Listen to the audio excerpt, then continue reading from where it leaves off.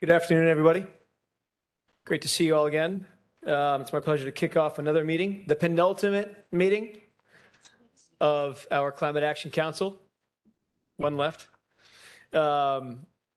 Today's in-person members will be participating in the meeting in Albany, here in the Empire State Plaza, and others will be able to view online as well as via webinar to enable broader access. And as approved by the CAC at a previous meeting, there's an option for virtual participation for members with extraordinary circumstances. I will now hand it over to Jenny Cox from Cadmus to walk us through the procedures for today's meeting before we dive into the agenda. Jenny? Thank you, Co-Chair Stegos. So that we have another smooth and productive meeting. Just reminding the council members on Do we have site. Jenny? I'm sorry. Go ahead, Jenny, you're on. Okay, great. Thanks. So that we have another smooth and productive meeting, I'll just remind the council members on site and virtually of our logistics and procedures for today's meeting. We'll ask the location to remain on mute if no one is speaking, so we can limit any background noise. We'll also monitor the location to make sure they are muted. If a council member would like to speak, they can raise their hand or stand their placard on the end, and the co-chairs will make note of it. Co-chairs will call on members in the order they raise their hands. To control the mic, press the button, and if it's on, the light on the base will be green. Also, for the benefit of the public observing via webinar, we ask that you please state your name before speaking throughout the meeting. This applies to all speakers at today's meeting. And to improve audio quality, we ask that the speakers project their voice towards the microphones in front of them. And as a reminder, members participating remotely must be on video and their first and last name must appear on their video conferencing screen. I'll turn it back over to Co-Chair Stegos. Thank you. Thank you, Jenny. Let's turn to identifying the members, starting to my right. Doreen. Good afternoon, Doreen Harris, Co-Chair, President and CEO of NYSERDA. Richard Ball, Department of Ag and Markets. Dennis Elson back with Phillips Lytle. Ann Reynolds. Keisha Santiago Martinez on behalf of Secretary of State Robert Rodriguez. Roberta Reardon, Department of Labor. Mario Salento, New York State AFL-CIO. Bob Howarth, Cornell University. Raya Salter. Tom Falcone, LIPA. Samantha Pierce, HCR on behalf of Commissioner Visnaskis. Rose Harvey, New City Parks. Donna DeCarolis, National Fuel. Gavin Donahue, Independent Power Producers. Carly Hume on behalf of Justin Driscoll, President and CEO of NYPA. Peter Iwanowitz. Gary Ginsberg, DOH, representing Commissioner Bassett. Thank you. And on the webinar? Hope Knight, President and CEO of Empire State Development. Rory Christian, Department of Public Service.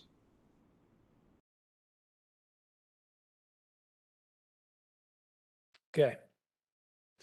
Well, thank you all. With that, I note we have a quorum for today's meeting. And let's move on to the agenda. Okay. So today, you all received red lines of the scoping plan late last week. And today we will, of course, be going through that in detail. So Dory and I will walk through the slides summarizing the changes by chapter, and then we'll pause for discussion at each of those points. We'll ask, of course, all of you to raise the concerns you have, and the objective on our end is to get to the point where we are comfortable with the language. Our expectation, again, is that our final meeting in 2 weeks will be on voting, so we'll discuss some of that, the procedures for that. And again, this is a 4-hour meeting. We'll pause about halfway through for 15 minutes to allow everyone to get some coffee. Doreen. Thank you. And next slide, please. Let's proceed with consideration of the minutes from our first November meeting. The council members received the draft minutes with their meeting materials, and I'll ask if there's any discussion from the members on the meetings from November 7th, 2022.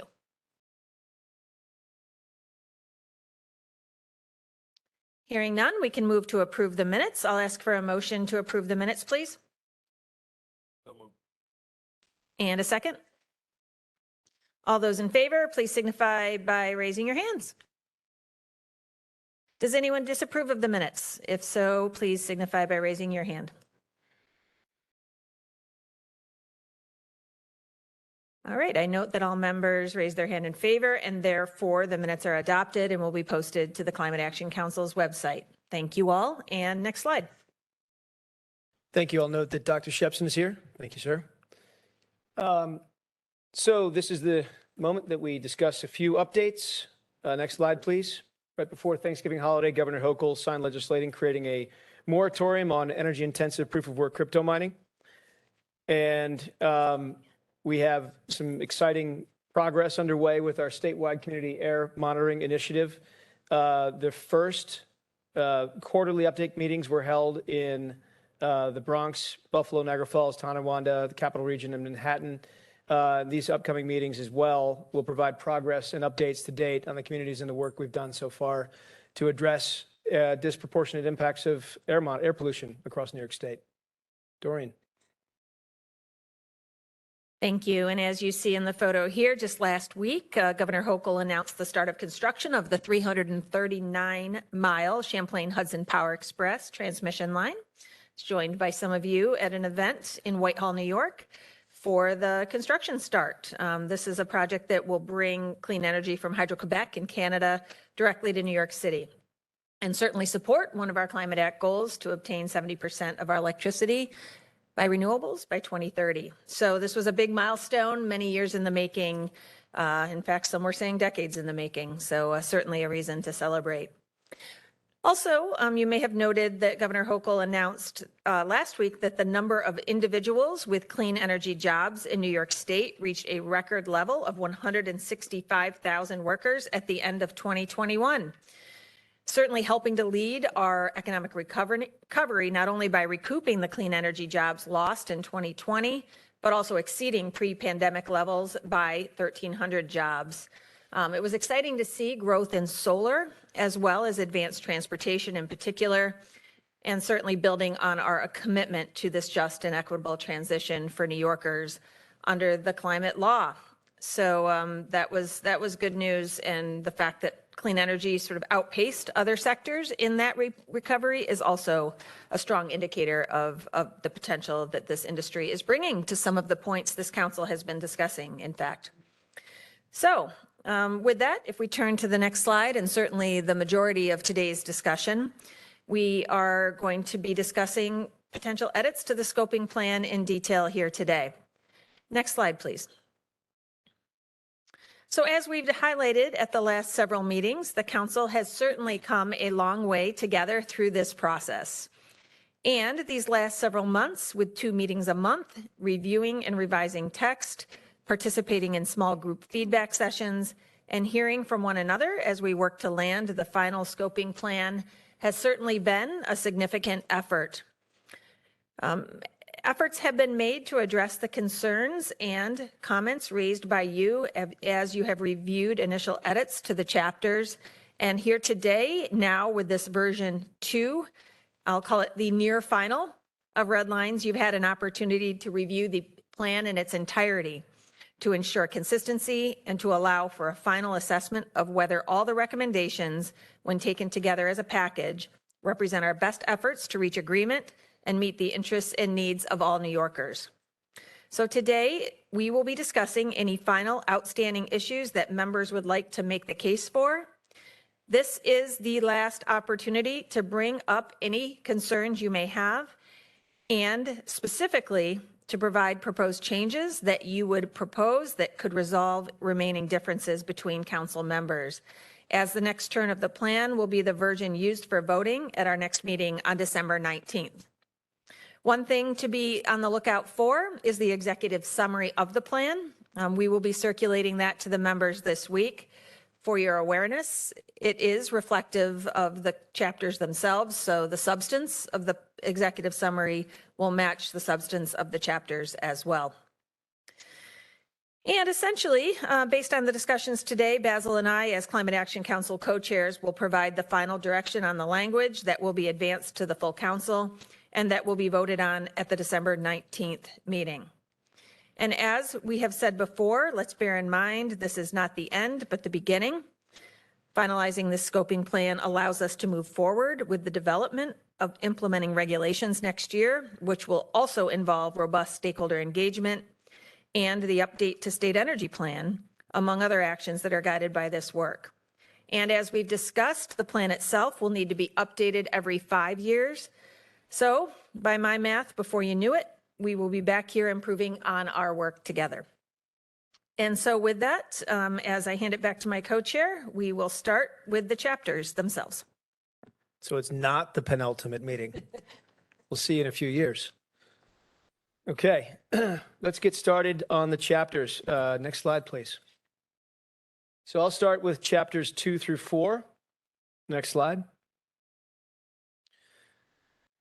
Okay, in chapter 2, the edits were made largely to improve readability. The definitions of green and low carbon intensity hydrogen were added for the purposes of the recommended technical and research developments in the scoping plan.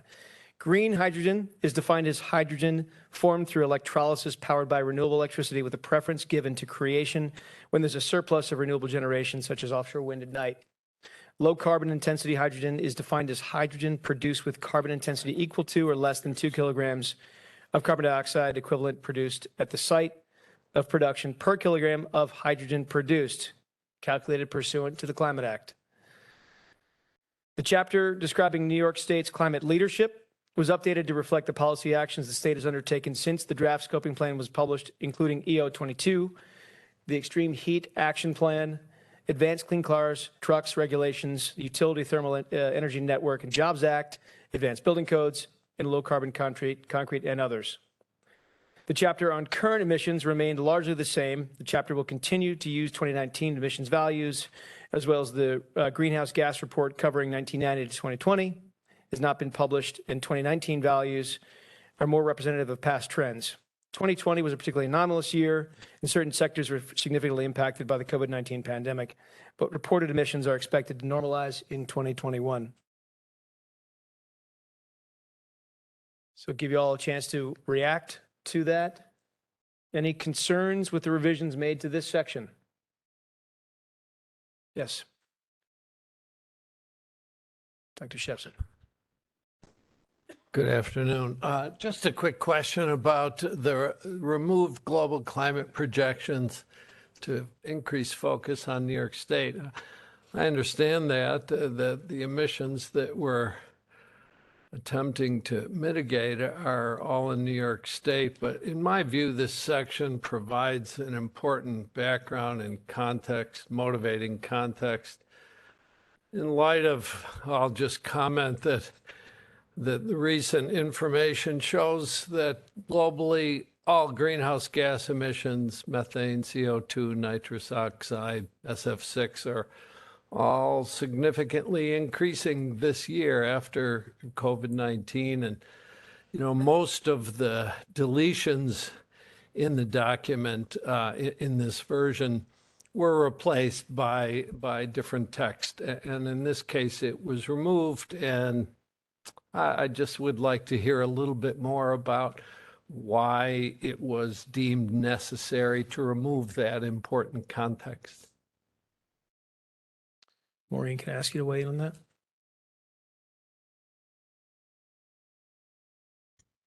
that? Yep, sure. Happy to jump in. So I don't think there was any strong feeling that it was necessary, just the desire to focus more on New York, and it could very easily be reinstated in the final plan. Okay. Unless there are objections to that, we could do that. Okay. Done. Next. Bob, I'm not sure if you were next or if it was Raya. Thank you, Basil. I have comments on each of the 3 chapters. We do them one by one, just to make it more orderly. In chapter 2, I have a major concern, my largest concern with the entire draft. If we go to page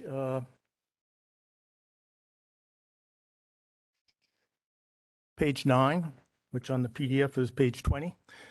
There's a new box that has been added on hydrogen, and it extends the discussion we've had previously, which is focused entirely on green hydrogen, to include low carbon intensity hydrogen.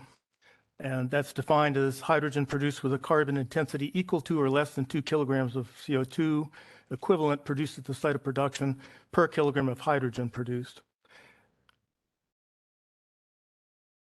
After this addition to the box, the same language, most of the times green hydrogen, not all, but most of the times it's mentioned later in the report. It says green hydrogen and low intensity hydrogen. So in total, it comes out in 18 different pages and 6 different chapters and 85 to 90 different times. And I think all of those should be struck. Those are new additions which were not in previous drafts we've seen. For those of you who don't think too much about hydrogen, most hydrogen today comes from natural gas, 96% of it in the United States. It has a very high greenhouse gas footprint. There's no doubt about that whatsoever. Industry came up with this concept, marketing concept basically, in 2017 called blue hydrogen, which was to take hydrogen from fossil gas and capture the carbon dioxide and market it. It was advertised for a while as being low or zero carbon intensity. There's no science behind that. Mark Jacobson from Stanford and I published the first ever peer-reviewed analysis of that in August of 2021.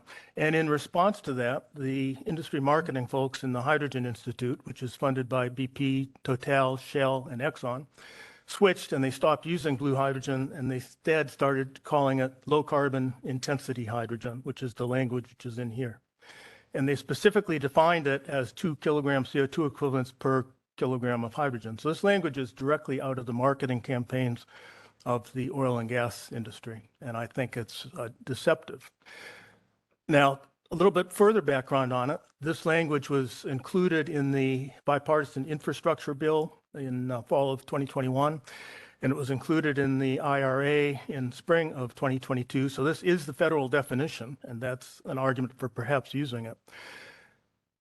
Those federal definitions go on, and they don't call for a full life cycle assessment to do this. They look just at what we call the steam methane reforming process, which is when methane is decomposed to carbon dioxide and hydrogen. They say we only have to look at that. They say we should use the EPA protocol for greenhouse gas accounting. If we use a full life cycle assessment, as is required by New York State, and if we use the CLCPA guidance and we use the DEC 2021 greenhouse gas inventory, then you end up the 2 kilograms number would be okay under the federal law. It's not okay at all under state law, and we're in fact about 20 to 30 times above that threshold, way off base. So I worry by putting this in, it adds ambiguity as to what we mean by hydrogen throughout our report. I think it could be used to argue that we should continue perhaps to think about fossil hydrogen downstream in New York. I think that's totally inconsistent with the consensus we've developed since our first meeting in March of 2020 here in the council against a last minute addition, and I strongly oppose it. Thank you. I also have comments on chapters 3 to 4, but why don't we handle this first? Bob, could I ask you a quick question? Sorry, just to make sure. You had used the term okay, we're okay in certain circumstances. Can you be more specific as to what you meant by okay? Or do you mean? I'm sorry. You were. I might have said something nervously. I'm not sure. No, you were talking about the sort of accounting framework. I mean, the accounting framework is complicated, right? Yeah. But look at basics. EPA uses a 100-year time frame. The CLCPA calls for a 20-year time frame. The EPA says that methane emissions are 0.7% of production. The DEC says they're 2.69% of production. So those numbers alone, when you correct the CLCPA accounting, mean that we weight methane 10 times more heavily than the federal accounting. The federal accounting, if you look just at the steam methane reforming process, comes in so that hydrogen from natural gas with carbon capture has a footprint of 2 kilograms I see. So by That's where okay, that number you came, mean it's not by eligible. accident that number came up. You mean eligible, meaning it would. Eligible, eligible. But whereas in Exactly. New York, it That's would- only a partial accounting, it's not full life cycle, because if you look at the energy needed to drive the methane reforming, if you look at the energy necessary to drive the carbon capture, it wouldn't even work under federal law, but the federal law doesn't call for that. CLCPA does. So based on methane alone, our numbers would be 10 times higher. You throw in a full life cycle assessment and our numbers are 30 to 40 times higher. It's a physical impossibility to make hydrogen from fossil gas in a CLCPA compliant way. And I think we should be unambiguous in that when we send messages to the public, to our politicians, and to our press. Thank you. So I guess, do you mind if I ask a question? Sorry, I already am, I guess. So, so with respect to the final phrase in this definition, calculated pursuant to the Climate Act, I believe, and I should ask the team to make sure I'm solid here, but the intent was to really capture that difference between New York's accounting and the federal accounting. So maybe you can. If I could respond to that, I'm sure that was the intent. But it leads to ambiguity for those who don't think much about hydrogen. And there will be federal subsidies under the IRA and the Bipartisan Infrastructure Act for hydrogen at this 2 kilogram per level. And so, you know, political leadership in our state will be hearing about that regularly. And I don't think we should send ambiguous messages. The bottom line is that if we really follow the CLCPA guidance, it is physically impossible to make hydrogen from fossil gas. And I don't think we want to be, you know, here's the definition, but as I say, it's mentioned 85 to 90 times elsewhere on 18 pages and 6 different chapters, all of which could be taken out and read ambiguously as to what we mean. And it's all addition just in the most recent text. This was not in any of the text that we had available to us even 2 weeks ago. So I believe the solution is to completely remove these additions and go back to the text that we've been working on for the previous 2.5 years. And so, yeah, thanks, Bob. So what I'm hearing you say is not that what is written here is would accommodate those applications, but rather could create confusion as to what we intended. It would, in my opinion, create confusion. It could be used to further confusion. Distraction and delay is part of a tactic that's widely used in climate change now. And I think the clearer we are, the less ambiguous we are, the better we're serving the people of New York. I'm guessing other members have questions about this particular, or points about this topic, but one I'd like to just ask before I hand the mic back would be with respect to the term electrolysis. Clearly, there's a fundamental difference between electrolytic production and that through steam methane reformation. So would the addition, the sort of thoughtful addition of the term electrolysis address in part your concern? It might. I mean, I have no concern over green hydrogen, which is what we've been talking about all along. And green hydrogen is hydrogen made by electrolysis with renewable electricity. My concern here really is with clarity of message. I think the council has been clear in our deliberations, again, for most of the last 2.5 years, that we do not favor hydrogen made from fossil gas. And I just think we want to be crystal clear in that. I can imagine a variety of word changes we could make to solve the problem.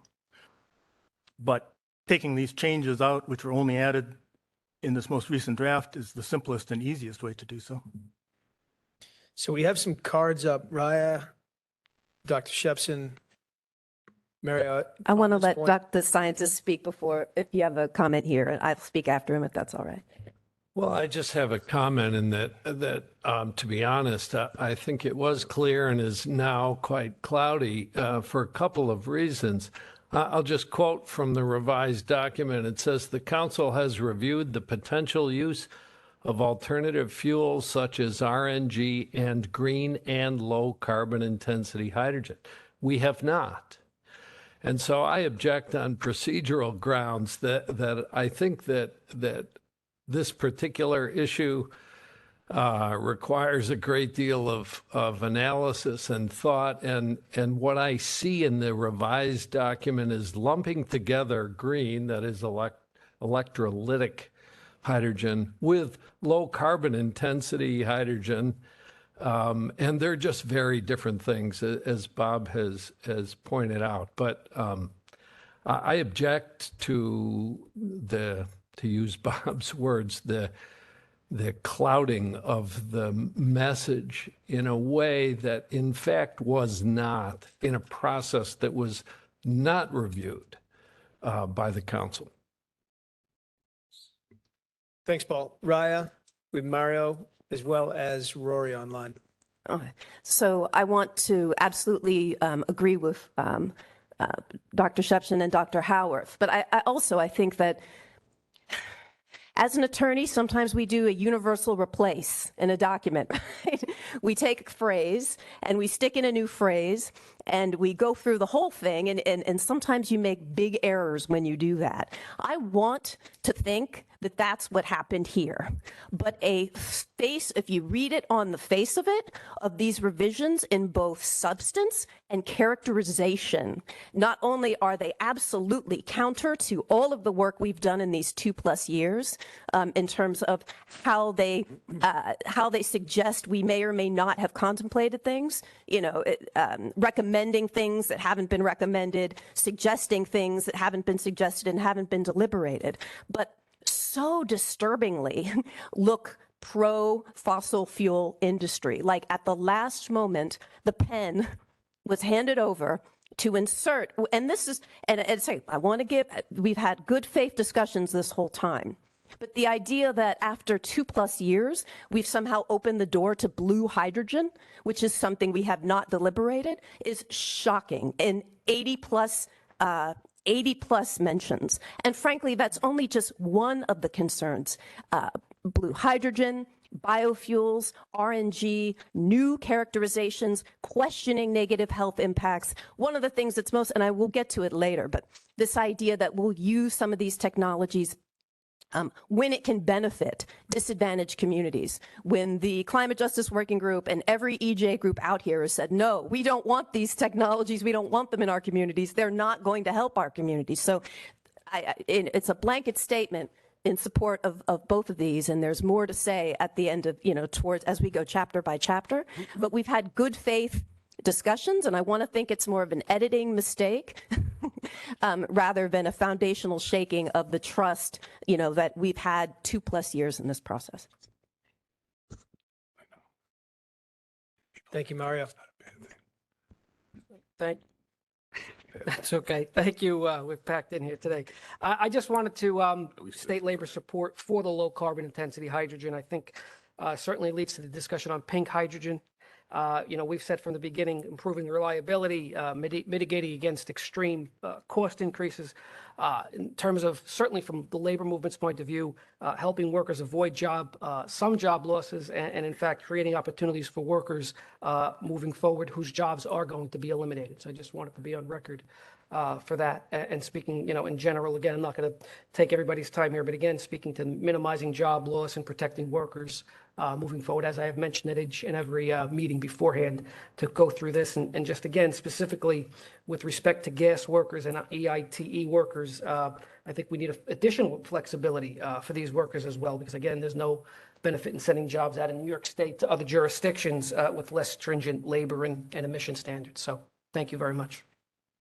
Okay, thank you, Mario. Let's go to Rory, and then I'll come back in the room here. Dennis and Peter. Thank you, Co-Chair Sagos. I have to disagree with some of the characterizations regarding the discussions concerning low carbon fuel, low carbon intensity hydrogen in particular, and in particular, the usage of blue hydrogen. At no point in this document does that term materialize in any way. In fact, part of the reason, based on my notes, part of the reason we have moved away from the color spectrum, the color wheel as it's called, is a recognition that technology is advancing pretty significantly, and that there are new ways of producing hydrogen, which can provide us with this opportunity in ways that can provide us with a fuel that is not as carbon intensive as the practices currently used to generate hydrogen. Now, I look at the language, particularly in the box, and I don't see this as a cut and paste, add in, change all. I see this as a careful attempt to recognize the concerns previously raised by the individuals who have previously spoken and others in the council. Again, we're restricting the use, and we actually explicitly say that it must be calculated pursuant to the Climate Act, which I think addresses the majority of the concerns raised previously by Professor Haworth. Additionally, we go further and add that we're talking about the production at the site. So just to be clear on what that distinction is, we're looking at the total emissions of what's going to happen when it is produced at the site. That's inclusive of everything from where it's extracted to all the way to its final destination where it's produced. And to reiterate what Bob said earlier, current approaches to making hydrogen from natural gas will not meet the requirements set forth herein. That is pretty clear to me. That was clear to me when we were discussing this over the last several months. And I find the language to have met the concerns that we've raised previously. Additionally, again, this might have only recently been added to this version of the document, but again, this is something we've been discussing for quite some time, and we've had a lot of heated discussion over it. So I feel that, again, staff has done an amazing job of incorporating it in. I think, again, looking at the language in the new box added on page 20, cited earlier, I find that language appropriately addresses the concerns raised. And I think the direction here does not violate the act in any way. And in fact, does a very good job of trying to take into consideration both the spirit of the act and the potential need for reliability going forward in the future. So respectfully, I disagree with much of the assertions made previously. Let's go Peter and then Dennis, and then we'll go back to that side of the room. So hi, everybody. Peter Iwanowitz, for those following along on the webcast. I don't know if it's appropriate. We can ask council members to sort of clarify certain things that have been said. I'd love for a couple of clarifications, one from Mario, and then Rory, you said something at the very, very end there that, at least for me, kind of broke up, and it wasn't 100% clear what you said at your closing sort of statement there. So I don't know if you can quickly reprise it, but I'd love to hear that again. I believe I said I respectfully disagree with much of the assertions regarding the development of this language. It is not, to amplify my statement, it's not something new. This is something we've been talking about for quite some time. And I think this adequately addresses many of the concerns raised throughout our various meetings on how to move away from the color wheel towards a more technology agnostic definition for hydrogen use. Okay, so on that last point, I certainly don't disagree. I don't think we've really spent a lot of time talking about something outside of the bounds of what maybe heretofore we've called green hydrogen, and maybe if go in the future, we just call it, hydrogen by electrolysis. But I don't think we've had a really detailed discussion as a council. Perhaps it was in the gas transition working group. I don't think we had enough discussion of this, certainly in the all fuels group, about different pathways forward on how we source hydrogen. And Mario, I mean, the job creation potential of what is listed here in the document is under the color wheel green hydrogen. Are you looking, is your assumption is that the low carbon intensity hydrogen, if it was to ever to come to fruition, would create more jobs, or just looking for the impact of jobs from green hydrogen? I think we leave the options open for the possibility of possibly creating more jobs. Right. And I've been clear about that from the beginning, just broadly. Right. And does anybody here in the room or on the webcast sort of object to Bob Howarth's analysis that he laid out earlier? It sounded like you did, Roy, but I don't want to put words in your mouth. I don't object to the statements that using natural gas as a feedstock for producing hydrogen will lead to higher emissions. The research I've read supports that statement. And again, the language here does not, in my mind, envision the use of natural gas for production of hydrogen in any significant way or reasonable way. And that is in part because of the methodology defined in the Climate Act for calculating GHG emissions. Right. Well, you know, at the top level, I agree with Bob. I think it should be stricken. I don't think we've really had that discussion. At the very least, one of my questions before this discussion was, what does the phrase calculated pursuant to the Climate Act mean? Mean to all of us as council members? Mean to those who are going to be reading this document after we get finished with it? I honestly wasn't sure when I read this Friday evening, Saturday morning, what that phrase meant. And maybe that needs to be spelled out so that there is extreme clarity as to everything that Bob Howarth has put on the table about the serious limitations and the fact that in all likelihood, this feedstock will come from fossil gas, and the public and decision makers can make a determination whether to approve future regulations or statute that would allow for that to happen.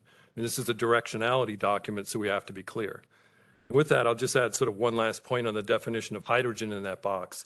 I really think we should add the word limited before the word tool. Elsewhere in this document, we talk about alternative fuels. Very appropriately, there's a very limited role for these fuels. And we should be clear about that in the outset.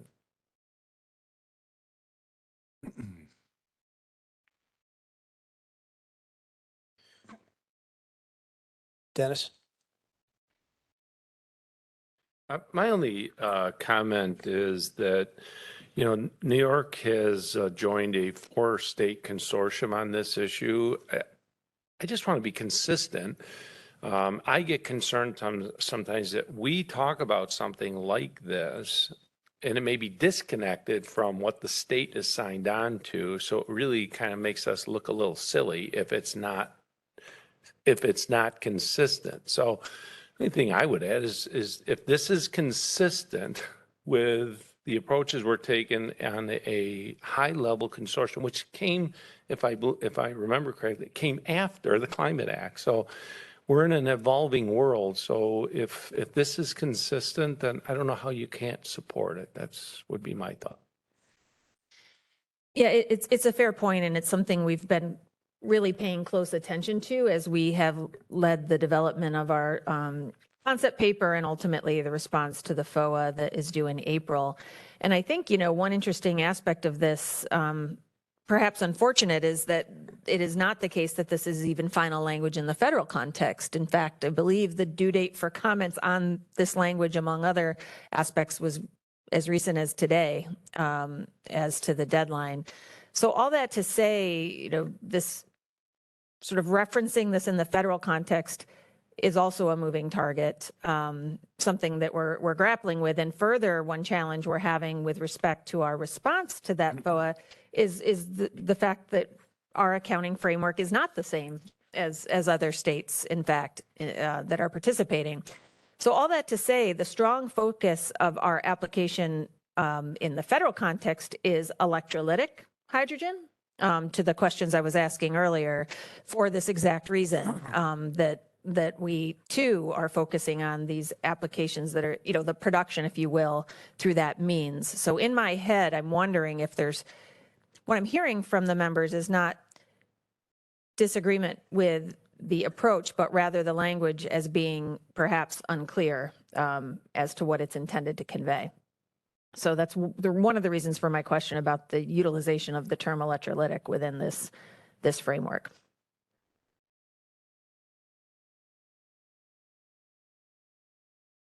That's good. Let's go back to the other side of the room. Tom?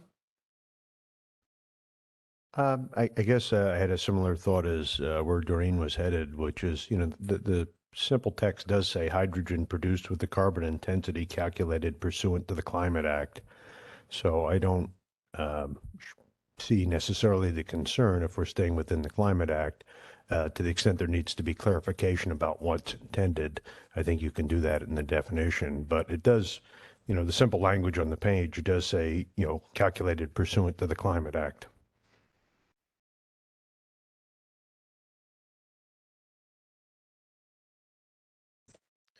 Paul, Raya, Bob.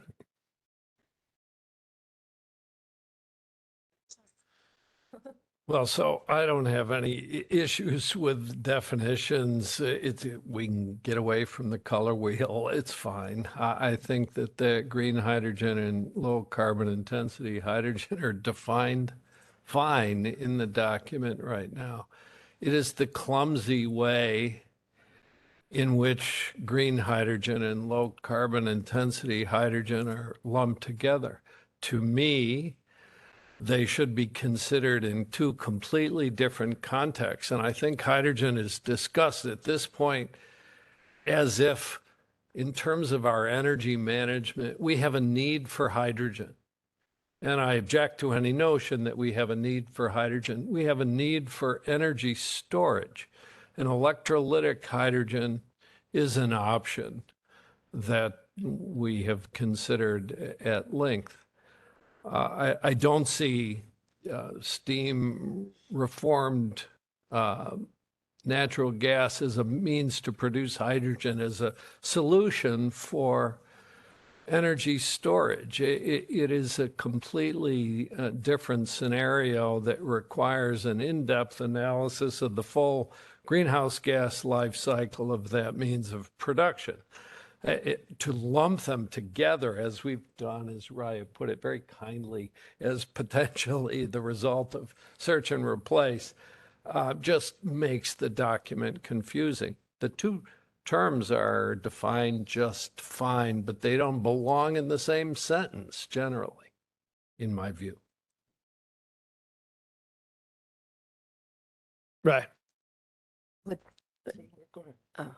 Well, I guess, thank you. And I think that my comment follows on to what Paul is saying.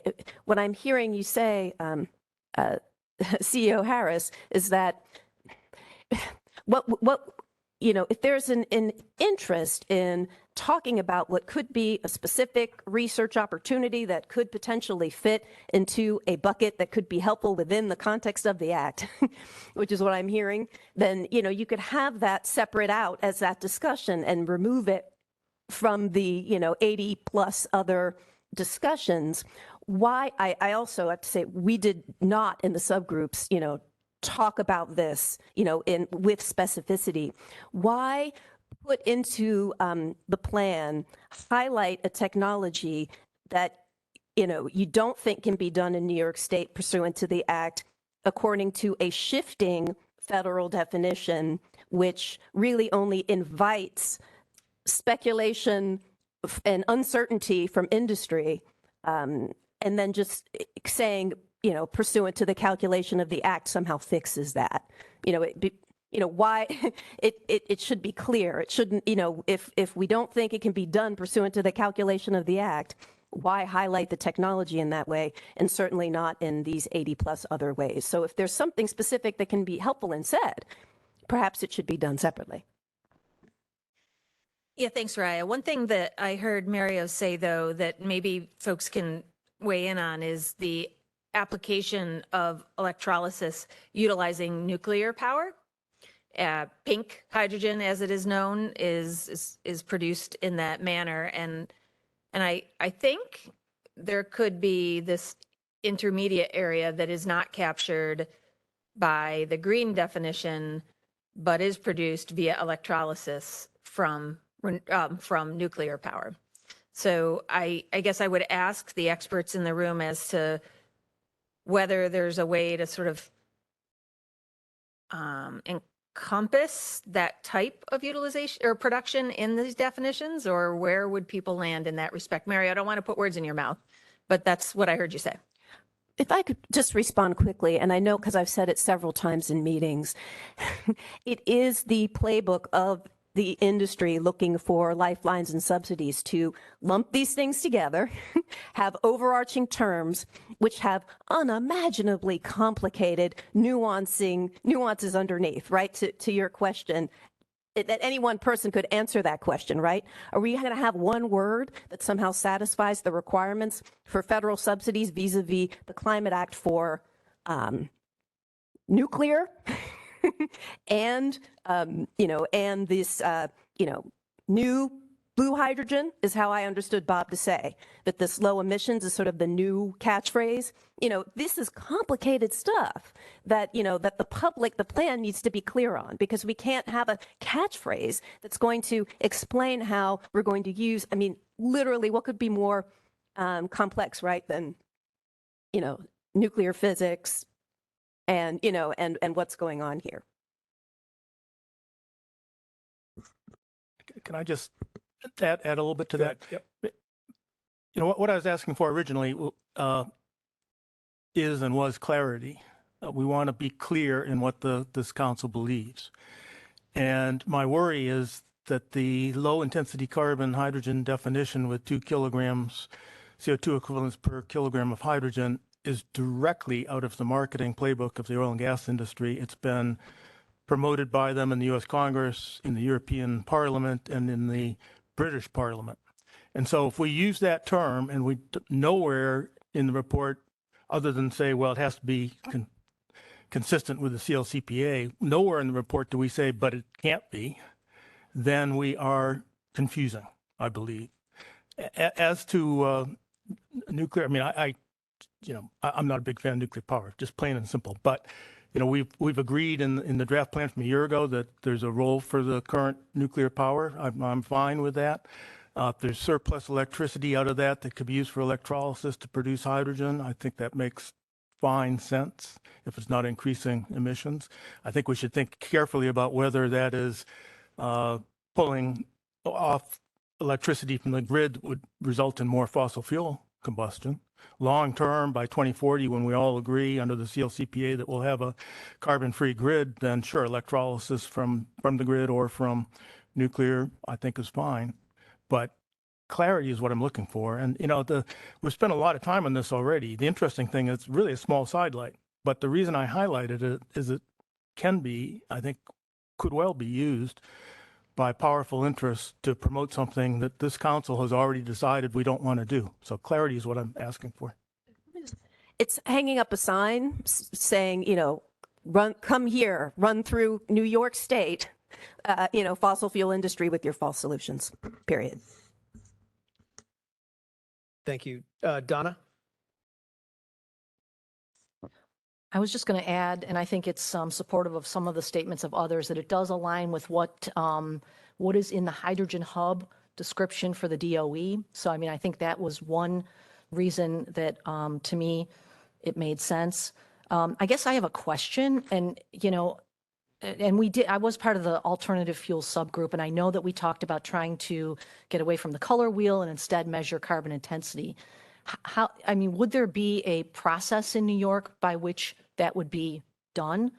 Like other states have had, to come up with what the carbon, how exactly it would be measured to conform with the Climate Act? Because to me, again, it also says calculated pursuant to the Climate Act. So just a comment and a question.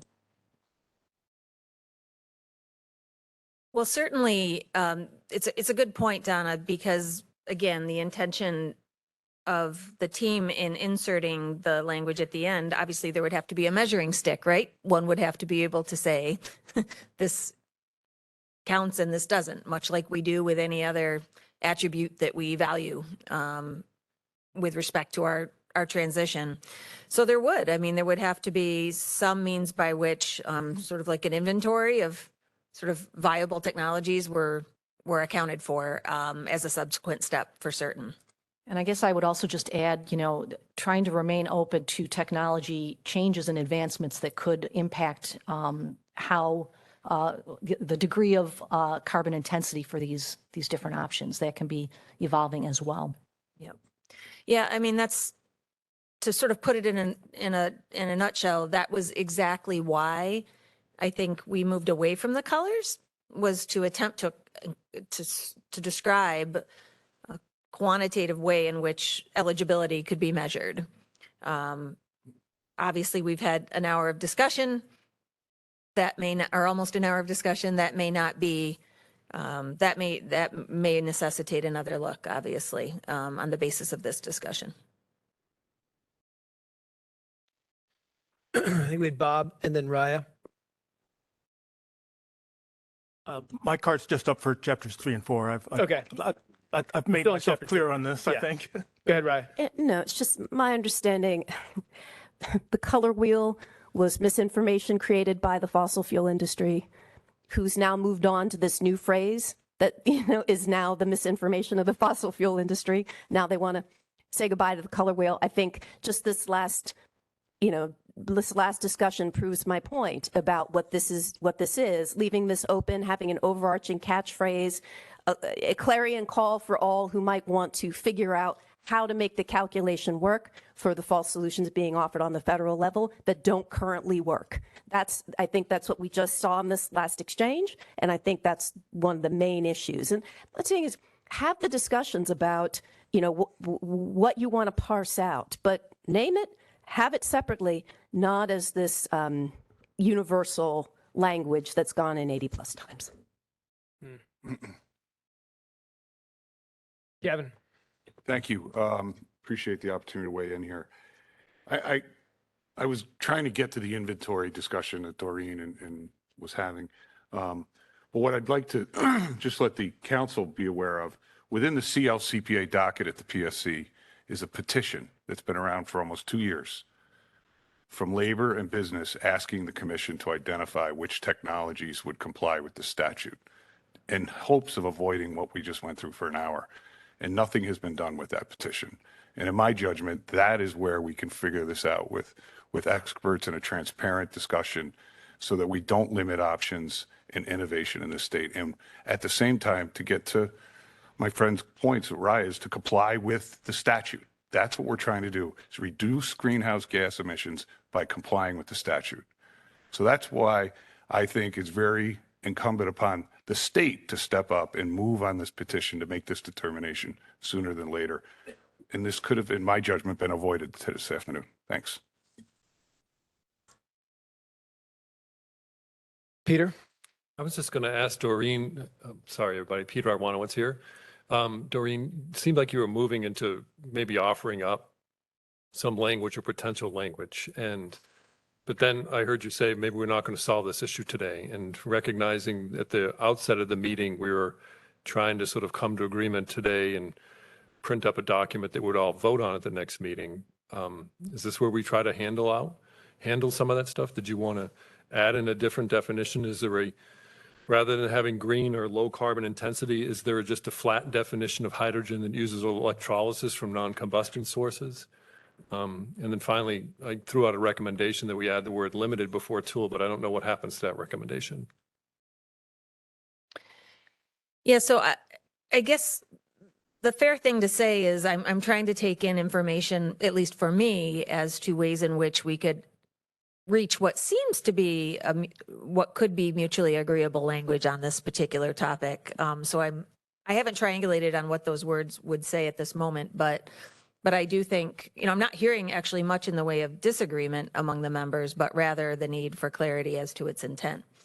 So, I don't think, Peter, we're going to have words on the page that result from this meeting in every instance. In this case, what I've taken in will allow us as a staff team to work to sort of produce language that is both consistent with New York's climate law, but also obviously consistent with the feedback today as well. And on the limited one,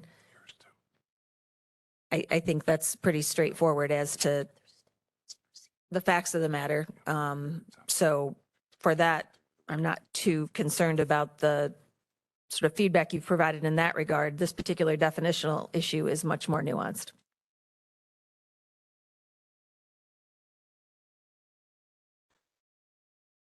Gavin, is yours legacy? Oh, sorry. Bob? Thank you, and I promise to be much shorter for my additional comments. On chapter 3, this is a really small thing, but I think it's important. If we look at page 14, there's a box on what the directives of the CLCPA are, and they're all correct, but prominently missing from them is the 40% greenhouse gas reduction by 2030, which to me is the most important target. And certainly the language later in the chapter goes through that, but let's hit it right hard up front. So I hope there's no disagreement with that. Also on page 22, there's a long list of legislation that's passed recently in support of the general goals of the climate, and I think that's great. I would suggest adding the cryptocurrency moratorium bill that Anna Kellis had introduced and that you mentioned the governor had signed. I think it would be appropriate to add that there. And I have a comment in chapter 4, if you want me to wait, or 3? Carry on. Okay, for chapter 4, on page 25, there's a statement. Let me give you a little bit of background here. I'm mightily attached to the greenhouse gas accounting system that's in the CLCPA. I worked personally with Assemblyperson Steve Engelbright to write that, and with his staff, and I'm very, very proud of that, and I think New York should be proud of it. Throughout this text, there's a little bit of a thing that's, well, we're an outlier, an oddball. Everyone else does it differently. And specifically on page 25, it says that it reminds us that we're the only government in the world that does it. We're an outlier. And I just want to point out that at least is factually wrong, because Maryland has now endorsed what New York did and is using the same thing. And many other states are considering it. I've testified in hearings in Boston and Hartford and elsewhere. And I would imagine that within the next few years, New York is going to be a trend setter as opposed to an outlier. So I'd like to see us take a little bit more pride, but at the very least, we're not the only government. So thank you. Thank you, Bob. Any other feedback, thoughts on chapters 2 through 4? Okay. Oops. So we're going to work on language there on that big issue. Sorry, Richard, go ahead, Rory. Apologies to Bob Haworth. Question about the characterization of Maryland.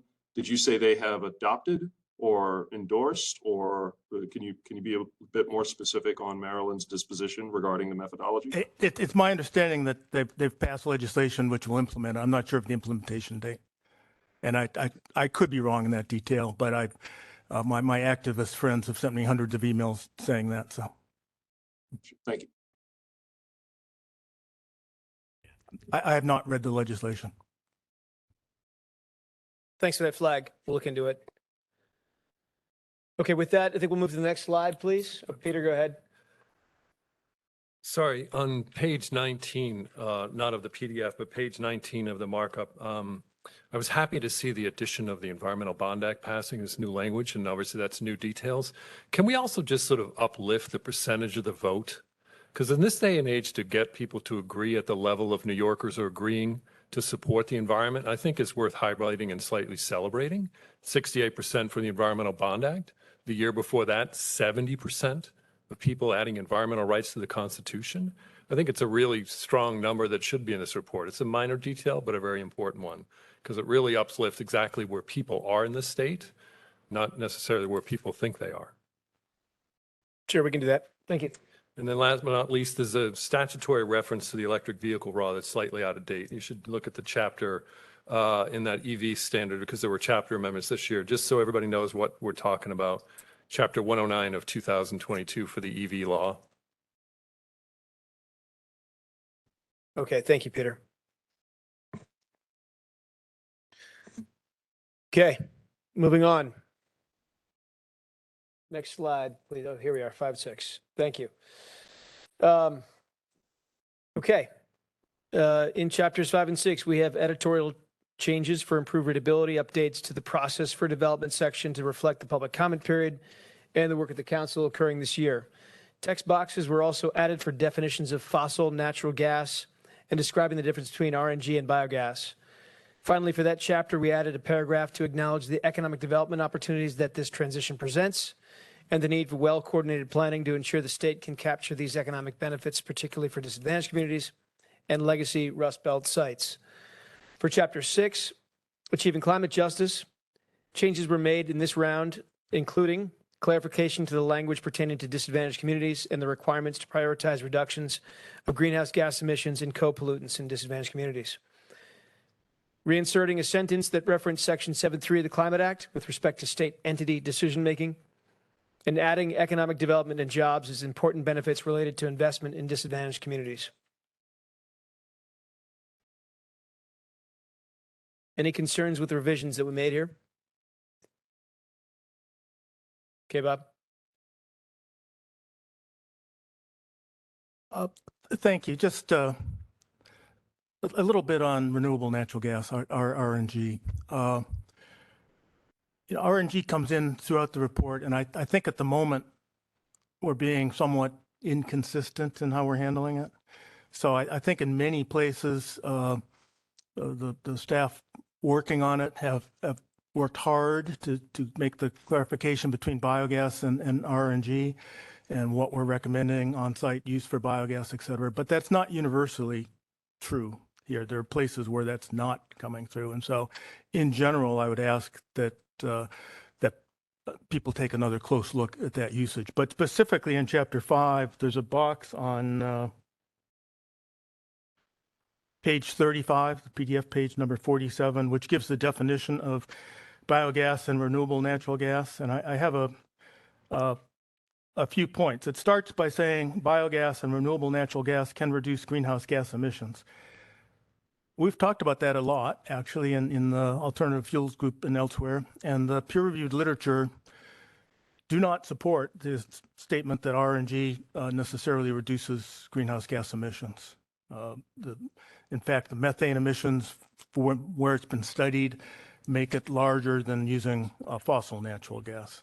Can that be changed and improved? Undoubtedly, and that's the nuance that we need to strike. But to just simply assert that it off the bat is better, I have a problem with. Later in that same box, it talks about what renewable natural gas is, and it's the processing of biogas to get rid of impurities and principally CO2. And I think an important thing to add, which it isn't in the report, and I think it's important understanding renewable natural gas, it is difficult to separate methane from carbon dioxide. And biogas is about a 50-50 mix of the two. The technologies for doing so, A, they're energy intensive, and so there's a penalty there with emissions. But methane, with all current technologies, slips through in the CO2 excretion stream. So this is not a leak. It's not something we can clean up. This implies that we're going to somehow fix the technology. It's a pipe leakage or something. It's inherent in the technologies. Can those technologies be improved in the future? Yeah, probably, but that's not guaranteed. And that's a research question. As of the moment, it is inherent that when you take biogas and convert it into RNG, that stuff is going to go as a purposeful part of the emission stream. And I think that's an important thing to note. Otherwise, again, we're not well informing the community of readers behind this report. And then finally, in the last sentence here, it says the scoping plan sets forth recommendations for the creation of renewable natural gas and biogas to reduce or eliminate these emission sources. We're not going to eliminate them. Reducing them is fine. That's a good target. I think it's a real challenge. I think it's more than is implied here, but we will always have emissions, and it's misleading to imply otherwise. Thank you. Thank you, Bob. And I'll note that Maria-Teresa Dominguez is here. Thank you. And we've got Justin Driscoll on virtually as well. Thank you. Dennis and then Raya.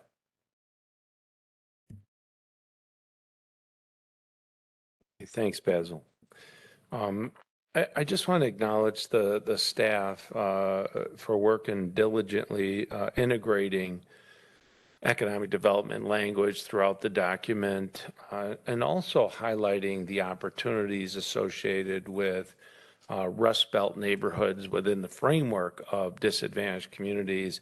I honestly think it makes the document more robust. I know that the Climate Act didn't address economic development, but if everything we do doesn't address economic development, I don't see any return to anything that we're doing if we don't create opportunity.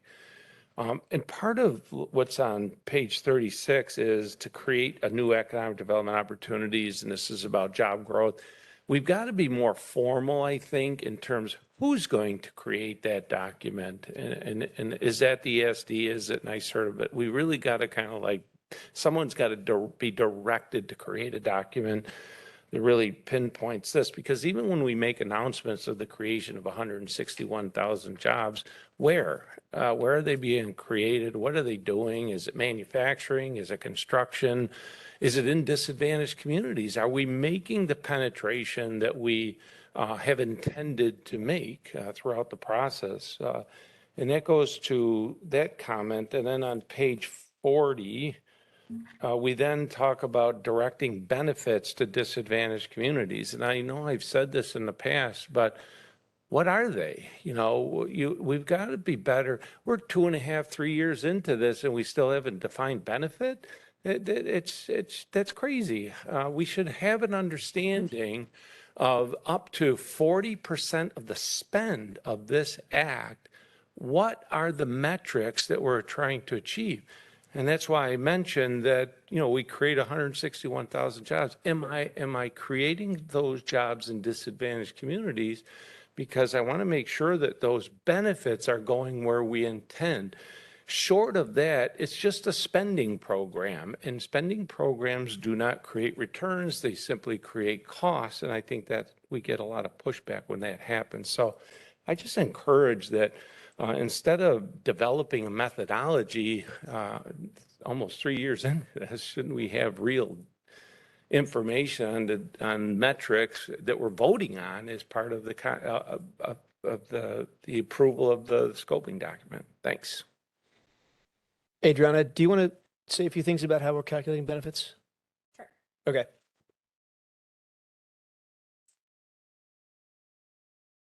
Good afternoon, everyone. Adriana Espinosa, Deputy Commissioner for Equity and Justice at DEC. Thank you for your comments. I want to note that simultaneous to this process here of finalizing the scoping plan, there is a separate body, the Climate Justice Working Group, that is working diligently to finalize the criteria for identifying disadvantaged communities. That work is ongoing, and there were draft criteria released earlier this year. In addition, we do have staff being led by NYSERDA and DEC that are developing a framework for identifying or a framework for accounting for investments and benefits in disadvantaged communities. Again, that work still is ongoing. The next update for that will actually be to the Climate Justice Working Group at our next meeting on December 14th. The staff will provide an update on where we are on that progress, although I noted that it is critical to the work here that the CAC is doing, and we are all working diligently to get that done. But we should have an update available again on the 14th to the Climate Justice Working Group, which is a public meeting and anyone can attend. Thank you. Thank you, Dennis. Thank you, Adriana. Raya? Thank you so much. So, of course, I'll say that I appreciate the Chapter 6 additions enumerating Section 7. It always warms my heart. Very glad to see that. I also had a concern or clarifying question about this box on page 36. When it says that at the last line, the scoping plan sets forth recommendations for the creation of renewable natural gas from biogas to reduce or eliminate these emission sources. I would support the idea of questioning whether we can eliminate them. But I feel like, or my understanding from the Gas Transition Working Group and for the development of the scenarios is that we're not recommending that RNG be created. Our recommendations that we consider the strategic use. And so I thought that the language that sets forth the creation, that's not really what we've recommended. What we've really said is that we want to take a look into, it recommends the consideration. So I wanted to ask or suggest that we strike that creation word and instead be more consistent in terms of what the language and the rest of the recommendations say. Okay, Raya, thank you. Track that. Peter? Did you want to pivot quickly to virtual comments, or are there none? Go ahead. Okay, I will do that. So sticking with this theme of this page and this box on biogas and renewable natural gas, I would love for consideration to sort of put in some qualifier language here where we talk that last sentence there where it starts biogas. The sentence is, there are differences between these two fuels that influence their Can we use the word possible or for potential? I think that gets at a point that Raya was just making, that's consistent through it all. If we don't, we leave the impression, I think, to the public and the regulated parties that these will be used. I think there are a lot of questions, a lot of evaluations, particularly on as the screen that was developed during the working group gets employed, that we need to respect. So again, just to sum up, adding in the word potential or possible is a qualifier before the word use there. And I would agree with Raya's last comment there. We have to change that word creation. Great, Peter, thank you. Any virtual comments?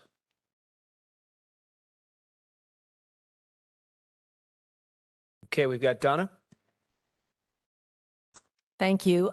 Just wanted to add that on the discussion of emissions, I think the prior discussion about coming up with the carbon intensity scoring of some sort, or the scorecard, would be helpful as we figure out the best use and how the emissions reduction benefit is being measured. And so, for example, again, at the alt fuels subgroup, we talked about avoided emissions and the fact that, not upstream, but avoided emissions, either from the waste or the organic food sector, as a reduction is something that should be counted or can be counted from a policy perspective. So just considering the full life cycle and considering avoided emissions is something that I support us considering and including. Thank you. Thank you, Donna. Bob.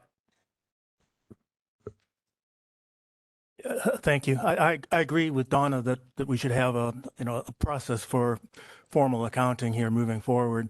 But I would add that the avoided emissions is a complicated thing, and for sure the emissions which are coming out of existing landfills we want to capture and use if we can. But some of the other uses, digesters increase the overall production of methane over what would happen absent them. And so it's not a one-for-one avoidance, and that has to be part of the life cycle analysis. I just want to make sure that people understand the complexity that needs to go into that analysis. It's not a simple, anything we use in a digester is going to reduce emissions. That's not true if the digesters have significant methane emissions of their own.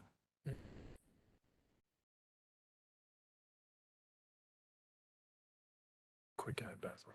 Peter, go ahead. Yep. Sorry, just a quick add to that piece that Bob put out there, because I was going down that pathway, but had a little bit of, agreement take, but also a different take that it's not just avoided carbon emissions, it's co-pollutants, and particularly under section 7.3, our analysis has to look at emissions and avoid emissions and all those things that Bob and Donna had laid out, but it's also that we don't have disproportionate impacts happening in disadvantaged communities, that we also, the state entities also prioritize reductions of greenhouse gases and co-pollutants in those communities. And that's why the working groups kind of went through all those screens, taking into all these pieces into account, which leads me to that earlier language I put out for possible, potential.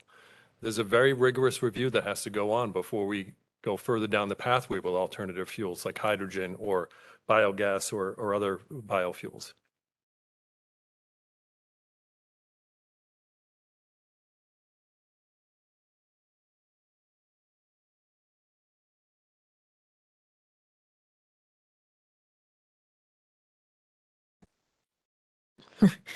Thank you. So we've concluded chapters 5 and 6. Let's move on to chapter 7, please. Next slide. So we've had a number of edits made in chapter 7, which is the just transition chapter. I think they really serve to strengthen this chapter in important ways. I specifically want to thank members of the council for the thorough and substantive feedback, and you can see the top highlights listed here on this slide. So first, we added language on the importance of maximizing assistance from the federal government for new technology and grid infrastructure investments, with a nexus again to cost share that can specifically aid our workforce, both existing and future. In addition, we added detail on specific transitional employment support benefits the state should provide and coordinate for displaced workers. Next, we added language pertaining to reemployment support, saying specifically that the state should enact measures to ensure any worker who loses their job be reemployed with the same or better wages, et cetera. Also included language that recommends jobs created through this plan be good, family-sustaining union jobs. Relatedly, we did add a number of provisions under the header of labor standards. We first added language as a general matter that the state should apply robust labor standards across all sectors and projects. And during implementation, public entities applying any such labor standards should take into consideration sector and project-specific characteristics so as to tailor the labor standards accordingly. We added language in the main sectoral chapters tying back to Chapter 7 for internal consistency. So you'll see that throughout the document that Chapter 7 serves as the anchor in that manner. Next, we added detail to state that labor standards should include things like prevailing wage requirements, project labor agreements, labor peace agreements, and employer neutrality agreements, and to state that these requirements should apply across work categories such as construction, operation, maintenance, and repair activities and the like. Next, we added detail to targeted financial support for businesses and related entities. That section related to equipping MWBEs and SDVOBs with added capacity. Support should include bonding, insurance programs, public financing, et cetera. We also added detail with respect to training curricula and programming to recommend that programming draw from collaboration between the agencies and notably the Department of Labor, NYSERDA, and existing apprenticeship programs along with local contractor networks.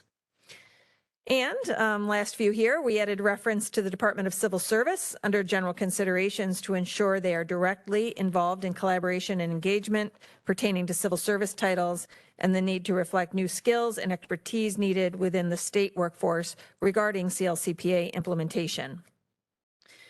We also added detail to the section on the recommendation for an Office of Just Transition, specifying that the office work with the Department of Labor to actively track displaced workers, conduct skill assessments, and facilitate training to equip workers, and to help provide and coordinate transitional employment benefits as mentioned previously.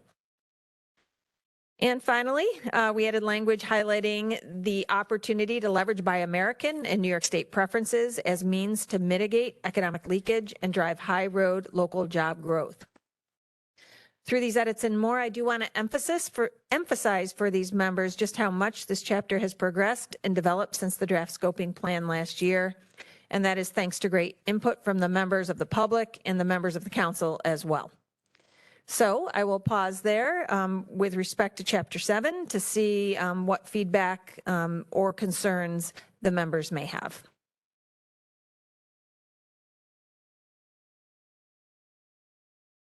I see Paul and then Raya. Thank you. So I like this chapter. A lot of the additions and amendments are on the subject of workforce retraining and reemployment, and this in the spirit of just transition. I'm often inspired by Dennis and his comments, and today it's about specificity of terminology. So one phrase that has been, well, it has appeared before, but it got reinserted a couple of times, and that is jobs created as a result of the state's climate change mitigation efforts should be good, family-sustaining union jobs. That sounds to me like part of a political slogan. I would hate to have to implement that objective because I'd need to know which jobs are family-sustaining and which are not. What does that mean? And do we need that phrase in the document? I'm just a humble chemist, so maybe there's something I don't understand. Sure, Paul. We have a resident expert here, so I'll ask Mario Salento or Commissioner Reardon just to weigh in as to the use of that terminology. Thank you. Yeah, good family-sustaining union jobs. What that means is better wages, benefits, and conditions of employment. It means that union members on a whole usually make about $10,000 more a year than non-union members. 85 to 90% of union members have defined benefit pensions as opposed to less than 60% of non-union members. They are also the most highly trained, highly skilled, dedicated workforce. So if we want to make these projects get from A to B to C down the line, having a union workforce would in fact get us to that point. So when they, good family sustaining, that's probably where you're focused on. There's never been a question about the union jobs aspect of it, as far as I know, on this committee. But that's what we take it to be within the labor movement: better wages, benefits, and conditions of employment with a more highly trained, highly skilled workforce. So just to clarify, the jobs that are not union jobs are much more likely to be not family sustaining. Yeah, well, on general. And again, we have to speak in generalities, right? You can have different jobs in union and non-union.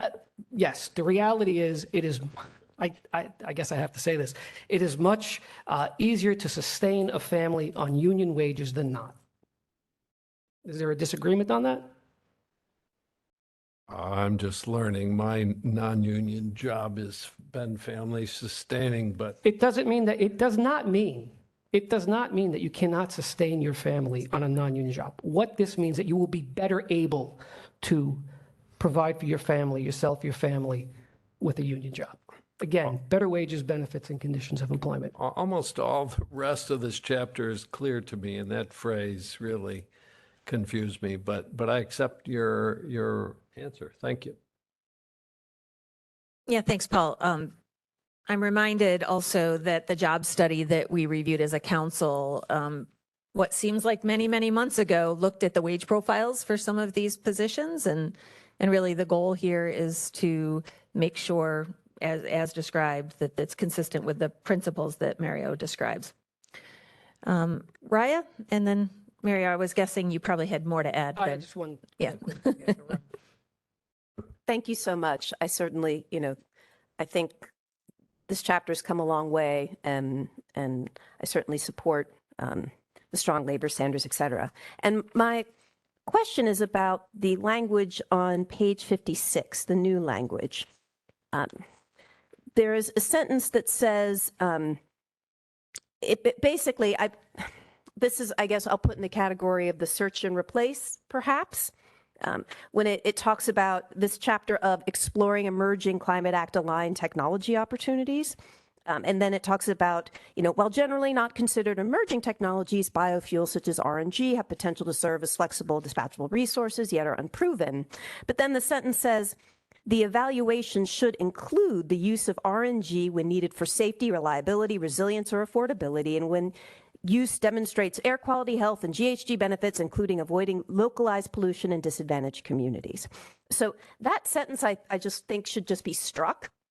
I'm unclear. It's sort of why it's making a recommendation for the evaluation of the technologies where we fully go through that in Chapter 18. So and it also, I don't think, characterizes the way that we've made those recommendations. And so I actually think you could I think the idea here is that we want to mention that there are these things that are happening. And as we do walk forward and engage in these technologies, that we want to make sure, that we understand this in the context of the just transition, and that folks are going to need training, et cetera, for it. And so I'm not against that, but just that the sentence in between about how we evaluate those technologies could just be struck because it's dealt with elsewhere and it's not consistent with how we've dealt with it.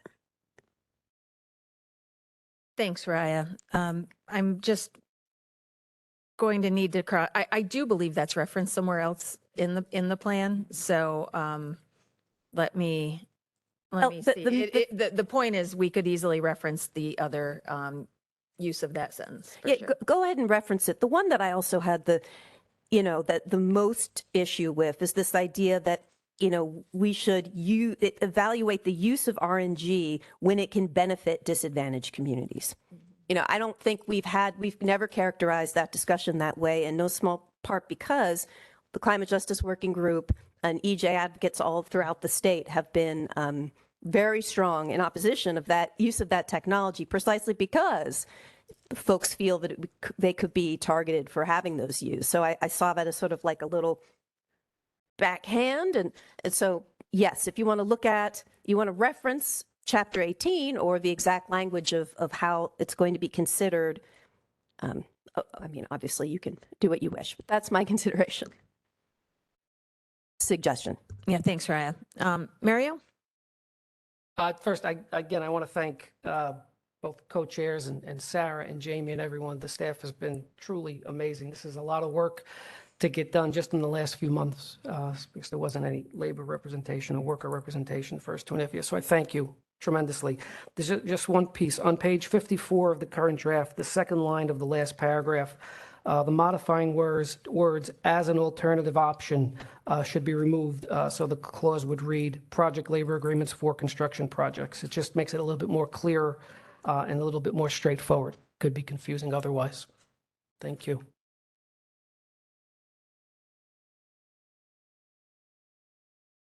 I'm sorry, you said the bottom of page 54? I'm sorry, yeah, on page 54, the second line of the last paragraph of the current draft, the modifying words as an alternative option. You see that? You see it? Yeah. For whatever reason, I don't, which is why I'm wanting to. Is that the I don't know text? what this is.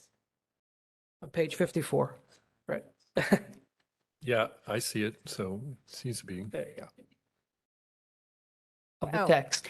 Thank you. Okay, well, as long as everyone else knows where your feedback exists, that's good for me. Thank you, and thank you, Roberta. Oh, thank you. I'm good. Thank you, Mario. Anything else? Dennis, and then Gavin Rose, and I'll check on the virtual. Thank you.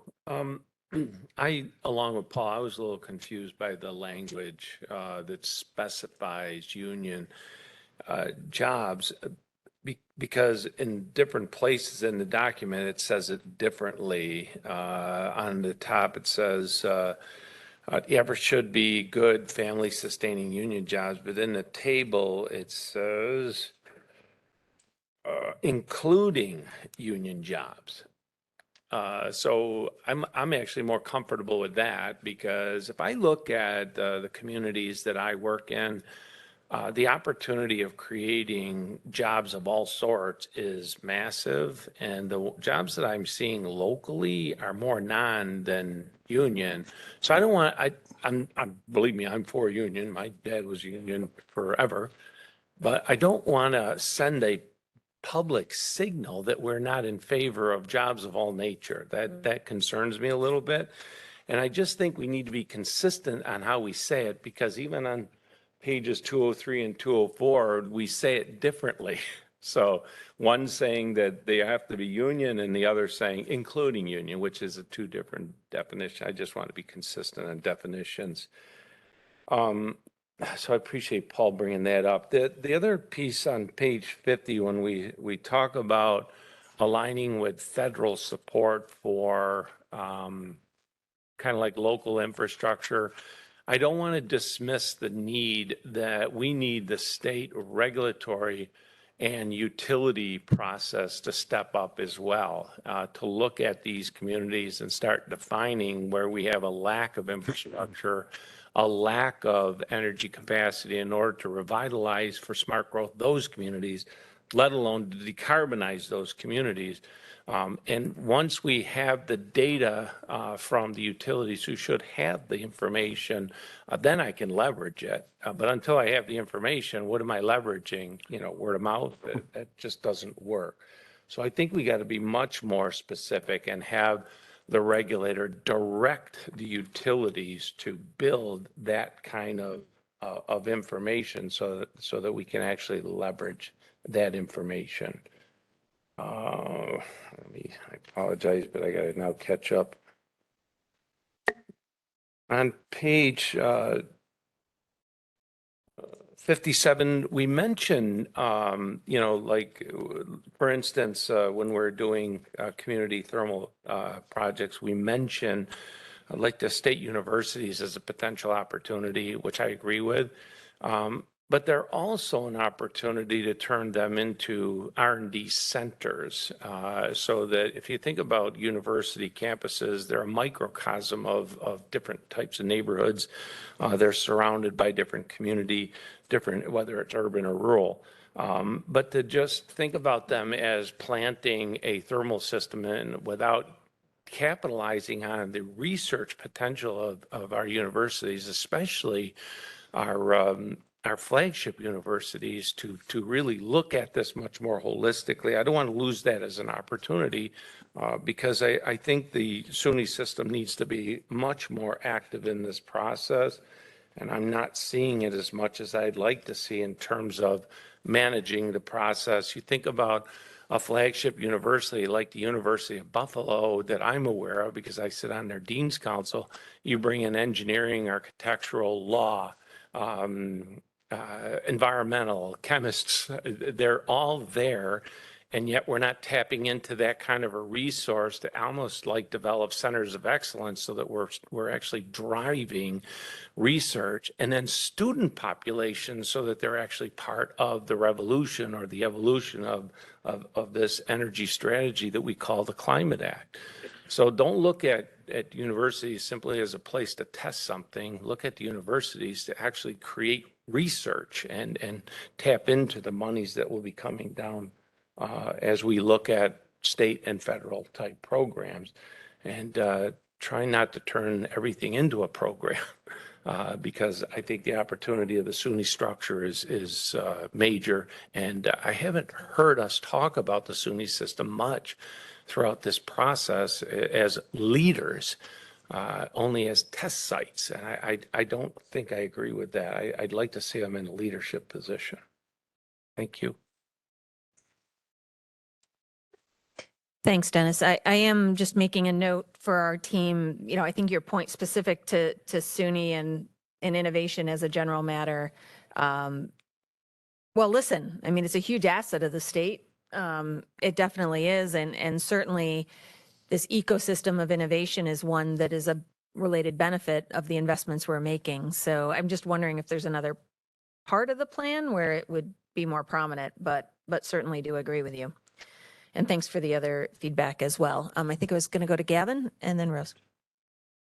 Thank you. I agree with the theme around the table of my colleagues. I think this chapter has gotten much better over the last few months, and credit to the state for that, and the input from Commissioner Reardon and the labor.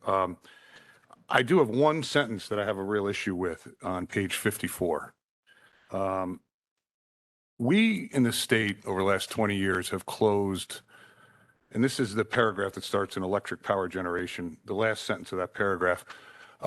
We have closed over 14,000 megawatts, give or take, over the last 20 years in New York State of power generation. And I think we've done as a state a fairly decent job. And I've gotten feedback from the labor community about how workers were treated, being displaced in their jobs.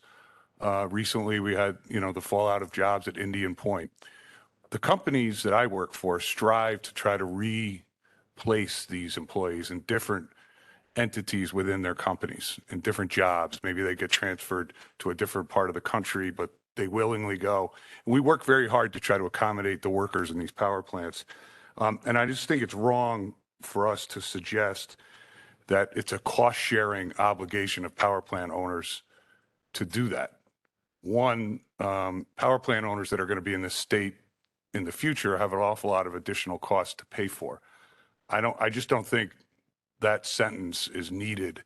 And I would like to see the paragraph end after the word reliability. We can't make that a requirement of power plant owners, I believe, today. And I just think it's wrong to say it the way it's being said in that chapter.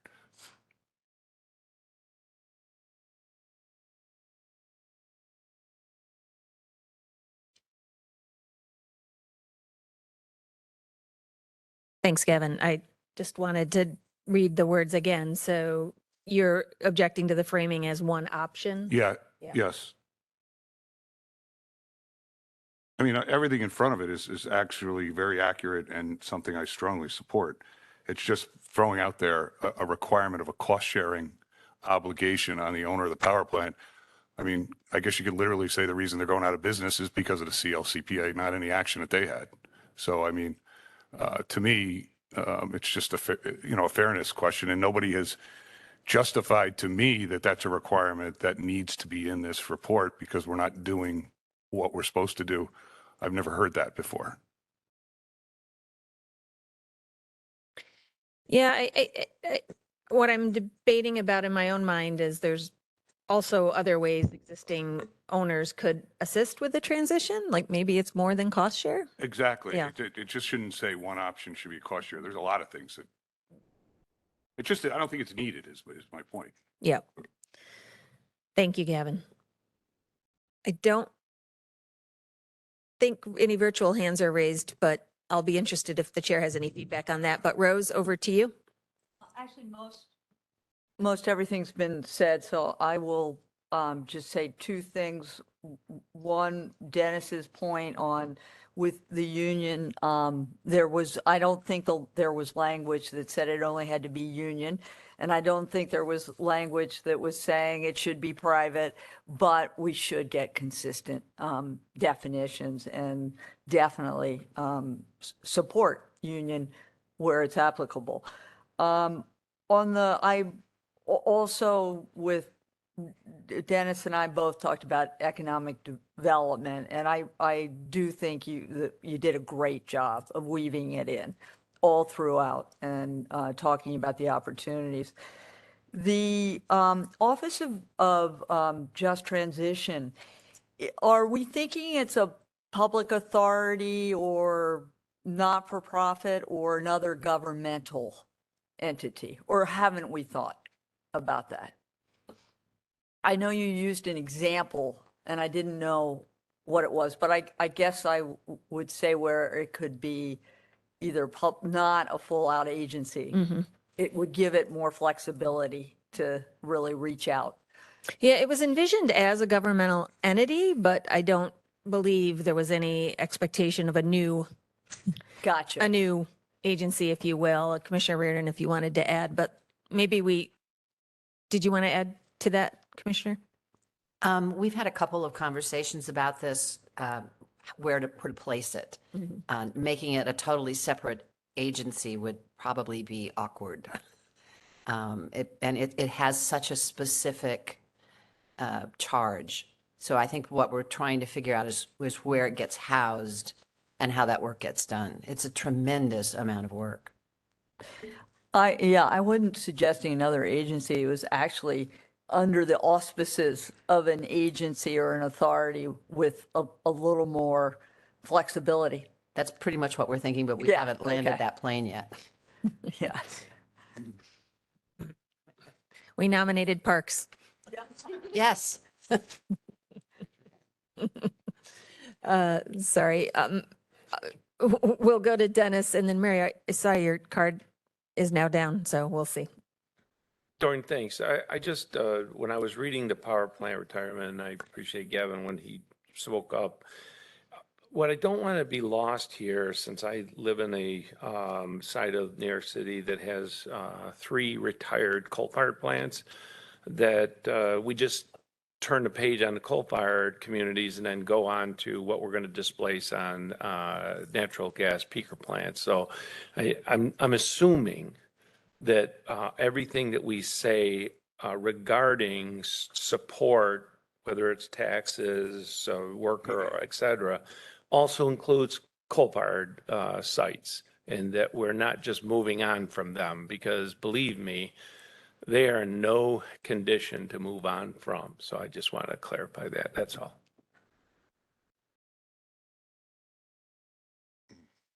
Yeah, certainly that was the intent. You know, there's many facilities that are, I would say, mid-transition that will require continued support. And there are obviously existing programs that can be built upon in that respect as well. Are there any virtual hands raised? Sorry, Peter, I didn't see you over there. Why don't I pause? I'm not seeing anyone virtually, so Peter. Oh, and then Paul. Thanks, Doreen. I appreciate that. So I have a number of comments in this chapter. They're all going to be under the same thing. And by the end of the day, I'm going to sound like a proverbial broken record. For those who know what records are, look it up on Google. So on page 53, on the bottom, there's and by the way, I'm working off of text, so text page 53, not PDF page. I disagree with that inclusion of decarbonization of the gas delivery system with all fuels, and I think at the limit, there has to be that qualifier of possible or potential in there. Again, on page 57, sorry, I'm going back into the hydrogen space, but there's a deletion of the words where electrification is difficult, and I disagree. I think we have to keep that language there. That's consistent with where we've been as a working group and as a council all along. So again, on page 57, there's a deletion of where electrification is difficult. I would like that to be restored. I think that's it for the biofuels piece. Now I want to pick up on this theme that Rose started here with this Office of Just Transition. I viewed this, I thought there was a decision that this wouldn't be like embedded within Department of Labor, and correct me if I have that wrong, but if this is a separate office, like in the way back time frame, 30 plus years ago, there was the Office of Energy in the state, and I didn't know if we were thinking of that, the State Energy Office or the Office of Just Transition. So I'm curious as to, is the role of the Office of Just Transition fostering sort of the labor piece of it? Because there are a number of folks on the Climate Justice Working Group and elsewhere, and there's elsewhere in our draft plan where we have a broader vision of what just transition is. It's extremely important, and I wholeheartedly endorse and agree with the transition that needs to be just for workers and their families. That's key, and I'm glad to see this piece here. I really strongly endorse the creation of this office. But this whole vision of community self-transformation, the stuff that's happening in Sunset Park, Brooklyn, and that Push Buffalo is doing in the west side of Buffalo, that's a little bit of a different definition of just transition. And I just wanted to have that discussion if we could. And then there's a piece on page 64 of the text that I think talks about expanding the possible source of funding for just transition beyond sort of what is applicable now, where we've largely used RGGI dollars when power plants close. Are we talking about using more RGGI dollars when power plants close to effectuate transition and school district payments, or a new source of funding? Perhaps this is an investment strategy under our Cap and Invest program. And I guess since I mentioned it, where just transition strategies is a little bit different, that's in Chapter 17, 17.2, which is the economy-wide strategies, which has a more expansive. So sorry to throw a lot out there, but I guess my basic question is, what's the role of the Office of Just Transition, and is it broader than the very important worker piece?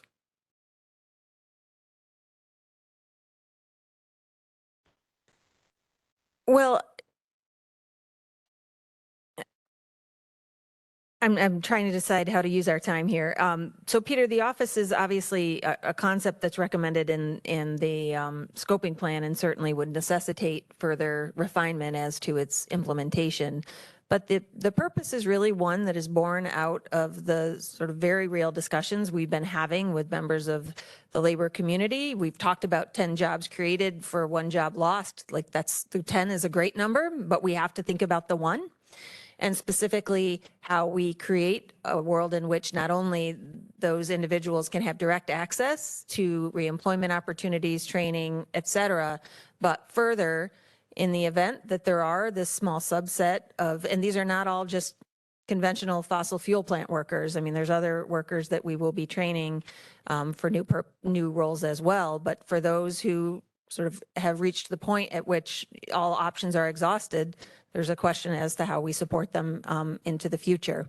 And so this job, this office, I think, spans multiple activities of the state that exist today. Certainly there's a nexus with various programs, and I know the chair of the PSC's hand is raised. Certainly he could speak to some of the cessation work that is being done now, but specifically with the Department of Labor and NYSERDA with our workforce programs, and the new office that Empire State Development is leading with respect to workforce development. It all intersects as I see it.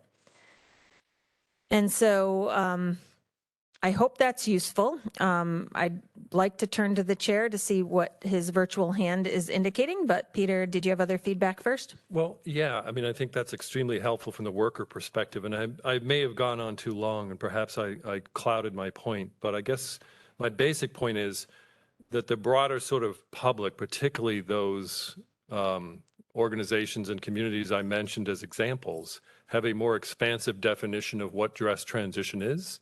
It's a part of sort of worker transition, but it's also community self-transformation and reliance there. And I didn't know if that was contemplated as being an aspect of this Office of Just Transition, or is it solely the transition of the labor force?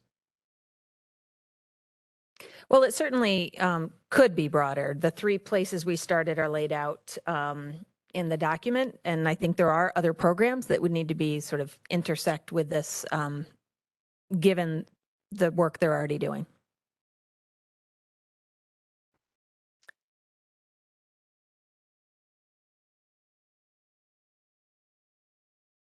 You I good? don't know if the chair wanted to weigh in, but. Oh, okay, sure. I wasn't sure if you had finished, but sure. Chair Christian, I know your hand is raised virtually. Yeah, this goes back a bit of ways to the language on page 54 regarding the cost share by plant owners. So just to address that first. So I don't have any objection to that line being removed. I would ask Mario to chime in as well if he has any objections. But I do think the purpose of that line was to reinforce the need or the desire to have the plant owners share some of the burden of the transition of their workforce. And I think this is a recommendation that has materialized in past successful transitions of workforce, union labor in particular. So if not an explicit cost share, at least a recognition that their support will be helpful in making any transition successful. And I don't think I could clarify any further than what Co-Chair Harris has said earlier on the other points. So I thank you for that. And I'll leave it at that.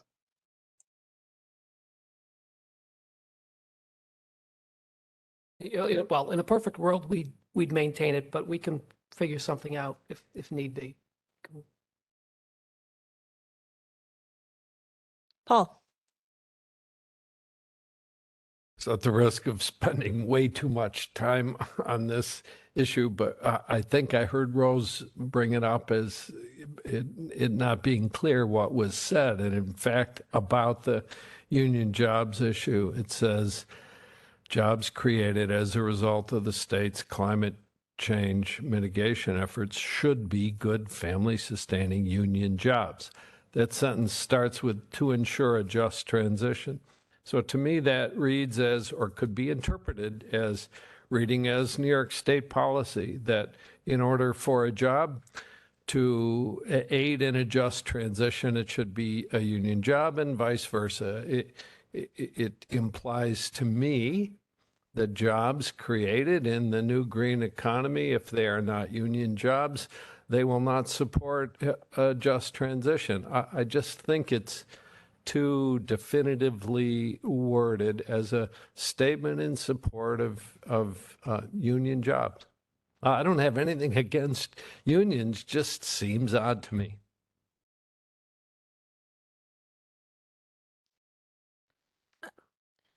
So Mario, I assume you have a response. A lot of this document is aspirational. And if we're going to aspire to an economy moving forward, to which we still really have no idea what this is going to look like in 5, 10, 20 years from now, then we should aspire to a state where we have even more than 25% of our workforce organized, so that, again, we can raise those benefits, wages, and conditions of employment for all workers. That's when we talk about recommending that these jobs would be good family-sustaining union jobs. That's what we're talking about here. Having a better opportunity for a better life, to be able to support yourself and your family.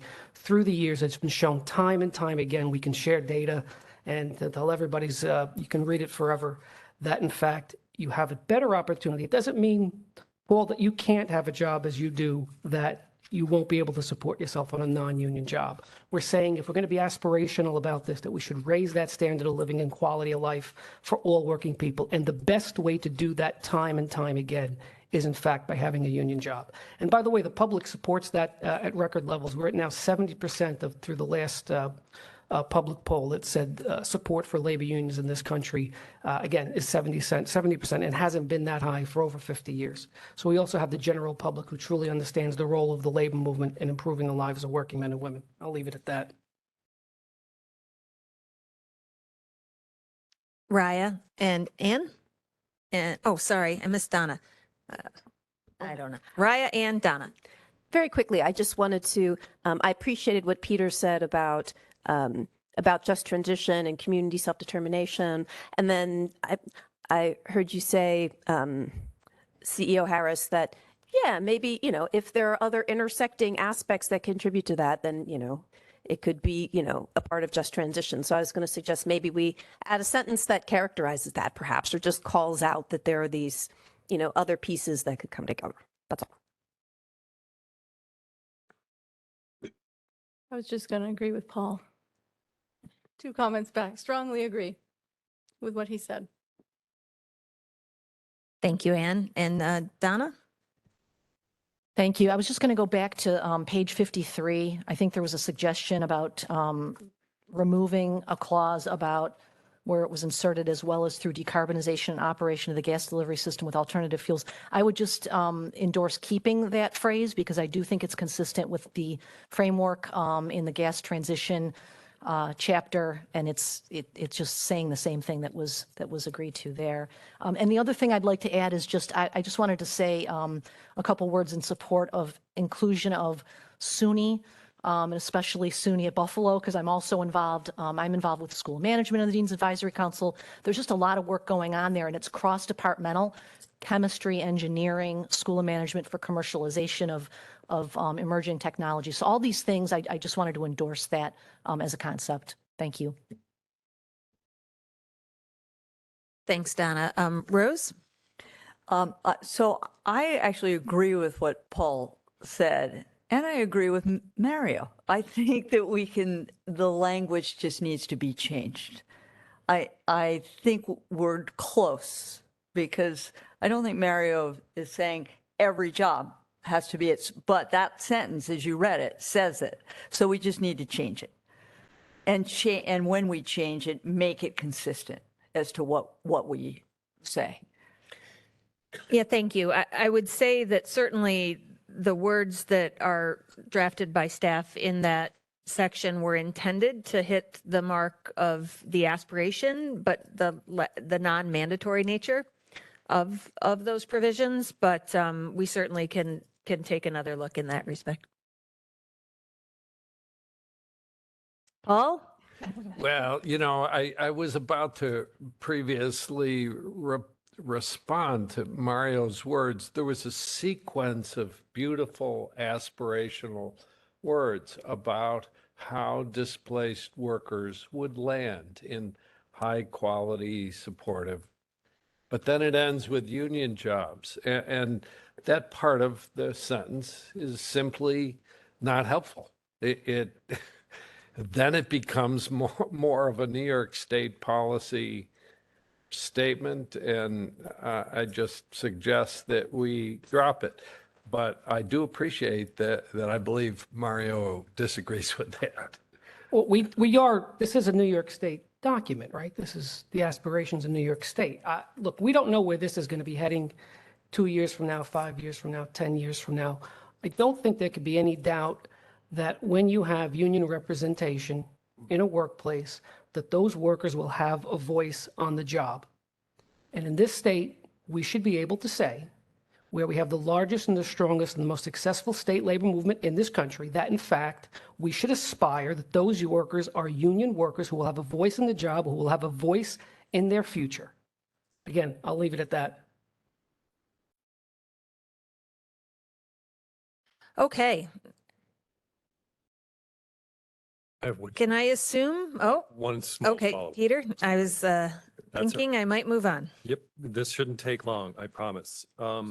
because there was a comment there about restoring language that I suggested deleting. And I said I would prefer it be deleted, but if it's not, we should have a qualifier on that language on page 53 that it's possible. Not that we're going to do it, because the way the sentence reads now is that we're going to do it. So it's the possible use of alternative fuels or possible decarbonization. Somewhere in there has to be a qualifier so that the impression isn't left that we are.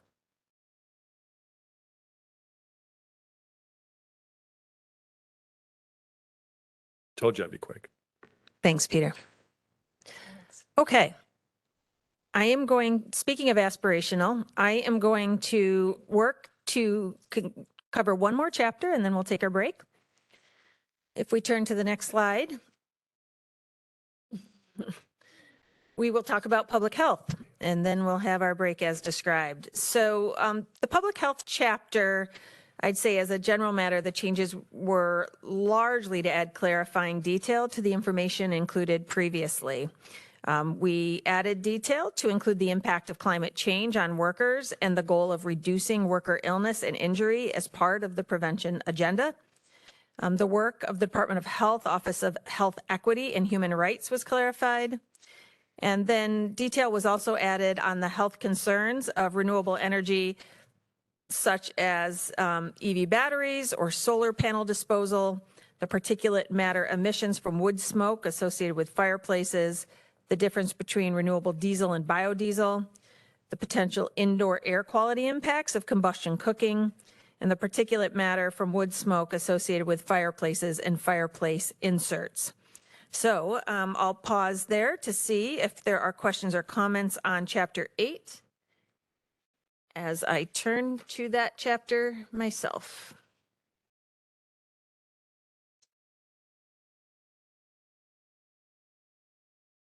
So I'll start noting Dennis's card is up. Thanks, Maureen. I know we mentioned on page 83, when we talk about the concerns of renewable energy as we dispose of it, I've mentioned in the past, my concern is actually more where we purchase these renewable energy products. And, I don't care if it's New York, California, or the rest of the world, we purchase the large percentage of renewable energy products, whether it's solar, wind even, as well as batteries. We're purchasing that from China. And China is considered one of the dirtiest countries. In fact, I think they have still over 1,100 coal-fired generation, and they're building more because of the manufacturing demand for renewable energy products in the U.S. And that's why I was appreciative that Paul wanted to keep that global perspective in, because I don't want to be playing a zero-sum game here. And I want to put emphasis that we want to create the jobs and the supply chains here in New York specifically, and directly into our disadvantaged communities. And then that's where I'd like to see our focus. But we should be penalizing or at least not providing ratepayer money to fund products that are being purchased that actually hurts local manufacturing. And I think that actually makes our world dirtier, not cleaner. Thank you. Yeah, thank you. It's certainly a work in progress, not only as a state, but as a nation, with the Biden administration sort of taking similar points of view on really bringing these manufacturing jobs here for clean energy, along with other activities as well. But if you see specific text, I know the team would be interested in hearing. If you have specific text, let us know. Paul and Raya? Legacy card. Raya? I just had a question with regards to the language on page 93. There's now an enhanced discussion about combustion for fossil natural gas for cooking, and the health impacts. Residential indoor emissions of NOx have been found to be linearly related to the amount of gas burned in stoves. And range hoods can remove some or all of it. And then I found it confusing then after it says cooking will not vent or remove, that a range hood will not remove hazardous indoor pollutants due to leaking natural gas. I wanted to ask, not being a doctor or health scientist, the hope is that folks will, not have gas, that will have electrification, and folks won't have gas in their homes. It's, of course, very important to understand in minute detail what these health impacts are. But I found it unclear in terms of, are we saying if there are leaky pipes that a solution for that is hood ventilation? That, I would be concerned about that, even if we, of course, want good ventilation. Or I'm just reading that as well. Again, leaking natural gas, not while cooking. I think it's perhaps because people don't turn the hoods on in a passive way. And I guess so is it, I would think that hearing the upshot is that we want good ventilation, because you could be, regardless, because you'll be cooking or you could have, and if there's leakage, it ventilate too. And so is there a policy recommendation then that goes on to say, certain things haven't been studied? The one thing that I didn't want it to convey was somehow it was being posited that, as a solution that, more ventilation means we don't have to worry as much about gas. And I don't think it's saying that. But what do you think is the upshot of that? I'll jump in here to speak on behalf of our DOH colleagues. There was a discussion around emissions from cooking, which are not solely related to the fuel, right? There's things that get aerosolized during cooking that are unhealthful, and that ventilation helps with that, which has a health benefit, as well as some combustion emissions. So there was an attempt to acknowledge that, which I think the text did, and then also to state that beside combustion, there's leakage that can happen in the system if you have natural gas in your house through appliances or what have you. And ventilation isn't going to help that, to make it clear, right? That ventilation related to cooking doesn't make all potential issues related to natural gas in your home go away, if that helps. Yeah, so it's that, ventilation is good because it gets hazards out, but it is in no way a policy solution to mitigate the negative health, or a first line of defense policy solution to mitigate leaky gas. That, of course, would be not having gas, fixing leaks, et cetera. And then the point of the not being studied, is there a need to say that there should be further study, or? I would say that's because this chapter leans very heavily on published studies in a lot of the words that it says, to just be very clear that this is not something they're pulling from the literature, but potentially would be beneficial to have some studies done. Okay, all right. So I won't belabor the details of this, but I do think I saw some back and forth and a little confusion, and then wasn't sure what the recommendation was, and maybe that could be clarified. I think the statement is that there's a problem with gas in homes, and that ventilation helps generally, and people should have good ventilation, but that we need to look more deeply at what the leaky gas and other negative health impacts are of gas in homes. Is that fair? Okay, fair enough. Thank you, Raya. That comports with my understanding as well, which is something to have in mind, right? As one lives one's life. Peter, last card I'm seeing. Did you want to weigh in, Gary? Yeah, I was just another context for the, okay, yeah, Gary Ginsberg, DOH. And by the way, I direct the Center for Environmental Health, within which a lot of our climate initiatives and focus resides. And, as we make buildings and homes more energy efficient and airtight, it does elevate the concern over this, kind of source. And so, we could look at adding that context a little bit to further augment the importance. Ventilation's great, but it also goes in another direction in terms of efficiency, so that it's important to reduce sources to the greatest extent possible. Thanks, Gary. I appreciate that. So just a reminder that I think this is a critically important chapter for the public to really spend some time with, because it helps sort of discuss some of my comments along the way about biofuels in particular and other alternative fuels. And there's a lot of just really great information here about actually what we can do to improve the lives of New Yorkers as we move forward with a law that is highly focused on addressing the climate crisis and co-pollutants. One recommendation I have is at the top of page 94. There's language here that says that we have not studied the trace gas content. It follows some language of a very nice study that was done in California. Don't we want to just then recommend that? It sort of hangs out there by saying, you know, we haven't looked at this thing in New York, but then doesn't do anything. So if we're going to end the sentence with not have been studied, why don't we recommend that it should to add better New York State context to actually what's going on?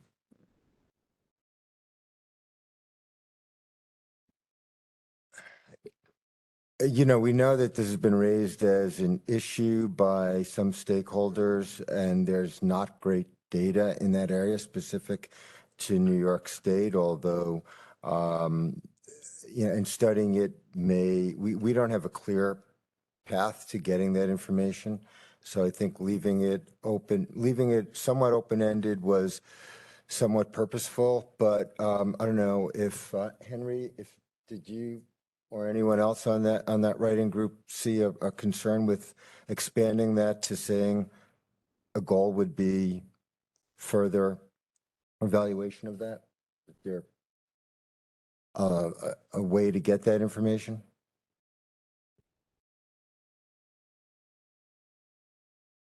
No, I think the leakage issue from natural gas stoves is just in response to, I believe there was a recent paper that explored that topic, but it wasn't looked at in the kind of depth that we would need for this chapter, and it wasn't looked at in New York. So that sentence was inserted to reference the issue, that it hasn't been studied and that we can't really say that much about it. But that's all I can add. That's helpful. Yeah, I think we can add to that, Peter, to your comment, though, that if the information is not available on the trace gas content, and I don't know if you're talking about norms or we're talking about norms, but there's a variety of other trace constituents that could be in natural gas. You know, we can take a look at adding a sentence to the effect you recommend. Even just a couple simple words at the end of the sentence, but it should be studied. Thanks, Peter. And Gary, thanks for taking another look at those phrases within the chapter. I don't see any other cards. I'm not hearing that anyone virtually wants to weigh in. So I am here to tell you we've concluded chapter 8, and we are going to be proceeding through chapter 24 after we reconvene. So let's take 10. We'll see you at 3:20. Thank you. My whole glass of water. Button wasn't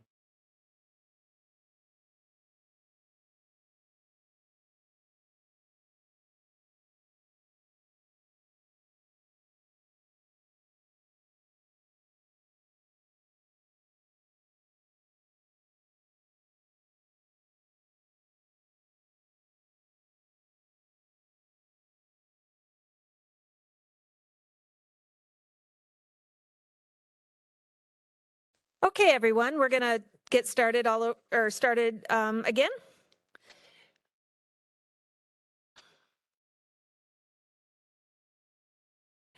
The next section we have before us is the evaluation of the plan with the chapters on analysis of the plan and benefits of the plan. And this is specifically where the results of the integration analysis work are found. And as we will all remember, we've received multiple briefings from Carl Maas and his team really around this topic. But if we turn to the, oh yes, here we are. So consistent with that analytic work that's been presented, as you will note, the chapters themselves, 9 and 10, have been updated to reflect what we are calling the 2022 vintage of the analysis, which included updated data on technology, fuel price forecasts, and to align with a statewide GHG emissions report. In the benefits chapter, key costs and benefits findings were updated and also included estimated impacts from the Federal Inflation Reduction Act, which you'll recall was estimated to reduce net direct costs by up to $70 billion through 2050 and reduce incremental costs to New Yorkers by up to 19%. A new section describing that sensitivity has been added. The health effects section was also updated to include updated energy consumption information. I will say this ultimately resulted in only a minor change to the health benefits in the integration analysis scenarios, except detailed electricity sector modeling, which was not repeated. The potential change in health benefits, as I said, is relatively minor, approximately 0.4% of total health benefits. So these are the major changes to chapters 9 and 10. I will ask if anyone has questions about these two chapters. Bob. Thank you, Doreen. Not a question, but a comment or thought. Chapter 9 is fine. We go through the scenarios that we've discussed. There's nothing surprisingly new there. I think it's a wonderful presentation. It's my sense, going back to the summer of 2021 when we were first looking at these, that there might have been a preference among a majority of the council members for some scenarios over others. I certainly would prefer, say, scenario 3 over 2. We had that sort of discussion. We haven't really talked about it since, but I would, to the extent we have agreement about preferences, I would like to see us say that as opposed to putting them all forward equally. And I personally, again, would favor 3 over 2. I think it's more consistent with the overall discussion we've had on alternative fuels, et cetera. Thank you.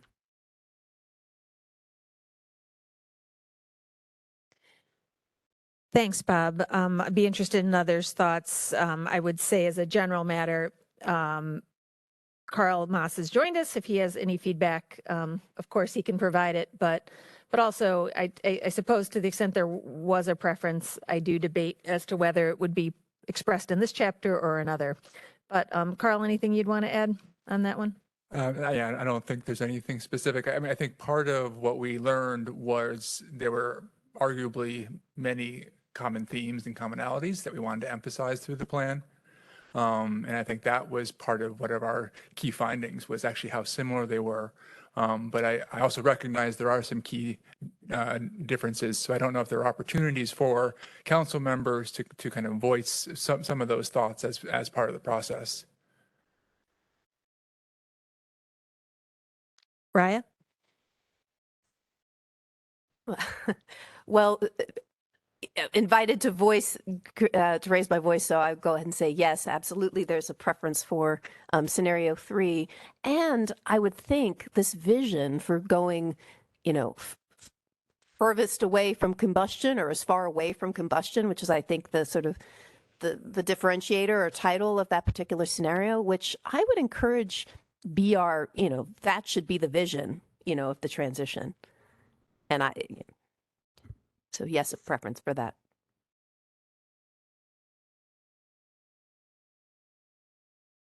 Donna. And then Dennis. Thank you. I guess I would just, I would support not supporting one scenario over another. I guess I think it's important to also consider our views, of course, and also the views of the public. And I think the comments that we got were very divided on the different approaches. And so to me, I guess I support including all without supporting one in particular. That's my perspective.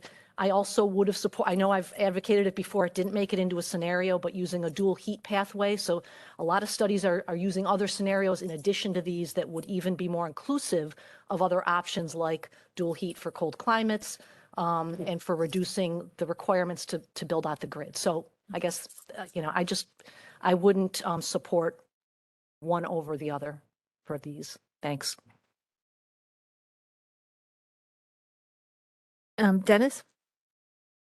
Yeah, I agree. I wouldn't want to pinpoint that I'm supporting one over the other. The harsh reality is that, I think what you're going to start seeing is bill impacts will outweigh net benefits at some juncture, and that's the reality that we're going to face.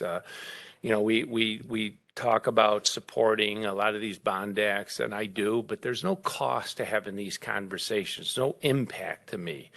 When we start seeing the impact on industrial customers, we start seeing impacts on residential, you're going to hear people that will go against this.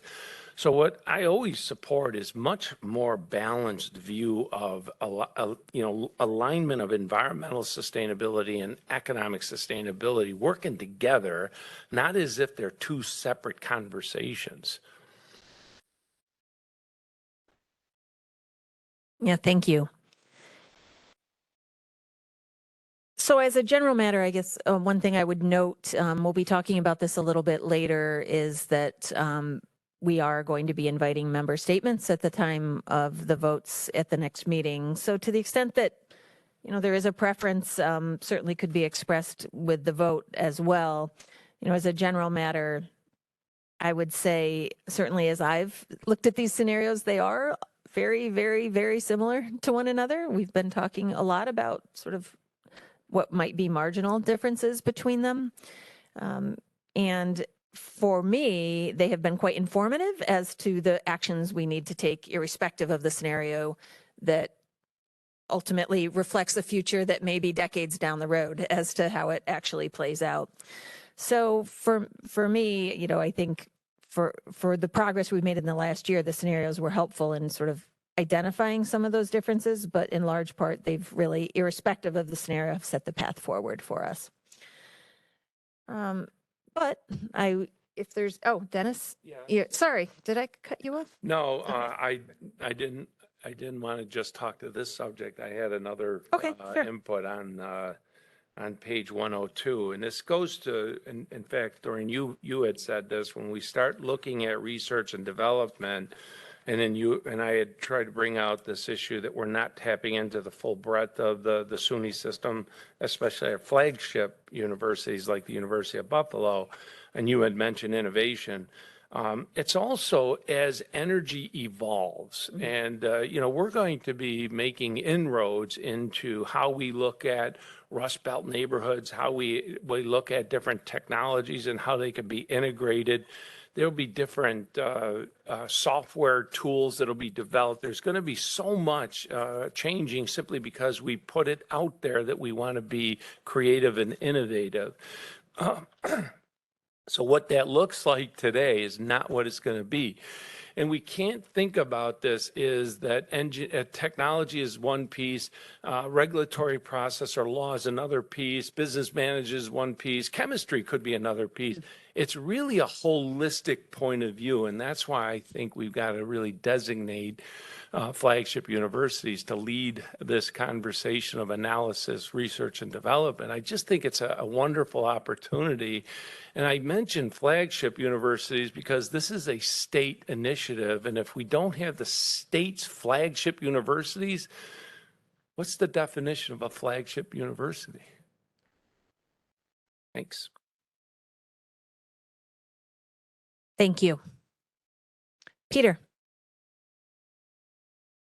Thanks, Doreen. So just a quick clarifying question then. So we don't think the plan is going to actually endorse one of the scenarios? I would just, throw in there, I agree with Bob that scenario 3 is the pathway.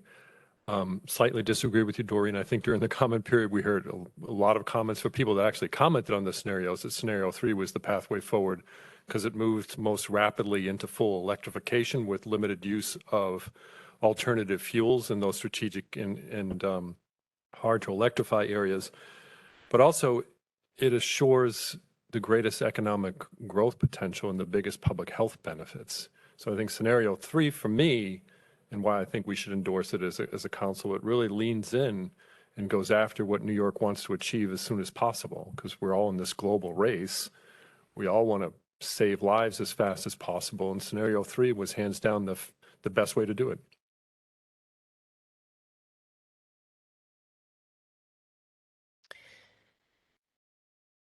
Thanks, Peter. Paul? Yeah, I just want to second what Peter said. When I read through it in the last couple of days, I felt like the document needed to come down on the side of favoring one of these scenarios, or it seems just like an analysis. And to me, scenario 3, among other things, provides the greatest net return as a result of health benefits. So I would like to see that particular scenario stressed. Not sure how to do that.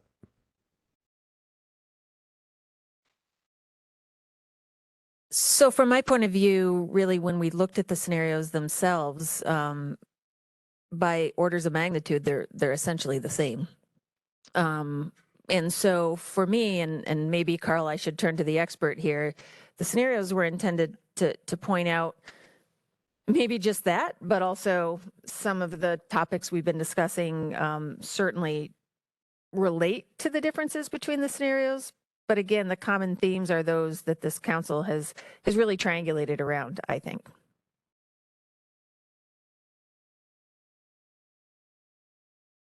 Oh, sure. Anne, please. Mine was more question.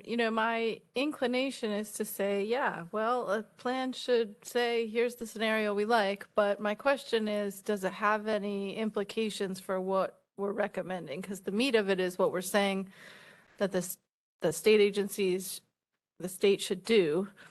And are there different recommendations if we're going for one or the other of the scenarios? And I think that was going to be part of my point, just for the council to think through. I think these scenarios are really framed as a tool for the council to explore impacts and to understand trade-offs. What really is important are the meat of the recommendations are coming up front. And so I think there isn't a particular future that we can endorse because we can't forecast what will happen in 30 years. It's what are the key policies and themes that we think should be the emphasis of this plan. So I would encourage everyone to really think about what's the role of a scenario, and it's to inform, not to have a false precision about what 30 years in the future are going to look like, and think about what are the most important themes. And I think you all have captured those themes in this plan and have been able to mine from these scenarios all those key points.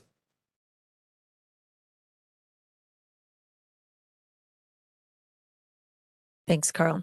Yeah, in large part, as I'm thinking about it, I don't see the recommendations of this council really changing on the basis of any particular scenario. In large part, they're the same.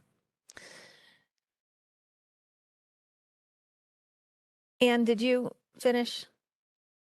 Your card is up, so I wanted to make sure you didn't have anything to add. And just triple checking, anyone virtually with feedback?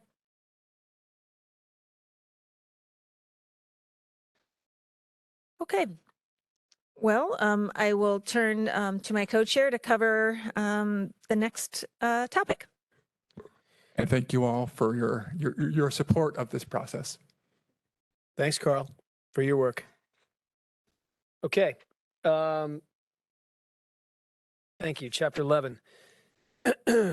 So in several chapters, sector spotlight tables were added to include key job impact findings from the job study, transportation included.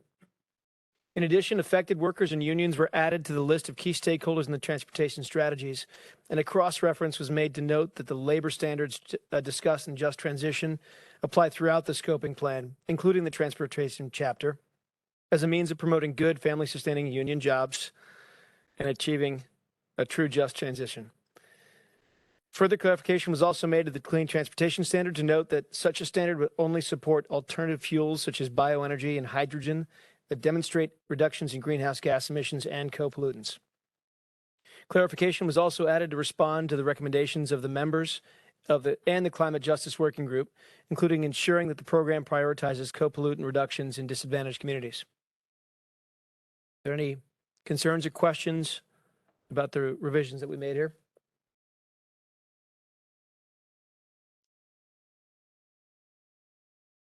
Yeah, I think I saw Bob and then Mario. Thank you, Basil. Two comments. One is on page 151. In the second paragraph, there's some new language there responding to the CJWG points. And I'm okay largely with the paragraph, but the last sentence in that paragraph states, while renewable fuels still emit air pollutants, some renewable fuels have lower PM emissions than current petroleum-based fuels. I don't think that sentence is necessary, and I think it's inconsistent with the Department of Health chapter, which goes into much more detail. And specifically, if you go back and look at pages 87 and 88 of the report, there's a lot of stuff about how renewables may increase NOx. It explicitly says that they do not reduce particulate matter. And so I think this is factually wrong and unnecessary. So I'd like to see that deleted.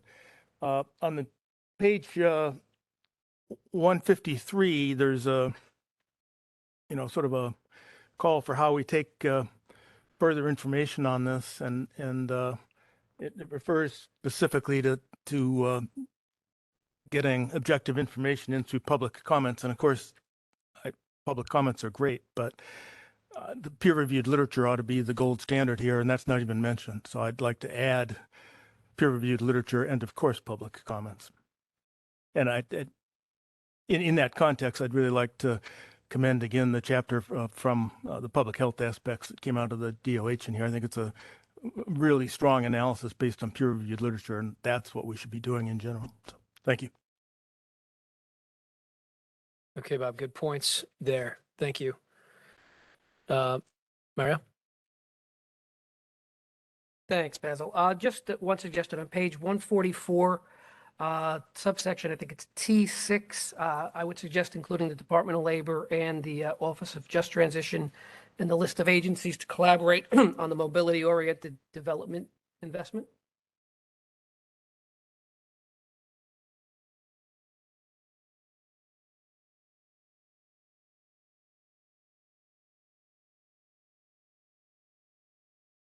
Mary, what was the page? Mm-hmm.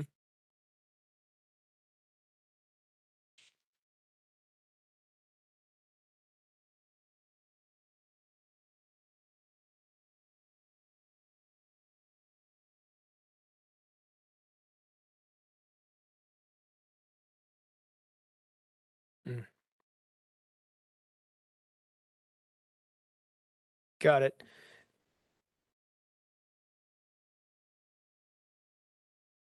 And Mary, what was the recommendation? To include DOL and the Office of Just Transition to collaborate. See no issue there. Right. Good. Thank you.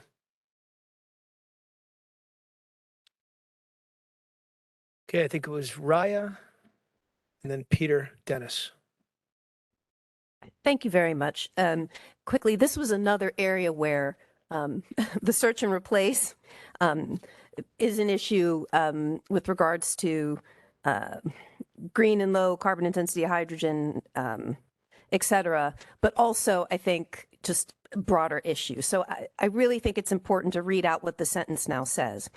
In New York, a clean transportation fuel standard would support transportation electrification as petroleum fuel providers finance use of electricity for transportation use. Okay, period. That's what it used to say. Now it all adds, and at least in the early years of the program, it would also support the use of alternative fuels such as biofuels and green and low carbon intensity hydrogen that can demonstrate reductions in GHG and co-pollutant emissions.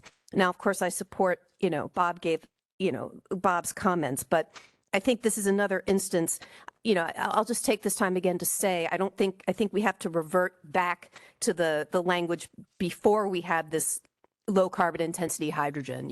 It's not about fixing that word. It's about yanking it because it's causing problems throughout the document. But also this is just, frankly, this is not addressing the Climate Justice Working Group. This is an endorsement of biofuels. And I think it's contrary to, I wasn't a member of the alt fuels subgroup, but it's contrary to my understanding of the way that subgroup looked to screen these types of technologies. So I think, basically, I just think that that sentence should be struck. It looks like lobbying success, frankly, maybe by the biofuels industry, and we should just strike it.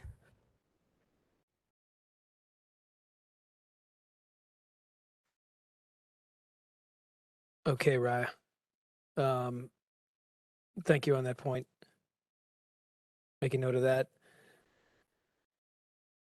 Peter? Dennis?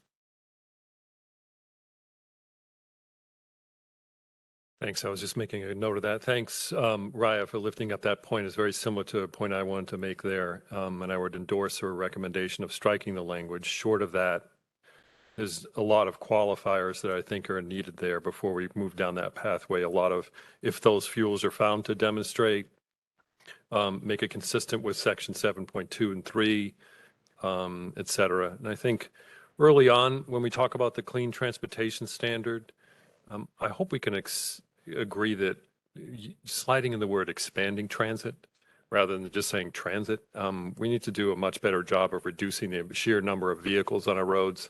I've disagreed from the outset with our pathways analysis that we'll have more vehicles on roads in 2050 than we have now. I think we'll probably have failed on the climate test if that's the case.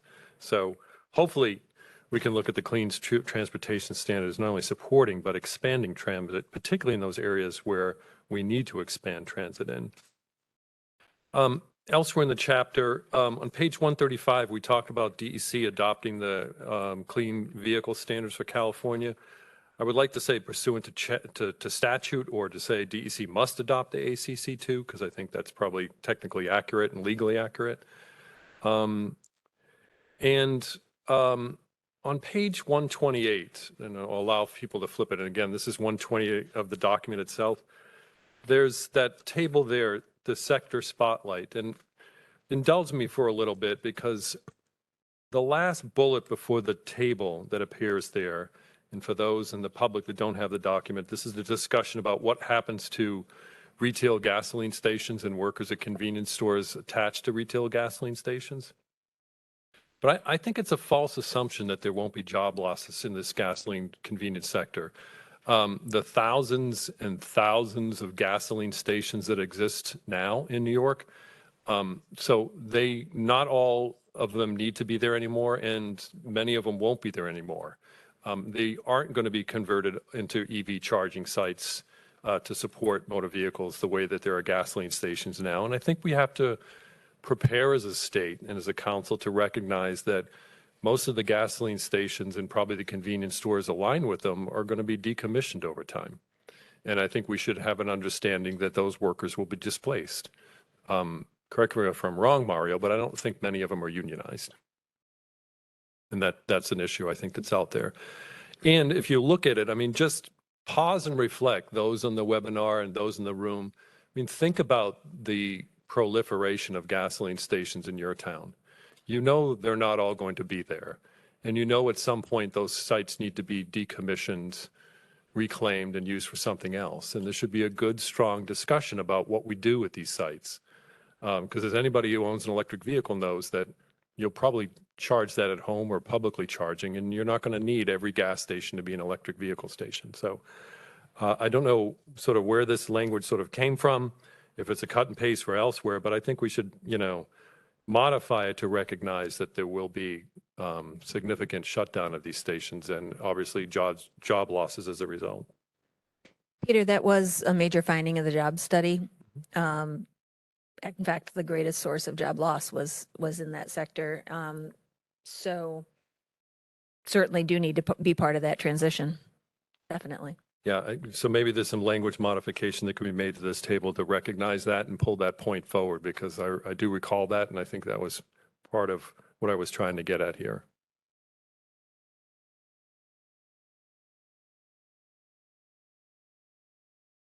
Okay, thanks, Peter. Dennis? Thanks, Basil. We talk on page, let's say 183 and then 184 about the looking at these streamlining access to public and utility right of ways as well as heat source, heat sinks, and then public-private partnerships on geothermal. If we're going to do a study on public and utility rights of way, this is an excellent place to insert microgrid and then community ownership and then developer ownership.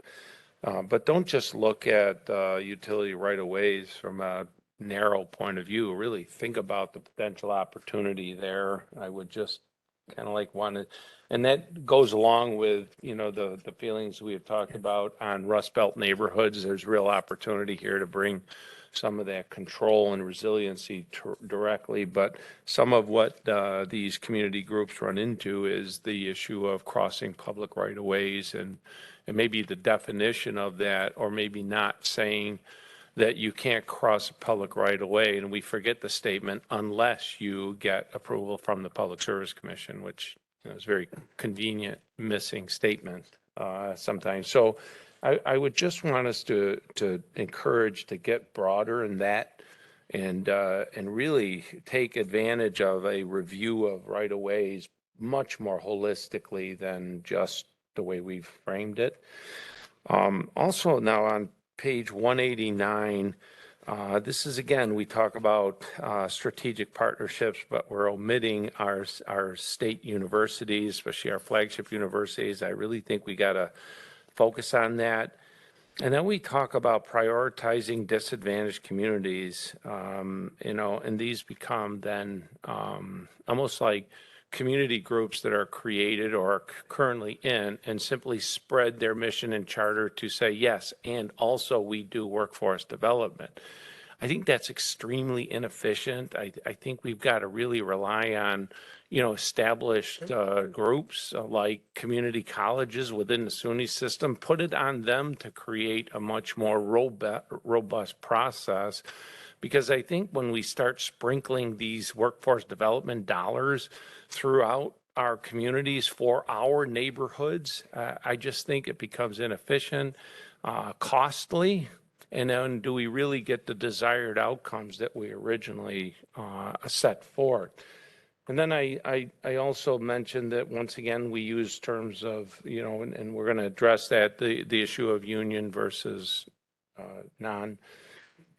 There's a real cool opportunity here of if they are looking at union to really create a higher percentage of union jobs in these minority dominated communities. If that's part of the conversation, I'm all in. I'm just not seeing that penetration, and it would be great if that was one of the metrics that we're considering. That would be kind of fascinating for someone like me, who probably overanalyzes all of this stuff. And yeah, that's it, Basil. Thank you. Okay, Dennis, thanks. And I'll note a couple of those sections you referenced are in the next chapter, buildings, but we'll credit you forward on those. If that works. Nope, all good. All good. It's all interrelated. Nope, it's good. Okay. Any other? Yes, Donna? Thank you. I might be wrong about this, but I thought, I'm going back to page 152 at the top about the description relative to alternative fuels, such as biofuels, et cetera.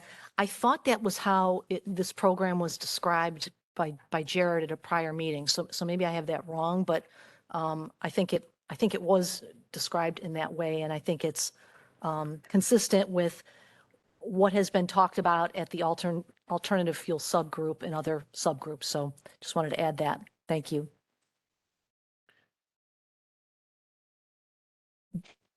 Jared, are you here?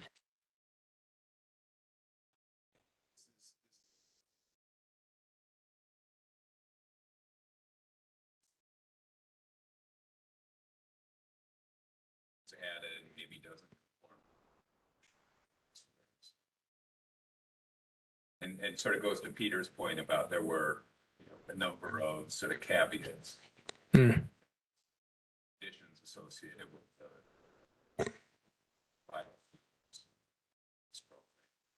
that are sort of lost in that variation. Could you possibly paraphrase that for the folks following Yeah. along outside the room? Jared, why don't you just come on up, talking to the mic.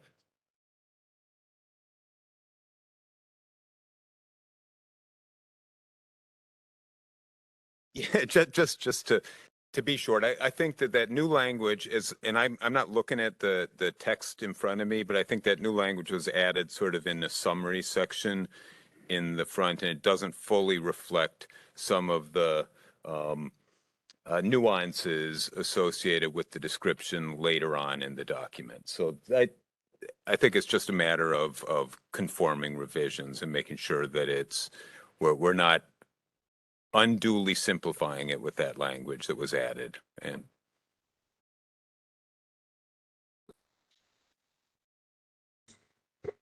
Any questions online?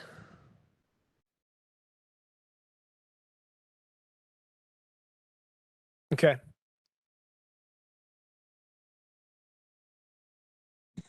Doreen, back to you.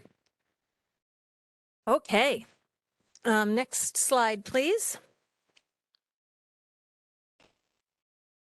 Okay, so we're going to be now moving on to the buildings chapter. I'll be covering this over 2 slides, given that it is, 3 slides. I think. Let me just follow this through and see how far the buildings changes occur. So specifically, as described by the team over the last couple of meetings, edits here were made to align the role of heat pumps more closely with the integration analysis findings. And specifically, as we heard from Vanessa, in the coldest regions of the state, that there may be a need for supplemental heat. And so updates were also made to emphasize the need for state agency collaboration, including with the Department of Labor and the Office of Just Transition, to promote workforce development. Labor unions and registered apprenticeships were also added to the targeted workforce segment table. Similar to the transportation chapter, a cross-reference was made to note the labor standards that we just described, aptly applied through the scoping plan. So as just described, as a means to promote good family-sustaining union jobs, et cetera. I think to the points we've already discussed, economic development was also emphasized through supporting innovation. I think that's something Dennis has made loud and clear today, and expanding in-state businesses and manufacturing to support the building transition. Also added was consideration of the ability of the electricity system to meet demand with widespread electrification when considering fossil fuel equipment phase out to ensure we are ready for that next step. A few other changes include emphasizing the need for building envelope sealing and weatherization, clarifying the meaning of clean thermal energy networks in alignment with the statute, and minimizing refrigerant leakage from existing equipment. And so I now am clear that that is it for the buildings chapter. So I will pause there to see what feedback the members may have before pivoting to chapter 13.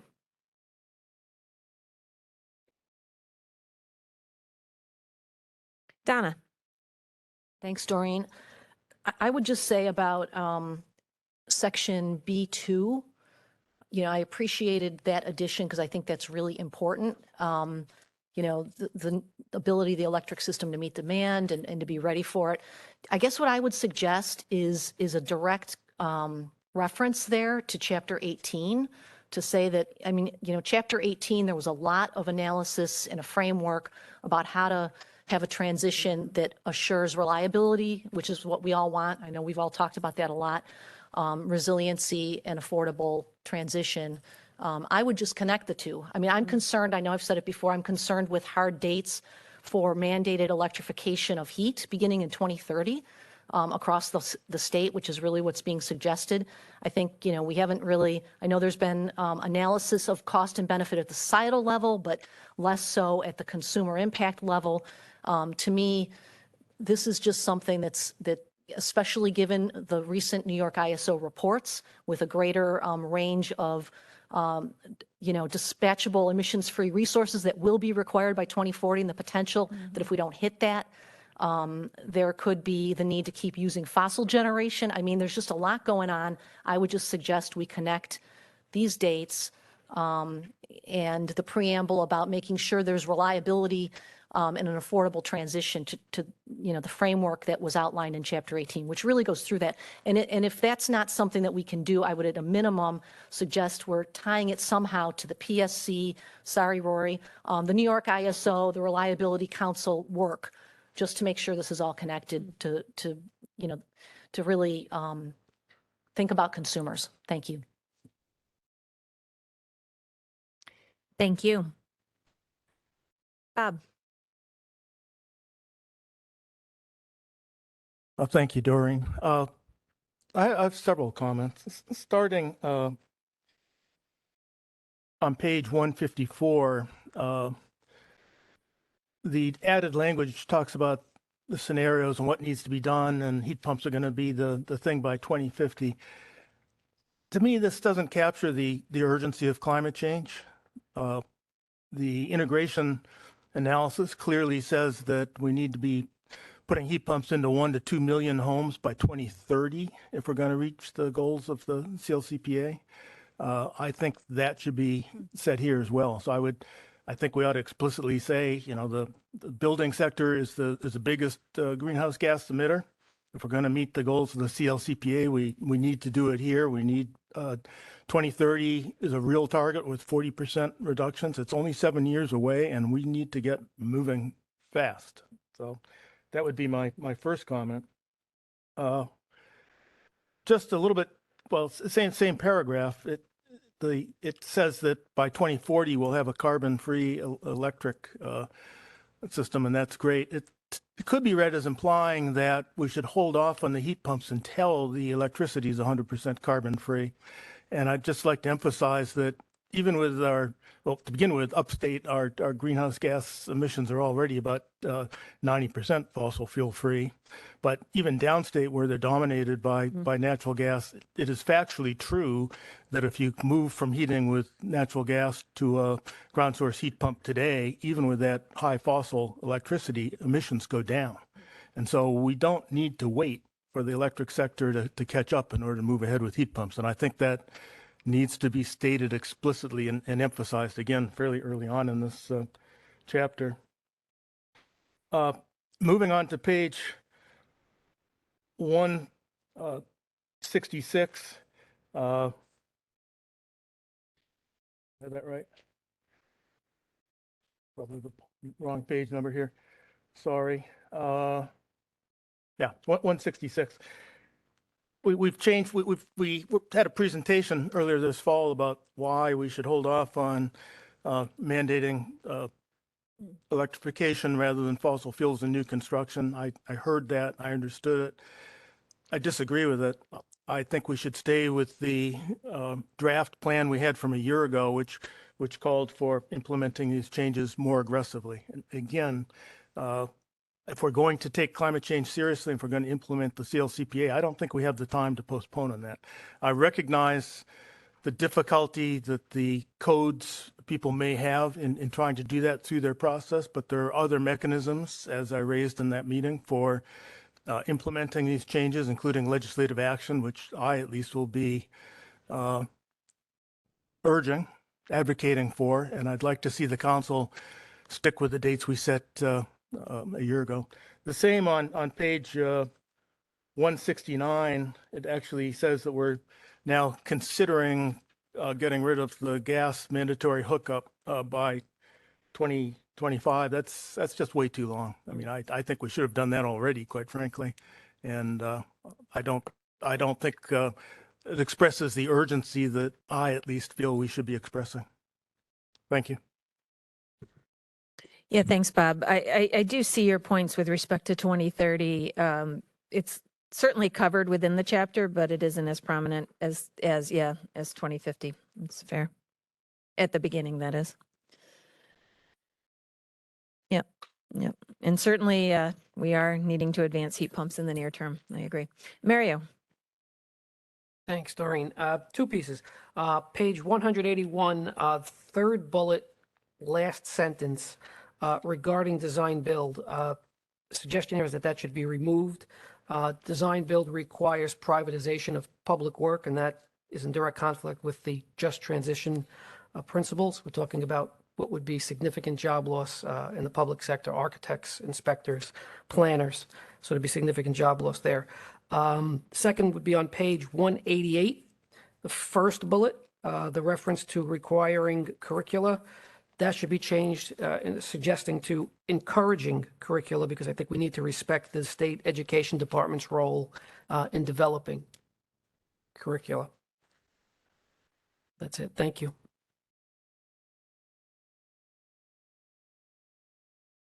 Does anyone, oh, Rose, I was going to ask if anyone needed clarification on the design build part, but if that makes sense to other, or That's just Rose? what Okay. I'm surprised by that, because design build is very important if you really want to make things happen. And I'm not sure what your objection is. The design, what this piece does is it expands the use of design build. So it expands it. So there is certainly design build, and which obviously streamlines the process. What this piece would do is expands it. And if we expand it, we're going to cause further job loss in the public sector. And that would be a problem. We're trying to, I think here, create a balance between getting to the goals of this committee, which is to combat climate change, but mitigate job loss. So that's the reason for that. I just didn't realize, I don't know what the expansion is and what's prescribed for the expansion, but I do know it's pretty essential to get things done, and I've never seen, and maybe it's an old version, I've never seen job loss. So anyway, I would support design build. There is significant job loss, just to be clear. Again, all of those jobs that I mentioned, the inspectors, the architects, the planners, because you're streamlining the process. I'll leave it at that. Thank you.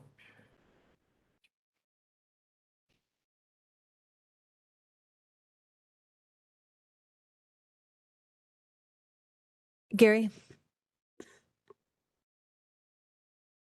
Will you be for me? Okay.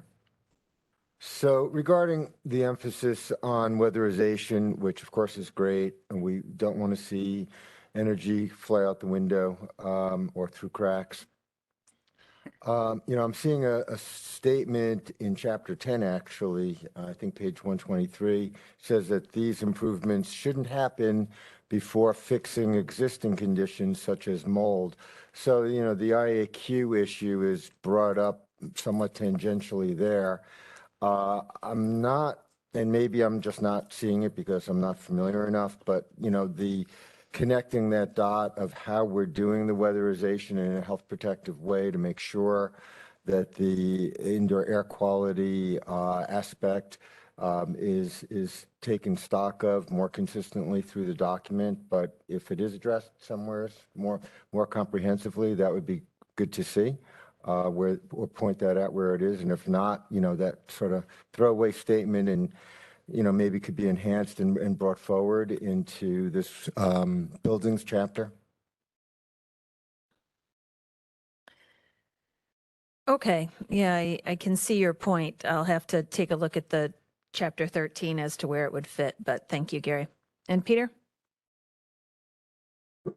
Yeah, thanks, Doreen. I have a number of comments as well for this chapter. So the first are similar. It's on page 156 with the new language edit there about thermal energy system. And then at the bottom of page 168 as well, it says the phrase clean energy or clean thermal energy systems. I hope we mean by that, rather than clean, we mean zero emissions thermal energy systems, not just clean. I think we really should aspire to zero emissions energy systems when we're talking about TENs.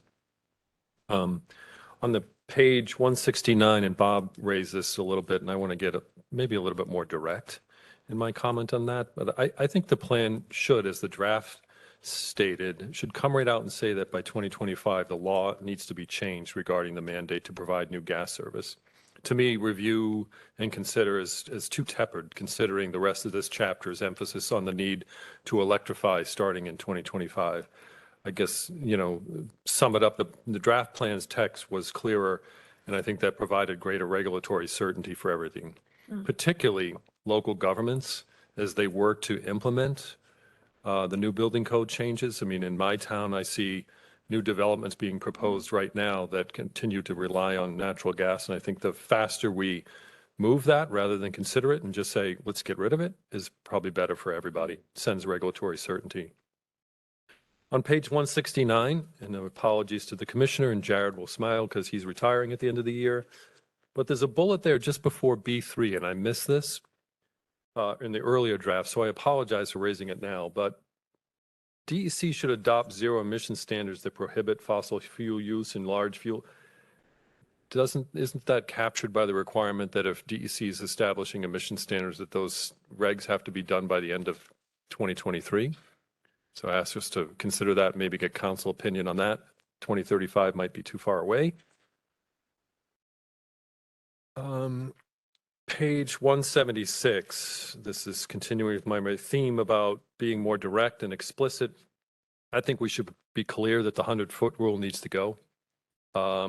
Elsewhere in the chapter on buildings, we talk about the challenges to electrify and have identified this as a problem. Let's just be clear and say that it needs to go. Page 182. I think here that we should go beyond what the statute sort of says about the energy sources related to thermal energy networks. It's a great piece of law, but I think it falls a little bit short. And I raised this at the last meeting, and I didn't hear any objections to it, but the language still persists. So can we change this and make sure that we are saying that thermal energy networks are supported by zero emission energy sources? There are clear examples out there where one could envision a facility that burns garbage, sort of looking at campuses or other networks nearby and sort of suggesting, well, if you move combustion off site and go with our sort of facility, we'll provide you with the type of non-combustible fluids to support that, but there will be an emissions profile off site. And I don't think we want to do that, and we don't want to do that as a council. So I hope we can sort of just modify that language on page 182 to say that zero emission sources will be supporting these thermal energy systems and the creation of that non-combustible fluids.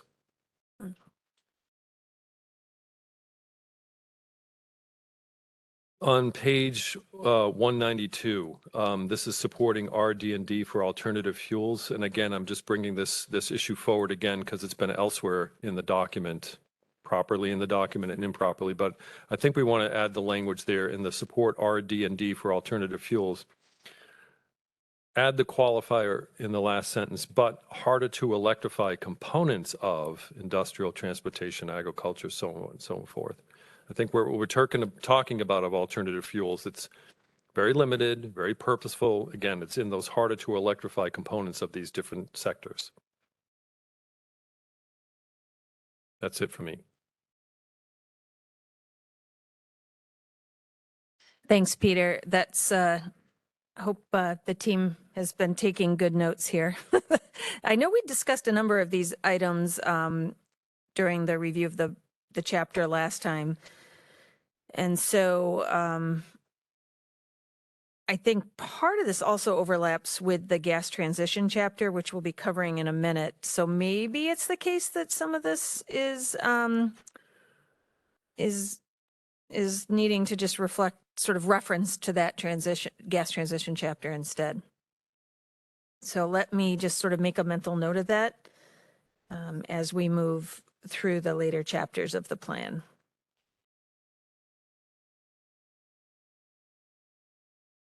I think you're right on that, Doreen. Yeah.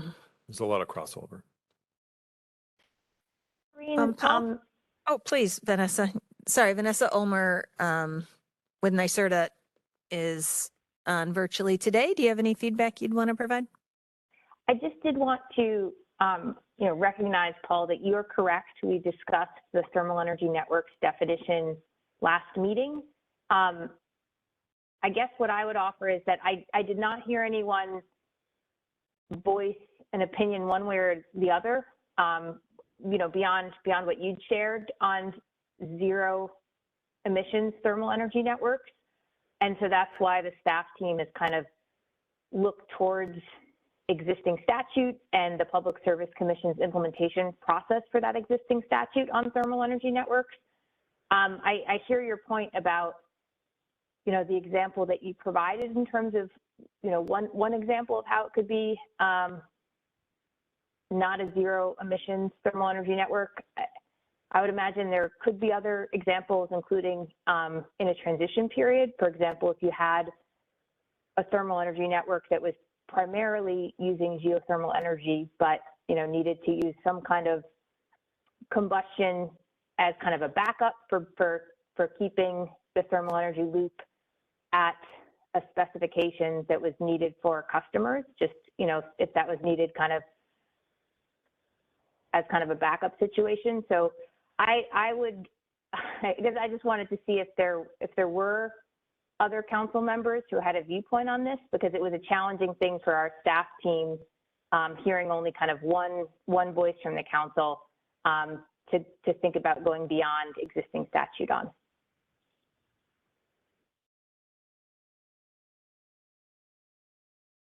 Donna, do you have feedback for Vanessa or otherwise? I do actually. And I was just going to say, I would say that we should be consulting the statute on this and kind of, there is a statute in place, and I think that's kind of what we should be following, at least at this point. As somebody that's with a utility that's working on this matter, that's what we're doing. And I think there's a whole regulatory process that's ongoing relative to this. So I'd suggest we do that.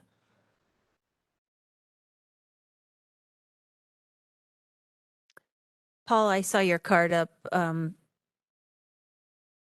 Sorry, it was there, wanting to comment on a previous suggestion about inserting something about reliability into the document.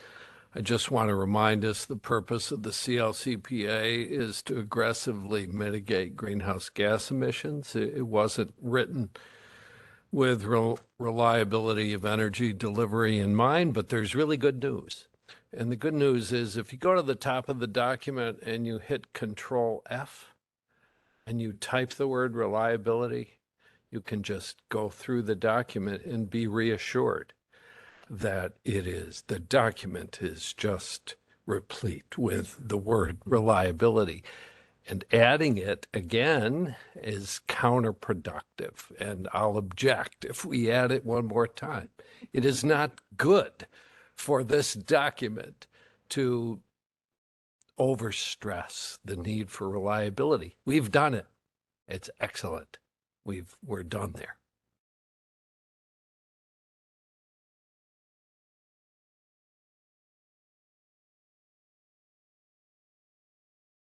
Donna, are you all set? And Gary? I had just had one more, sorry. I apologize. No, that's okay. No, I had just one more, and that was to the suggestion about taking out the words that I think said should consider and evaluate when we were talking about things like the 100-foot rule and service upon request when asked of a utility. I endorse keeping those terms because I think that's something that needs to be fully evaluated. So just wanted to add that. Thank you. Thanks, Donna. And Peter? So Vanessa had made a point earlier I wanted to follow up on, and maybe Rory or somebody else can sort of answer this question for me, because it was in response to the sort of the zero emissions profile for thermal energy networks, mentioned that the Public Service Commission proceeding is dealing with that. I mean, I guess my question would be, and maybe this sort of ameliorates my concern here, I'm not sure it does, but it could.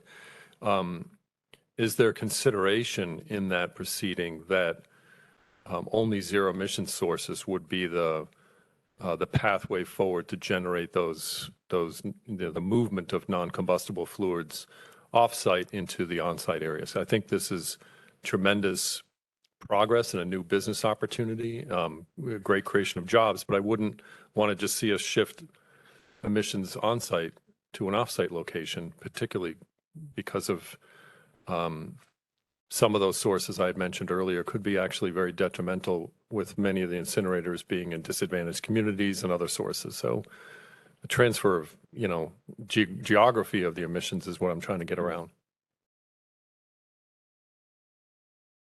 Sure. So in case, I think we have online at least we have the chair, and then I think Jessica Waldorf with DPS is also on. It sounds like Peter had a question for you. Did you need him to repeat that? No need, but I want to just go back to something Paul was saying earlier about reliability. And yes, reliability does come up in this document quite a number of times, but I don't think I think it could bear addition at many, many points. I think reliability is a pillar upon which all these changes must rely.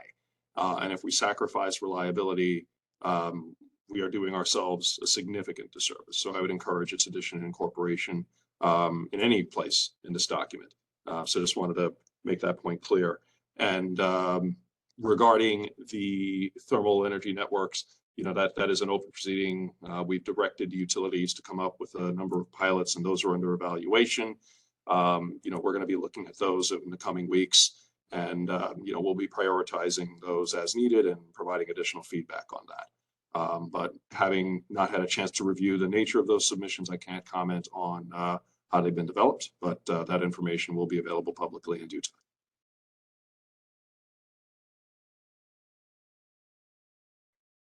Thank you. Ann Reynolds?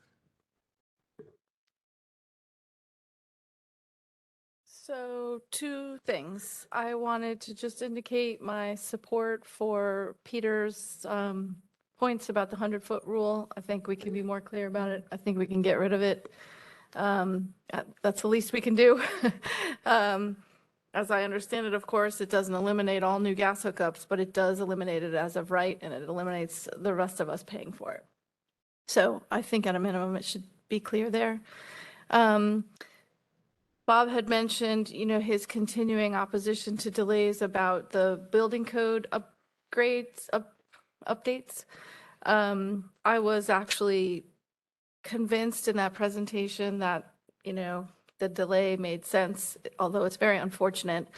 But I wanted to ask about the language on page 165 when it says, as applicable, these requirements would apply to construction of buildings that file for a building permit starting in 2025. I just want to understand what that means, because though it's been delayed to 2025, I think we all want it to apply to buildings in 2025 that are applying for a building permit, but I don't know what the as applicable means in both of those bullets on page 165. I would ask Vanessa to jump in on that. I am not sure as to the reason for that phrase at the beginning. Yeah, I think that is overwriting.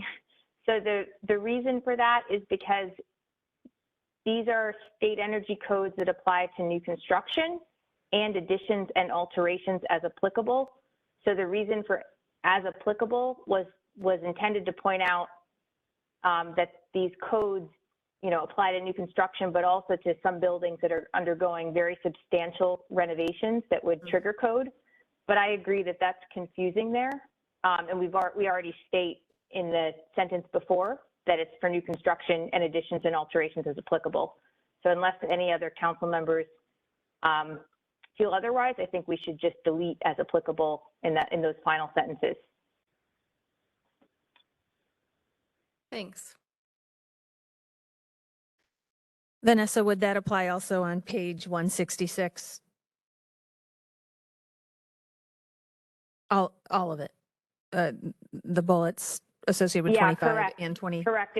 It's always referencing back to that bracketed phrase, new construction, brackets, and additions and alterations as applicable. So yeah, we would just get rid of the kind of extra reference to as applicable. Thanks.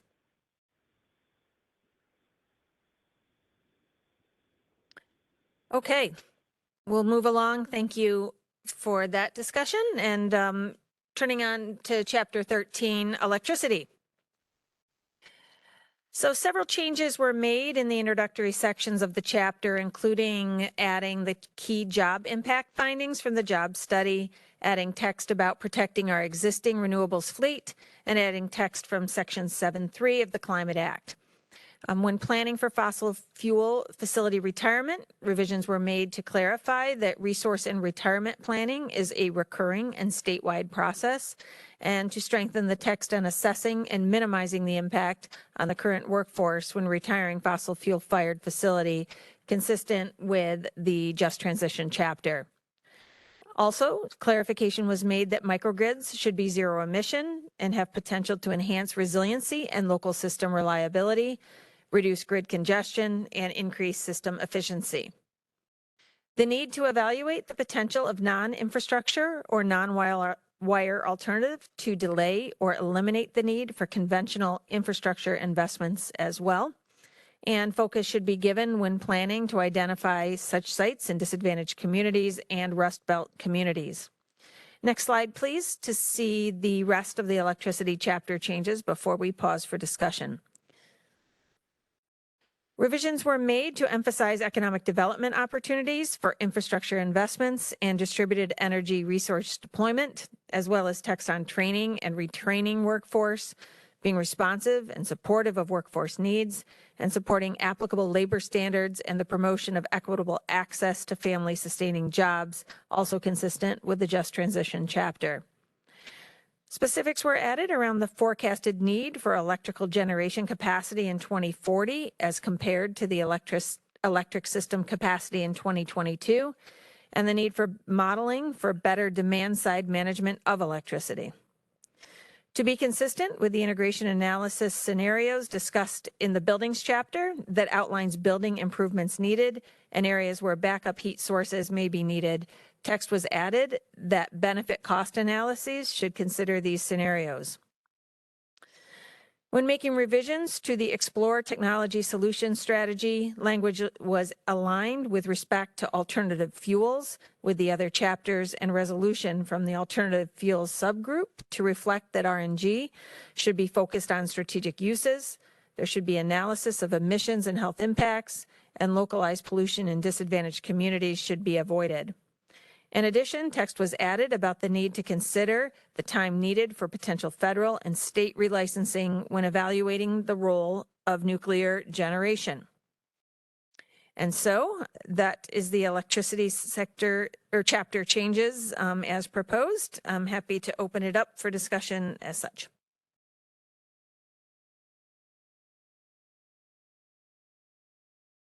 Dennis? Thanks, Doreen. Once again, this is a chapter where I just want to applaud the staff. There's been a lot of adjustments in this chapter relative to how electric planning and economic development planning, especially in our disadvantaged communities, need to start to come together. So I really appreciate the creativity of staff integrating those thought processes within this chapter. It makes the chapter more market focused as opposed to policy focused. Policy focused, by the way, means that we create a problem that we have to solve. So I like market solutions because then we're solving what the market is looking for. Page 209, I just mentioned this. This is the point about ensuring that plant owners are responsible for costs of site remediation. We should really investigate how that's working for us for the coal-fired sites who are, quite frankly, still sitting there. And so did we learn anything from that as we progress? Page 220. Get it.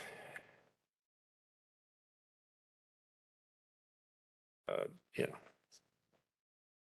So this is, again, where we get into investing in transmission and distribution. You know, we make mention that the Regional Economic Development Council should be involved in this. I think this needs to be a requirement, not a should be. The utilities do a lot of stakeholder engagement activities where, in preparations for public hearings for rate cases. I think they need to do that year round, and especially focused on economic development and site readiness for sites that are key to an individual region. So it's actually recognized in their planning process as opposed to, geez, wouldn't it be nice to know?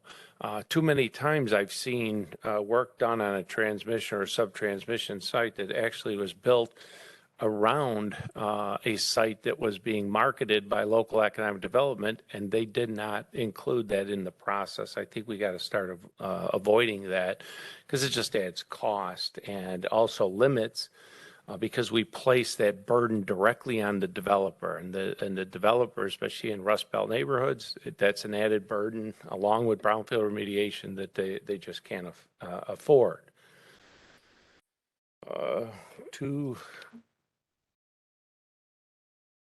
So again, even on page 222, it really needs to be more, the T&D investment strategy needs to be much more integrated assessment. It really needs to start looking at, are today's regulatory models working for us? Are today's business models working for us? We need to almost take a step back. If we're going to achieve this level of GHG penetration, and we're going to do it with traditional regulatory and utility models, I think the probability of success is not that high. I just think it's time to be more creative and open and involve the market in more of these conversations. Thanks.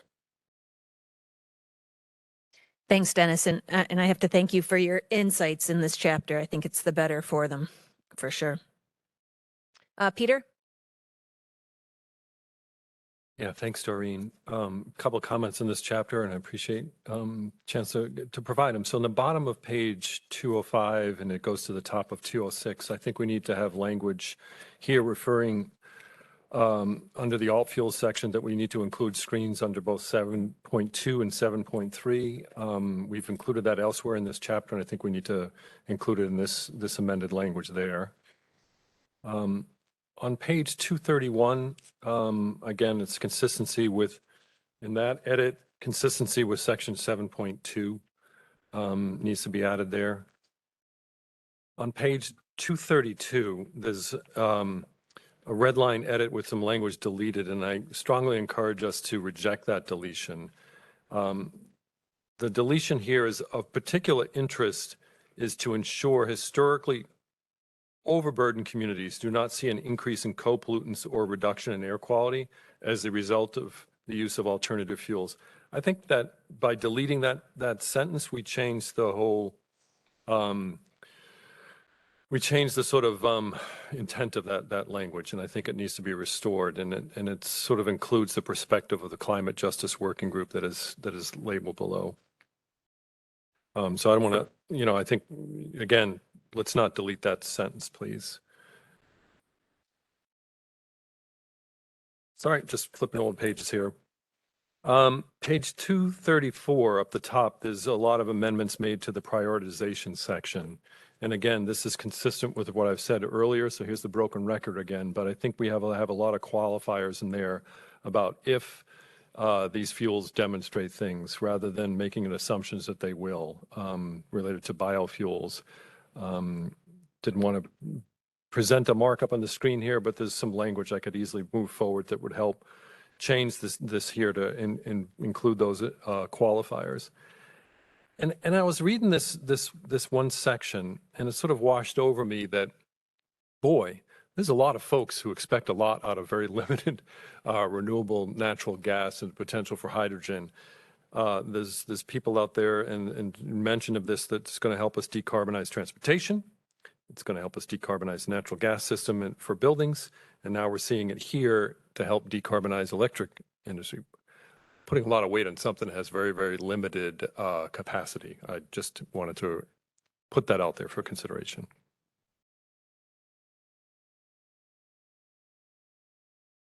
Raya? Thank you. I'll be brief. I want to say I agree with Peter's comments. I thought they were excellent.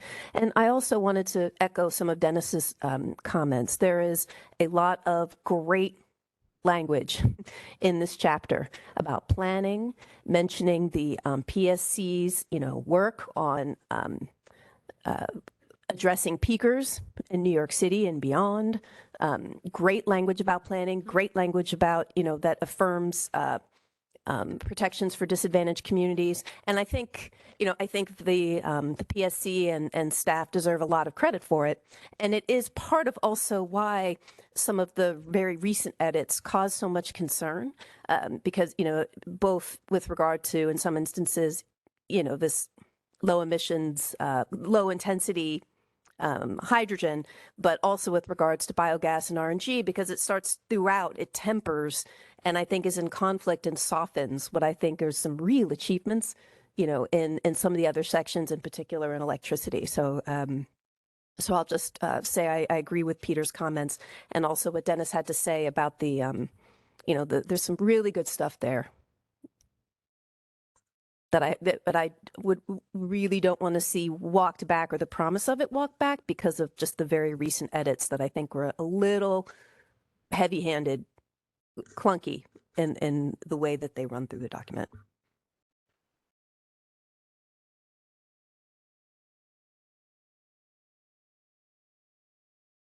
Dennis, did you have more to add? Yeah, I just, and I kind of appreciate Peter's comments, but whenever we make statements that we don't have the RNG in order to solve these issues, we don't have a transmission system that solves this. We don't have a distribution system that solves this. If we put the right goals in place, the market will respond. So I don't want to limit ourselves because of what I don't have today, because I don't have the transmission and distribution system today, so I don't want that to limit us. I just want to be consistent on how we say that. That's all.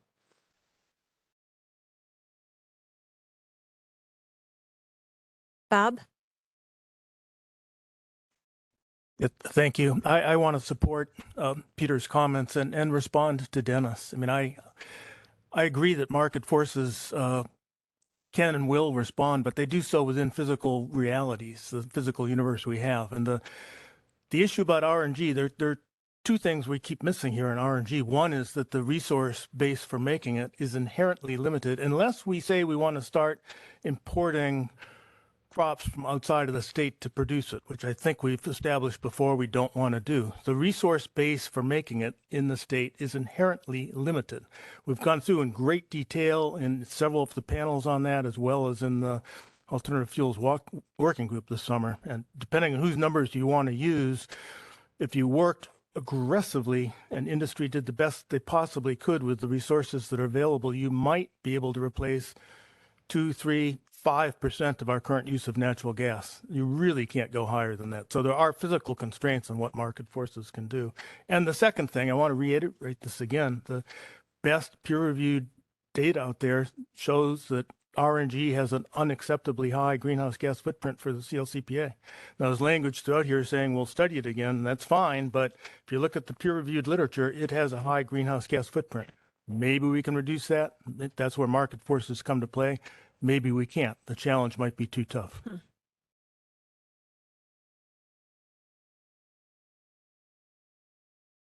Maureen, do you want to weigh in? Just to the essence of Peter's original comment, the plan is very cognizant of what we don't know about these fuels. We really don't know. Transportation isn't saying it's definitely going to happen here. Electricity isn't saying it's definitely going to happen here. It's saying we have to understand where these fuels provide benefits, and those are the strategic uses. So yes, Peter, you're right. It shows up in lots of places because it's giving us space to answer that question and then make the determination.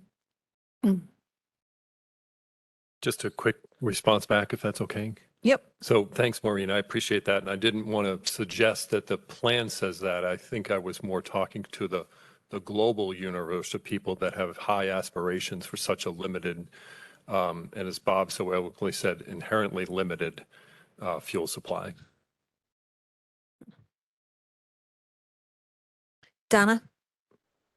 I guess I was just going to add, and I think I can leave it with supporting Maureen's position on this. I feel like we've had a lot of discussion about this, really thorough, and that I thought the plan did a good job of trying to balance including it as an option, exploring how to do it well, and evaluating how much of an impact it can have. I mean, other states, Oregon has a statute in place that is ratcheting up use of RNG for up to 30% of utility system load.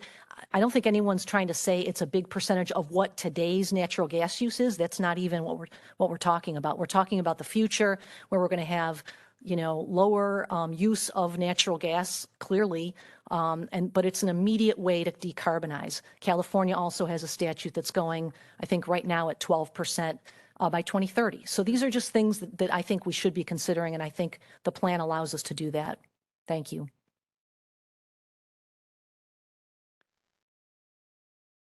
Thank you, Donna. I am going to be looking to wrap this chapter up, but I see a couple more cards, so we'll keep plugging away. Raya? Just very quickly, I just need to push back a little bit about this idea that, you know, the plan is open to what we don't know, because I think that again and again, we presented a lot about what the science does know and does know very well, compendiums of it, reviews again and again and again. And I do think there's a gap in representation for that, that research and analysis in the plan. I think it was rejected again and again. So I push back on that idea that we're open to all the things we don't know. The only reason to be open to that is to be aspirational about things that we just shouldn't be doing. Anne? So I just couldn't resist because, you know, electricity is my favorite chapter. I wanted to turn it back to something we do know. I'm not saying this because I have any suggested edits to the plan, but I just think it's worth saying. We know we have to build so much in renewable energy. And when we are successful, if I'm just referring to page 200, I think it was great to include the latest information about job growth. And I just couldn't resist pointing out that the net job creation by 2030, which is just 8 years away, so we're not talking about 2050 here, is 177,000 new jobs, building offshore wind, land-based wind, solar, transmission. And it's the absolute foundation of the whole plan. And just because we've been talking about the alternative fuels part of it, I felt I had to say this.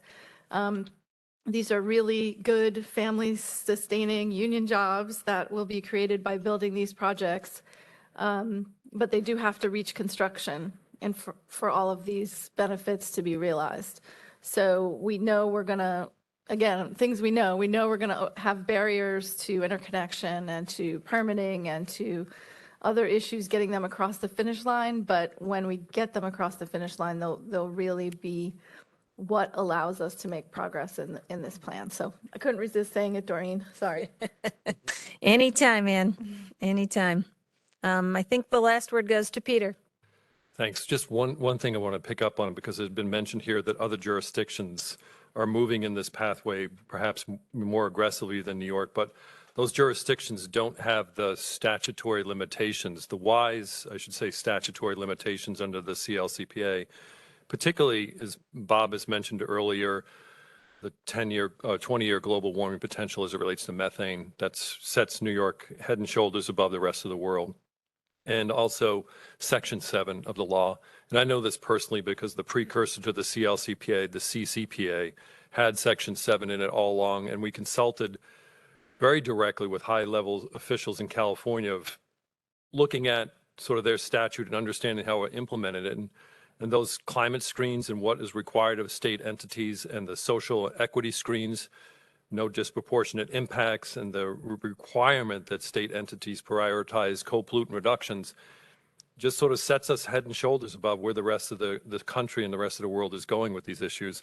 And that's what makes New York's law a lot different and indeed special.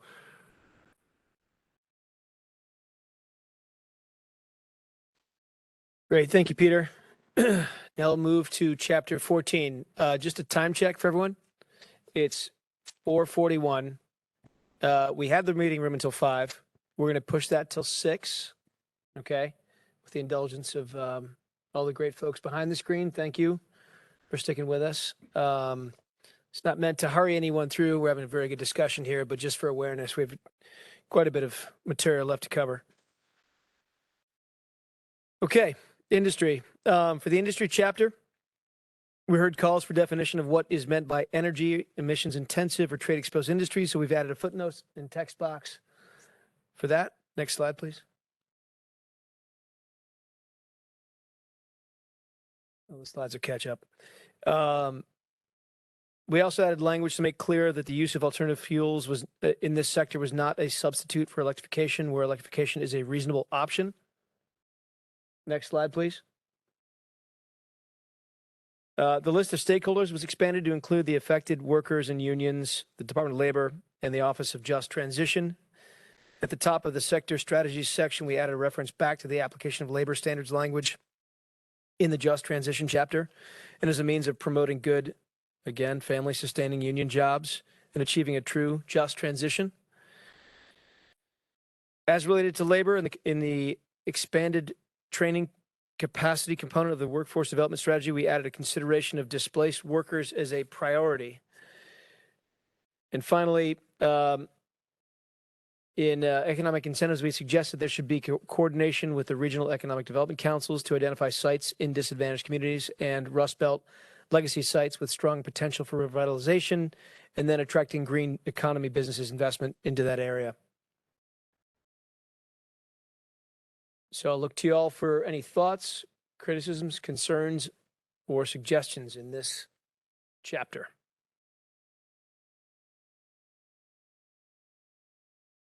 Yes, Ann. Okay. No, Ann. Anyone online? Okay, we'll take stock of online. Peter, go first, please. So for this industry chapter, when we get into the definition of energy intensive and trade exposed entities, it sort of washes over me. I was sort of reading the definition and see it here, and also sort of concepts within the economy-wide section coming up. But aren't we really talking about New York State should deploy the authorization that the law provides DEC to do the alternative compliance mechanism? I mean, that section of law, for those following along and have the CLCPA in front of you, it's pages 12 and 13 of the CLCPA, but it's section 75-01-09 of ECL. I mean, the legislature, in conjunction with the executive, created this program and had a specific purpose in mind, and also sort of ensured that there would be 4-year reviews. And I'm just not sure, as we transfer that concept of, the set aside of 15% of the emission allowances to deal with energy intensive and trade exposed entities, that it is carrying forward in this chapter.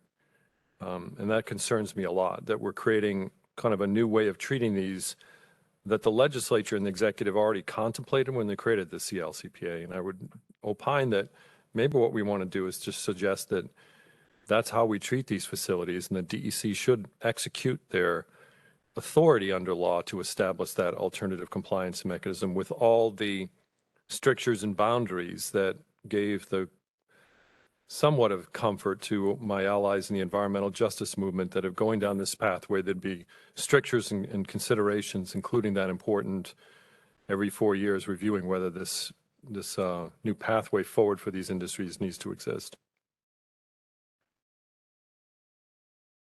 Peter, did you have a specific edit in mind? I guess my specific edit would be that in lieu of sort of creating a new program of how do you treat these industries, that we just opine that DEC should execute its authority under the law to do the alternative compliance mechanism.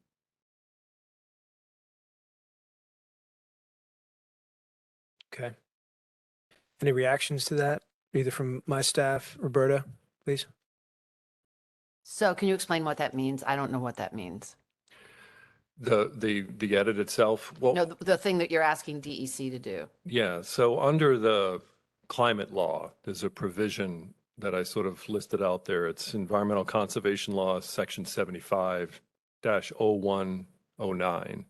And the legislature said that in order to address the emissions in the category of energy intensive and trade exposed entities, that it could exercise authority to set up an alternative compliance mechanism, a pathway forward of how these industries could essentially net out their emissions through different pathways. So rather than statutory limits on the stack, there's different ways for them to sort of achieve the emissions reductions.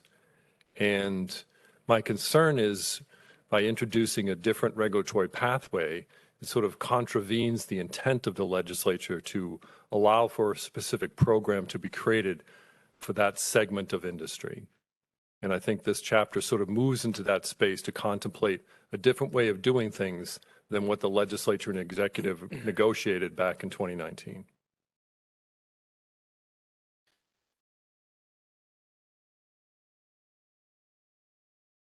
Maureen, did you want to weigh in here? I'm looking at least been advised that there is some language in here that may already be resolving this issue. Yeah, I wanted to kind of scroll through and find it, but there's more than one way, right, to minimize and mitigate leakage, and the alternative compliance mechanism is one. Doesn't preclude the department from doing that, regardless of what the industry chapter says. But I believe there is language in here. If you could just bear with me a moment. Could be in that one, yeah, down.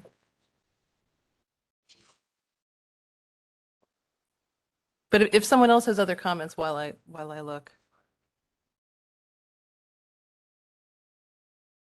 please feel free. I want to find you the right reference. Oh, John, you want to jump in? Even better. Sure. I think there's language on page 250 of the PDF, which is. I'm sorry, John, just for the benefit of those not in the room. It's good to John see you. Binder. I'm in counsel's office at DEC. Nice to see you, Peter. Page 250 of the PDF, which I believe is page 239 of the document. There is a sentence that speaks to this, which says that this is in the industry chapter.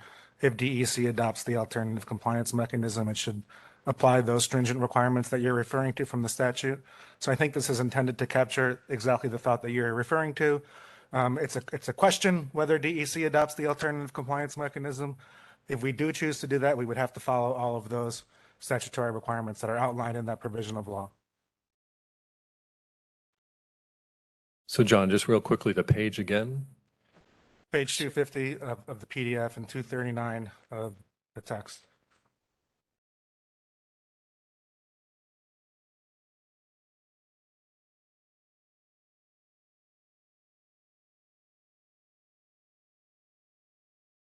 So let me just review that and maybe get back to it if there's other questions. Sure. I have a couple of other points in this section. On page 241 of the printed version, the final edit seems to tip the balance of items that DEC would need to look at under a potential regulatory approach. Under the sort of the other measure could be regulation setting an emissions limit, and I'm concerned about that.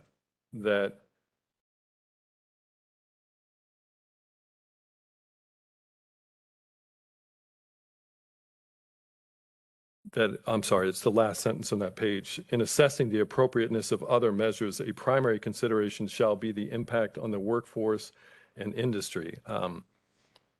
Considering sort of what you have to look under the SAPA, that, maybe that's softening the word and moving away from a primary consideration and just say a consideration, because there's a lot of considerations that the agency wouldn't have to look at there. I understand the sort of intent there, but I don't want to emphasize one being primary over the other considerations under administrative procedure. And then last but not least, on page 246 of the printed document, 246, just want to make sure. Yeah, I actually disagree with the deletion on this page. The Climate Justice Working Group has provided some feedback and has called out a specific item, and it says, such as NOx emissions from hydrogen combustion.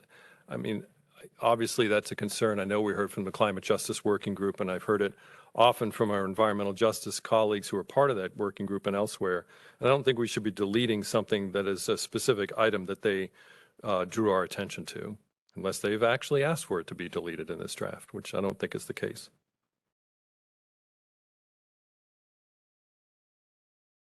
Okay, I don't see any reason why that should come out.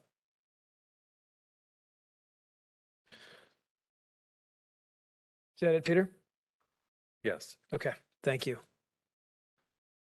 Any other thoughts on industry? Okay.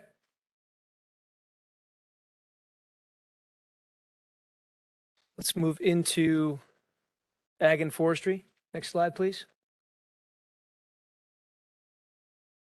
So here again, we expanded the list of stakeholders to include affected workers and unions. Several locations, we revised text regarding partnerships to be more inclusive. Within forestry, we added context on the sequestration potential of forests due to climate change. We noted that restoration should also take place in small forest parcels and added text on the conversion pressures forest landowners may face to subdivide or develop for housing, commercial, or other uses. We noted additional efforts taking place across the state and the Northeast on forest carbon sequestration and clarify that markets for low-grade wood can incentivize forest management for maximum sequestration. In agriculture, we added context on how climate change is causing nutrient losses from farmland and soil and nutrient losses in watersheds. We emphasized the importance of the AIM program planning to improve water quality downstream and to lead to higher levels of farmland resiliency. We increased outreach on the benefits of nutrient management, and that should occur. Added that research and trials should continue to determine the efficacy of perennial grain systems in New York. Within the alternative manure management, we clarified language to align with outcomes of the subgroups. Within sustainable biomass feedstock action plan, we modified language to make it clear that bioenergy resources are intended to be used to complement aggressive electrification efforts rather than be a substitute for that, and further added the importance of demonstrating greenhouse gas emissions, controls, air quality, health benefits, including requirements to avoid localized pollution in disadvantaged communities.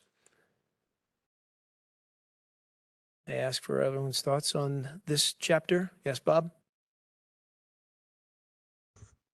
Thank you, Basil. I just want to compliment the people who pulled this together. I provided a lot of feedback. I think it was well taken. I think we should be pleased with this. I think that panel from the start did a great job, and the chapter's just gotten stronger through these provisions. So thank you.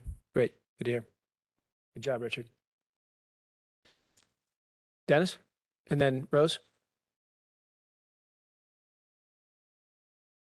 Oh, Gavin. 5 hours. Sorry. Gavin. That's all right. It's all right. Channeling Dennis. It's okay. 4 hours.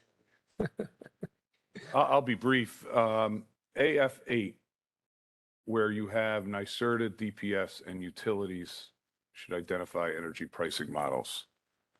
In my mind, the word utilities should be deleted and it should say NYSERDA and DPS along with energy market participants, because you're talking about putting a private market together. That is done by generator sector, other types of private investors in the state. So the wording, I get the intent. This is a nuanced energy thing. It shouldn't just be utilities. It should be energy market participants. Mm-hmm. Thank you. Okay. Thank you. Gavin.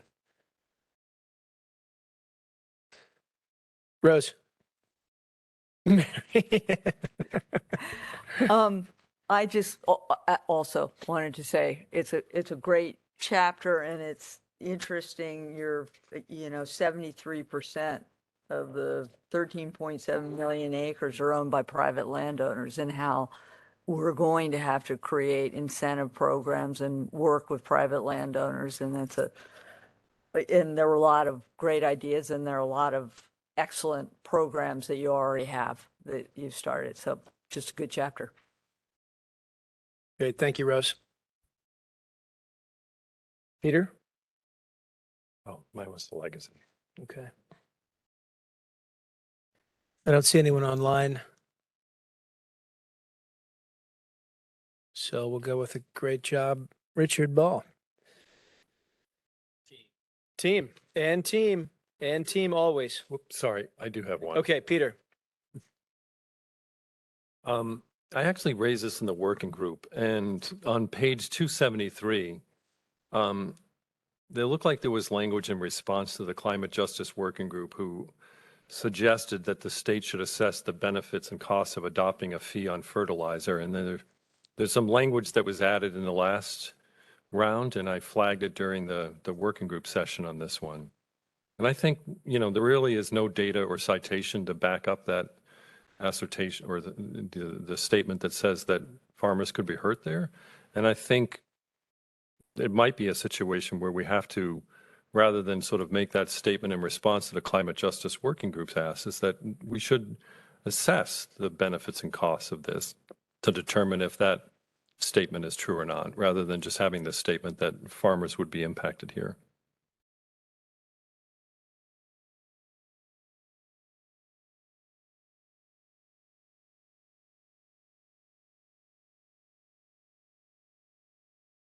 Okay. Guess I'm asking for us to assess the benefits and costs of doing a fee rather than just sort of making the statement that appears without citation or data to be more of an opinion rather than something that's data-based. I guess my point is the Climate Justice Working Group recommendation was that we assess the appropriateness of setting a fee, and I don't think we've done much analysis here other than a couple of sentences added to the document to say that doing that could impact farmers. I don't know. There are benefits and costs of doing it, and we should probably provide a better response to the Climate Justice Working Group who have asked us to take a look at that. And maybe the recommendation here is that the state should assess the benefits and costs of doing a fee on fertilizers, particularly synthetic fertilizers that are imported to the state.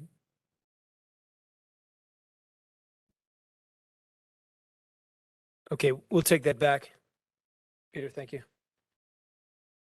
Unless you have thoughts on it now, Richard. Okay. Great. With that, we'll move to the next section. Chapter 16. Next slide, please. Okay. In the waste chapter, the vision statements were updated to reference the need for a circular economy approach to materials management, and text was added to clarify that permits and permit renewals for solid waste combustion facilities would need to meet all requirements, including Section 7(2) and 3 of the Climate Act. That electricity from waste management will be subject to the determination of emissions free by DPS, NYSERDA, and DEC through the process described in the electricity chapter. Similar to previous chapters, the key stakeholders list was expanded to include workers and unions, a reference to the application of labor standards language in the just transition chapter, and as a means of promoting good family-sustaining jobs was added. For waste reduction, reuse, recycling, we noted the shift in consumer habits and purchasing practices that is necessary to achieve the Climate Act outcomes. In several areas, language was added to align the text with outcomes of the subgroups, including the preference for biogas use on-site over refinement to RNG, and an emphasis on non-combustion resources. The refrigerant diversion strategy was retitled to refrigerant leak reduction and destruction to emphasize the need to manage existing refrigerants as we transition away from high global warming potential, HFCs. For water resource recovery facilities, we added a component for co-pollutant control, stating that the state should use regulations, monitoring, and enforcement to reduce the impact of co-pollutants associated with those. Thoughts on waste? Raya. Thank you so much. I think there's been a lot of really progressive movement on this chapter in positive ways. I see one tension. I want to ask you, maybe you can resolve it for me. In the vision, still saying that we want to retain existing municipal solid waste capacity. And I appreciate that, adding that, affirming language about the existence of, Section 7 there, but there still seems to be a tension. Are we saying that, we will retain existing capacity with, well, if some of that capacity is harmful to disadvantaged communities, ... Like the vision is to retain, and then how do we make sure that we're addressing the EJ concerns? Do you feel that it's not well spelled out in this particular chapter?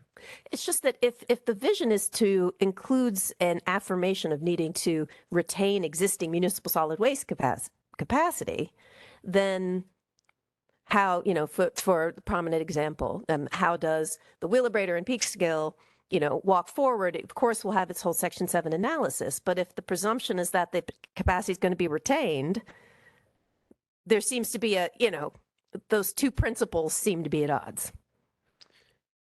So there's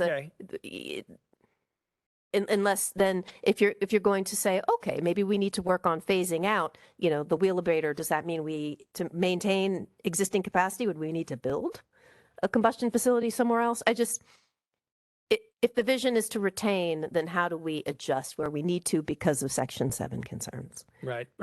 Well, listen, I think it's fairly well spelled out within DEC, and certainly will be once we get our next solid waste management plan out, that the long-term goal is to move away from waste toward a circular economy, right? So the actual vision is to reduce waste, right? To increase recycling rates across the board.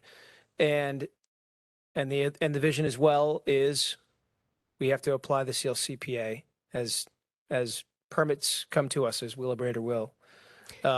So we'll compare the application itself and run it through the stringent CLCPA requirements, as well as all of the other regulatory schemes that we have. Ultimately, that doesn't mean it's in conflict with or in support of the vision itself. The larger vision guides the state and ultimately buttresses the work that we have to do at DC to minimize and move away from landfilling and combustion. I hear that. And so I hear that to say that, say as the Wheelabrator permit walks forward, that it's not the policy of the state that we must, retain existing capacity, and thus, these concerns that you're bringing up and these other processes, that we can't make movement on that because the policy is we are retaining existing capacity. Like I hear you about the vision, but that's right. Is that what you're affirming? I think generally we need capacity, right? We need capacity in the near term and in the long term. The goal is to reduce the need to landfill and to combust.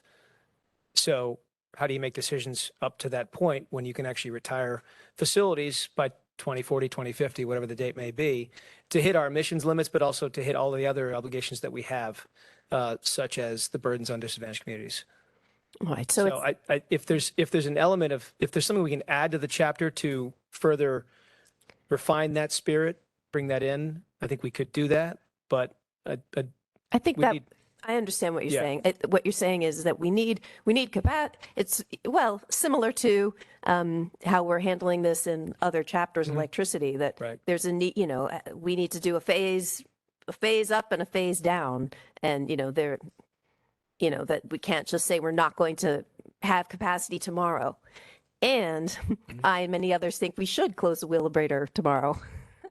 So yes, trying to think to the extent, maybe it's exactly what you're saying, is to maybe add some more of the spirit of what you just said, that we want the vision is about reducing waste. It's about reducing harm, just so that it doesn't seem that, say we go to the state policy is to maintain this capacity and, oh, too bad, Peekskill, despite all of these Section 7 problems, this needs to stay open till 2040, 2050 because of. Yeah, listen, it's a good point. Let us take another run through this to see if there's any way we can sort of accentuate, strengthen that vision. But thank you very much. Thank you, Rye, for raising that.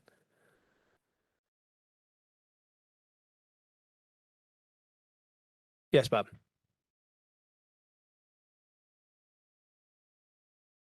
Thank you. I've got four comments, and I'll be brief given the time, but and they vary in importance, but I'd like to make them all. On page 295, there's a sentence in here on what EPA says the greenhouse gas emissions are from waste using the EPA methodology. I urged before that we delete that. It's not consistent with how we look at it under the CLCPA, and it serves no useful purpose here. I really think that we should be implementing the CLCPA approach. If someone wants to recalculate what it is for New York, doing that, fine. But just repeating back something that's not consistent, I think is wrong. On page 308, twice on the page, it refers to RNG and biogas, and it treats them equally there, which again, I think is sort of a sloppy rewrite, but I ask that it be looked at, given the higher greenhouse gas emissions from RNG. On page 310, it says that it's very difficult to measure methane from landfills, and I would say that technology's improved dramatically over the last decade. There are a lot of measurements in the literature. European countries do it routinely. I believe the state of Illinois has a pretty progressive program. And so I think it's factually wrong to say it's difficult. New York hasn't taken it on yet. We should, but that's a different statement than saying it's difficult. And then finally, it refers to septic tanks as a possible source of greenhouse gas emissions. And the literature there, I think, is quite clear, showing that septic tanks are very, very small compared to wastewater treatment plants. So it goes on and says we should be closing down septic tanks and encouraging sewering. And there are reasons to do that in various places, but reducing greenhouse gas emissions is not one of them. And this comes across to me as a sort of, generic wish list boilerplate as opposed to specific to climate mitigation. So I would urge that be deleted. Thank you. Bob, thank you.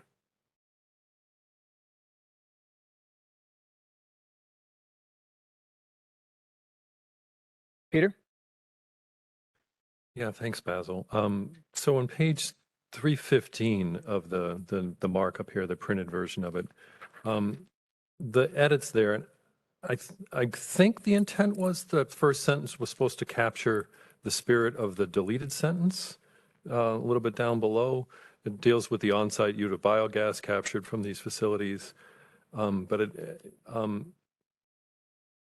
would prefer the original language there, where there was specific recommendation that came out of the alt fuel working group, is better than I think the new inserted language at the top of that page. I mean, again, I think that was the intent of the drafting, was to try to capture it and move it up, but I think by adding in things like where feasible and practical is not what was the consensus of the working group. Peter, are you referring to the deleted sentence around transmission infrastructure? No, I'm sorry. We may be looking at different versions, not on the PDF version, but on page 315 of the printed. That's what I'm looking at. Which deleted sentence are you referring to? So about middle of that first paragraph where it says the on-site use of biogas captured from waste management should be prioritized and no significant new transmission infrastructure should be allowed. I think that was more in capturing the spirit of what was discussed during the working group, rather than the use of biogas on site where feasible and practical is preferred before refinement of biogas on site use. The deletion, that sentence was actually replaced by the following sentence, which was a lot of feedback at these meetings that the description of infrastructure should align with gas transition. So Yeah, that I'm was just- the intention of that. Yeah, I know, but I'm just not sure that then carried forward. And I know we'll be talking about chapter 18 coming up, but I just don't think it was actually captured there well and follows exactly what the working group had decided. So maybe we can revisit this when we get into chapter 18, and somebody can point me out where that concept of not building out new infrastructure, that was definitely the consensus of the group.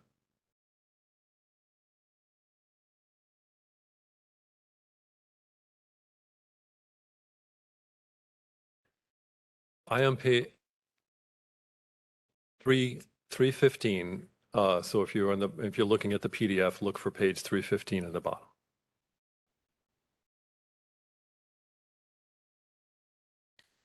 So the- again, maybe we need to look hard when we're doing the gas section to make sure that that concept of not building out new infrastructure to move things off-site is captured there, but I don't think it is.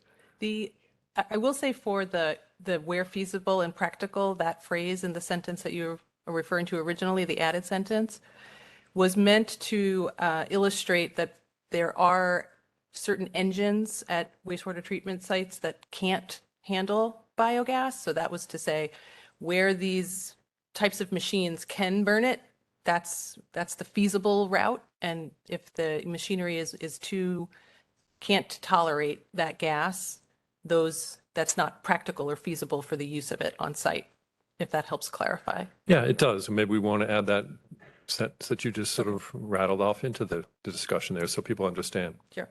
Thank you.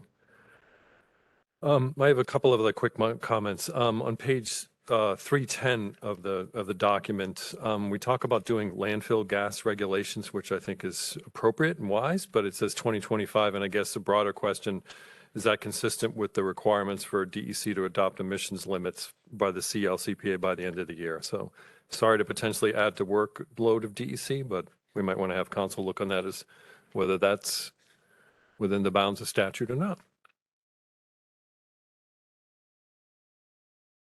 That's it. Is that it? Yep. Okay, great. Thank you. Any more on this chapter before we jump into economy-wide? Okay, great. Okay, starting with economy-wide, where it recommends a consideration of cap and invest. Over the last few weeks, we've received input from the Climate Justice Working Group, which is reflected in the revisions as well as the feedback from council members. A few more things. First, the purpose of various protective measures within the cap and invest system and the investments that it enables are not just to avoid new harms to disadvantaged communities, but also to actively address the existing burdens. In addition, rebates for LMI customers won't prevent them from accessing other means of support currently available to them. We also clarified that electricity treatment would be reconciled with RGGI to avoid double regulation. We also specified that, like other parts of the plan, investments with cap and invest must meet high labor standards. And we identified a number of design mechanisms like limitations on banking and trading restrictions that consider not just where pollution happens, but where it has impacts, as well as other related measures, and considerable more on that one as well. Apologies, Co-Chair Sagos. I think we might want to move the slide. We're on waste. Yes, next slide, please. Does take a village. Thank you, Rory. Good catch, Mr. Chair. Okay. Thoughts, considerations, concerns on economy-wide?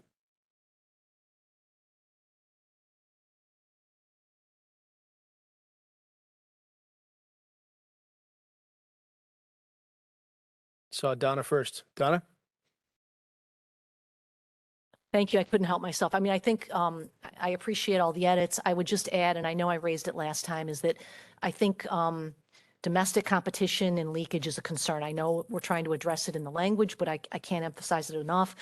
We hear it a lot from our industrial customers. It's not just competition with others in other states, but it's also competition for the existing plant in New York with other plants that are owned by the same owner, because they're competing for capital to invest in facilities here in New York versus in other states where they're competing for production lines, et cetera. So something to just really keep in mind. And also our customers did file some concerns in this regard as part of the gas planning proceeding. And so that's all on the record. So just wanted to add that. Thank you. Donna, thank you. Gavin?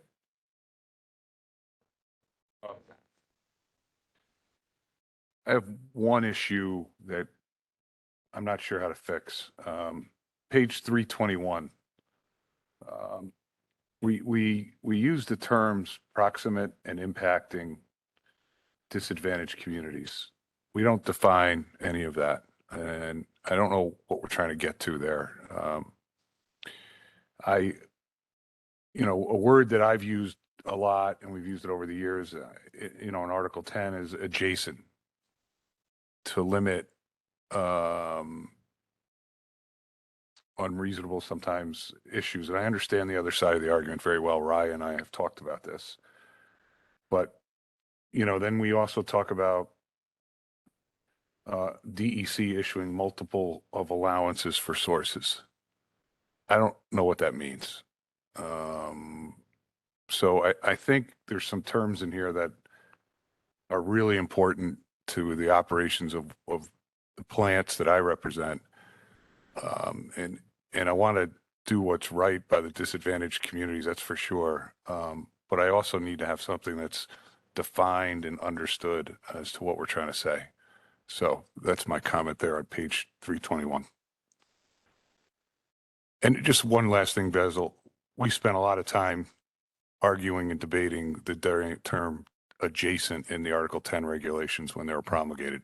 It went on forever. So it's a complicated issue, but it's in regulation now. Let me just see if John Binder wants to weigh in at all on this, or Jared on this term, on these terms. The answer on both these points is really the same, that the details of this program would need to be worked out in the regulatory process. And in that process, with additional stakeholder input and analysis, that's where these terms would be defined in a way that is implementable. That's fine, Jared. I appreciate the explanation. I just felt it was important to mention here because all of us at some point have talked about undefined terms throughout this whole plan. And that's a very troubling aspect of the plan. So I appreciate Jared's feedback, though. Thank you. Okay. Thanks, Gavin. Peter?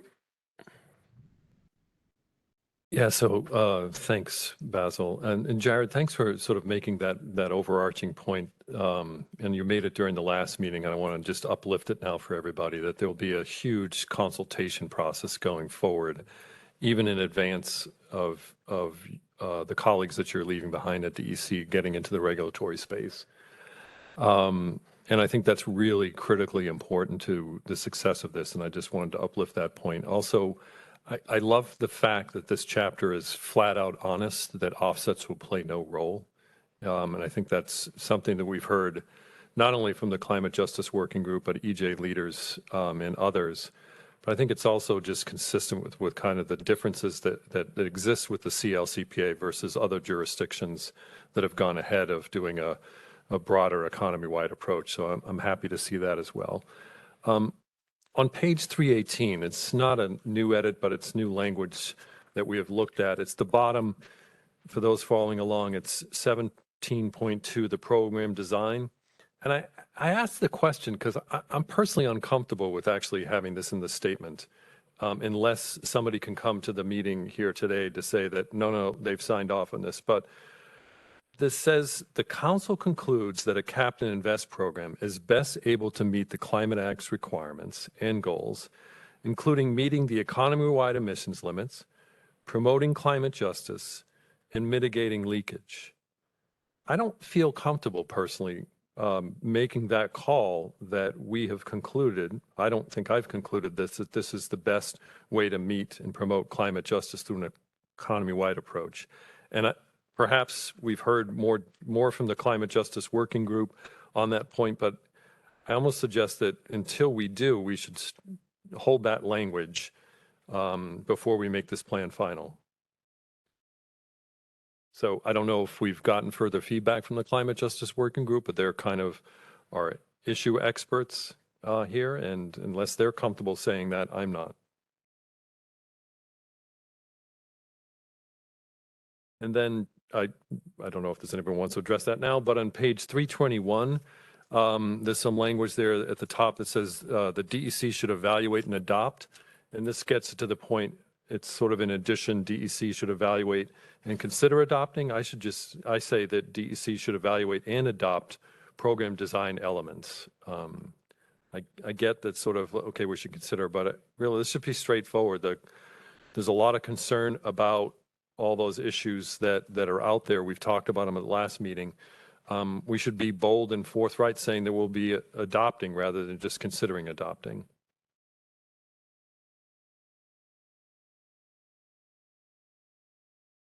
Thanks. Thank you.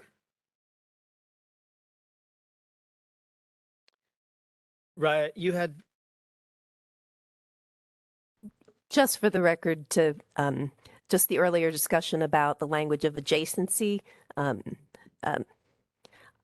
proximate and impact, I think, is reflecting the spirit of realizing that you can have significant impacts even if you're not, specifically co-located. So I support the broader language and understand, that this will be TBD.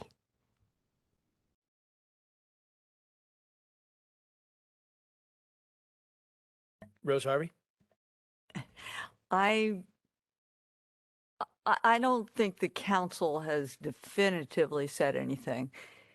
But I think it was everybody's thought, and that this was a good idea, and that we should be able to come up with some language that makes that clear, that this is a program that we're endorsing.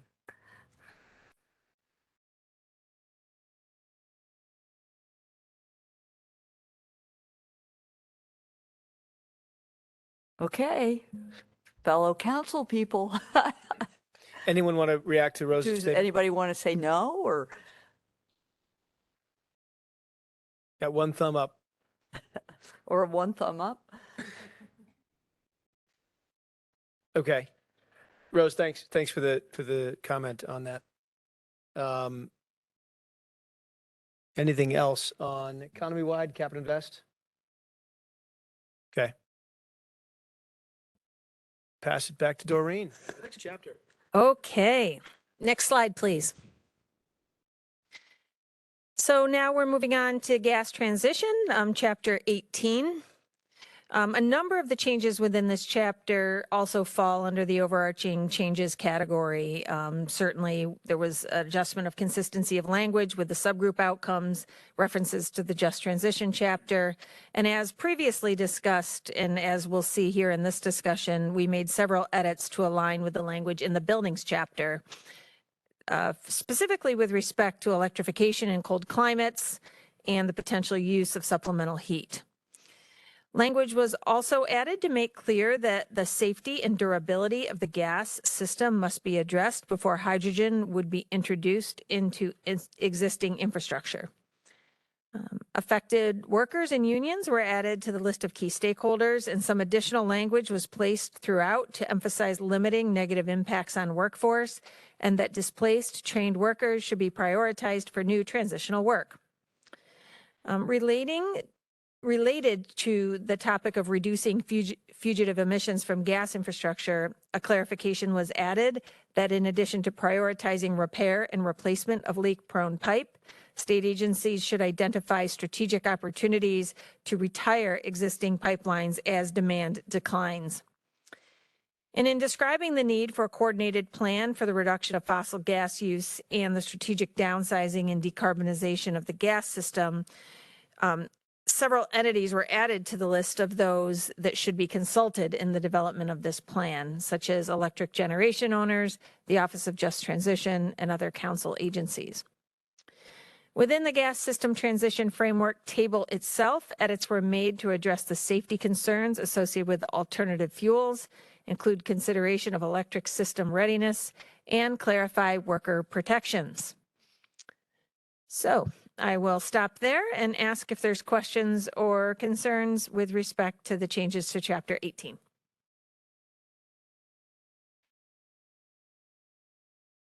Gavin? Thanks, Doreen. My wording changes is on page 339. You use the term on this slide, which is appropriate, electric generation owners, and I appreciate you adding that change. But as you look at the section on 339 or the paragraph that talks about upgrading the system, it's just worded inconsistently with the earlier point. And I would suggest changing this because the utilities can't upgrade the electricity system. They can upgrade transmission and distribution system. And the electric generation owners are the ones that upgrade electric generation. So in my mind, the sentence should read, as the state works with utilities to make significant upgrades to the distribution system and electric generation owners to upgrade electric generation. That's just consistent with the policy of the state. And it's wording that you used earlier. So other than that, I don't have any other comments on this chapter. Thank you. Thanks, Gavin. That's a good point. Thanks for raising it. Raya? I just wanted to mention a lot of good work in this chapter, and I just want to take the opportunity to stress again how I think this was probably one of the most jarring places where that sort of universal addition of this low carbon intensity hydrogen piece is really important. I just really think it needs to be struck. I don't see how we fix it throughout the entire document. But thank you very much. Yeah, thanks, Raya. Anyone else? Oh, Rose. Okay. Peter? I have a clarifying question on page 339. In the middle of the chart there, under the section, consider the role of alternative fuels and technologies. There, in the second bullet, there's new language added that appears to change what we've discussed in previous meetings and came out of the work group discussions. Are we saying that the alternative fuel use in the gas system, there's something that is unsafe about this gas system, that we have to address safety considerations through the use of alternative fuels? Or is this saying that we have to assess the safety consideration of fuels along with fuels needing to demonstrate air quality, to a point Bob's raised in the past about the relative safety of using hydrogen in existing pipelines? I'm just not clear what that edit was trying to do, to be frank. Sure. Yeah, I assume the latter, but Jessica Waldorf with DPS, I think you're online. Would you want to weigh in? Your understanding is correct. It was meant to address the concerns about use of alternative fuels in gas infrastructure, similar to the comments raised earlier. Sorry, I didn't really catch that clearly. Could you just maybe restate that, Jessica? The audio wasn't the best. Yeah. Can you hear me now? I can, thanks. Perfect. Yes, it was meant to address the concerns about use of alternative fuels in gas system infrastructure to the points raised earlier. So the latter.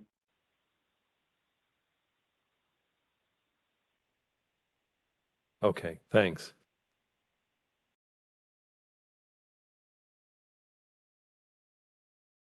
Peter, do you have other feedback? No, I'm good, but thanks for asking, Doreen. Thank you. Bob? Yeah, thank you. I just want to echo what Raya said. I think the hydrogen things here in particular is still a little jarring. We've talked about before, but I want to make sure we look at that. I also want to congratulate people for hard work on this chapter. It's obviously been a huge amount of work. A lot of people, a lot of things to talk about, and I think it's a good chapter in the end. So thank you. Thank you. I just want to agree with that.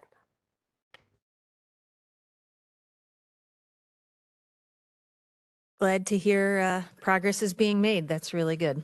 And Sorry, thanks. Doreen. Oh, I do have one more, just in the vein of consistency.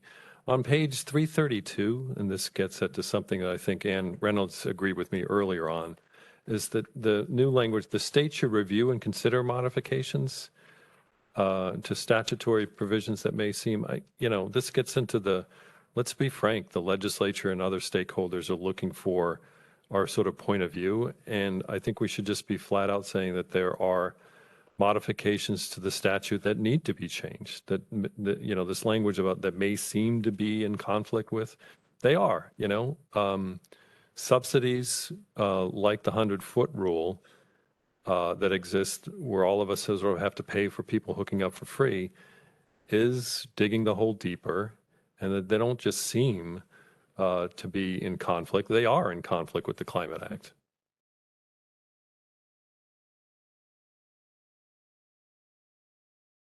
Jessica, did you want to jump in here as well?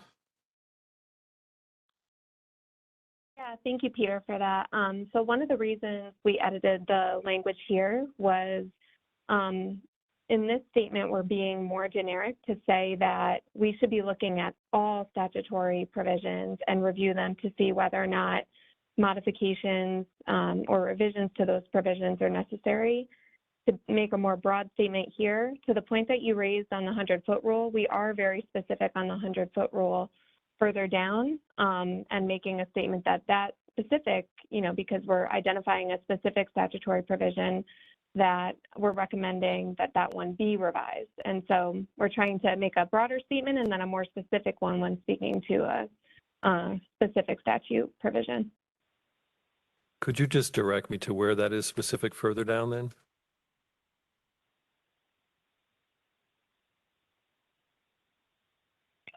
Yep, it is on page 335 under permitting and service requirements.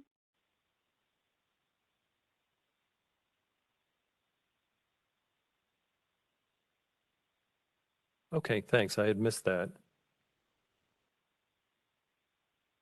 No problem. I appreciate you uplifting it for me, and I agree with it. We should move to enact that statutory change or changes. Okay. Well, thank you, Jessica, for jumping in on those answers and also for obviously your leadership in this process on the transition framework. So moving on to land use, back to my co-chair. Thank you, Doreen. Next, there you go. You're already on the next slide. So in several areas here, we provided estimates of the avoided emissions that forest land acquisition and statewide reforestation and afforestation could result in. We added text on the needed workforce expansion to support those efforts. We clarified the distinctions between benefits of avoided forest land conversion and avoided farmland conversion. We also added text on the impact of sea level rise and clarified the coastal wetland strategies work is targeted to avoid emissions released from these habitats. There's also several cross references to related strategies in other chapters. We built out the component of the strategy related to the alignment with the REDCs to include the concept of those entities assisting with the identification of opportunities to revitalize communities, specifically disadvantaged communities and legacy and Rust Belt cities. Any thoughts on land use? Mario? Yeah, I think it's page 344. Excuse me, workers and unions should be listed as key stakeholders, as we have with others, other chapters. Thank you. Thank you, Bessie. Thank you. Any other thoughts on land use?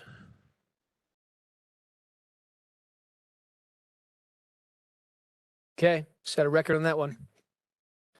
Next slide, please. Thank you. Thank you. Okay.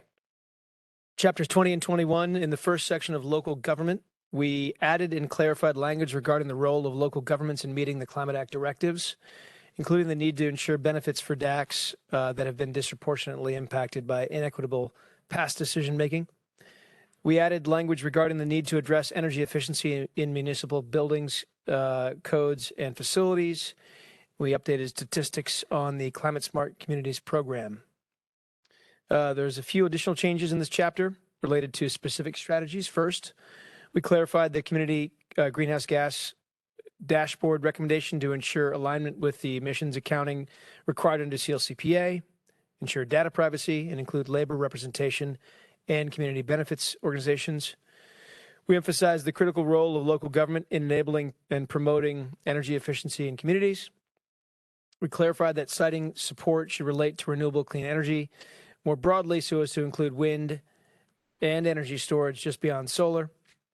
beyond just solar. Finally, we added a component to the state support and guidance strategy to work with community stakeholders to encourage energy efficiency. There were a few edits to the adaptation and resiliency chapter. Emphasis was added on the need for a public awareness campaign and education for K-12 students on the importance of climate change. Updated also to reflect the passage of the Bond Act. Edited a strategy to reference a newly passed legislation that requires utilities to complete vulnerability assessments and submit climate vulnerability and resiliency plans to the PSC. Any questions on this chapter?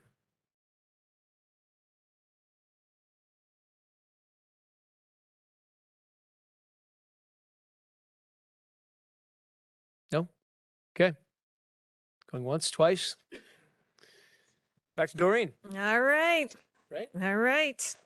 Finally, I'm saying finally, next slide, please. We are moving on to the last section of the scoping plan on measuring success. Next slide, please. In the Essential Elements chapter, chapter 22, text was updated to reflect changes in federal policy, including federal resources to support climate action and a just transition in New York State, the Infrastructure and Jobs Act, the Inflation Reduction Act, and the CHIPS and Science Act. Text was also added on the importance of economic development planning related to scoping plan strategy implementation, recommending a clean tech-focused economic development plan with emphasis on disadvantaged communities and Rust Belt cities. In the reporting chapter, a statement was added on the measuring, tracking, and reporting investments, benefits, and positive outcomes for disadvantaged communities associated with the Climate Act's requirements for clean energy and energy efficiency spending. And there were no substantial edits made to the future work chapter, though I think we would agree we have a lot of work to do. So I will pause there and see if anyone has questions about these three chapters.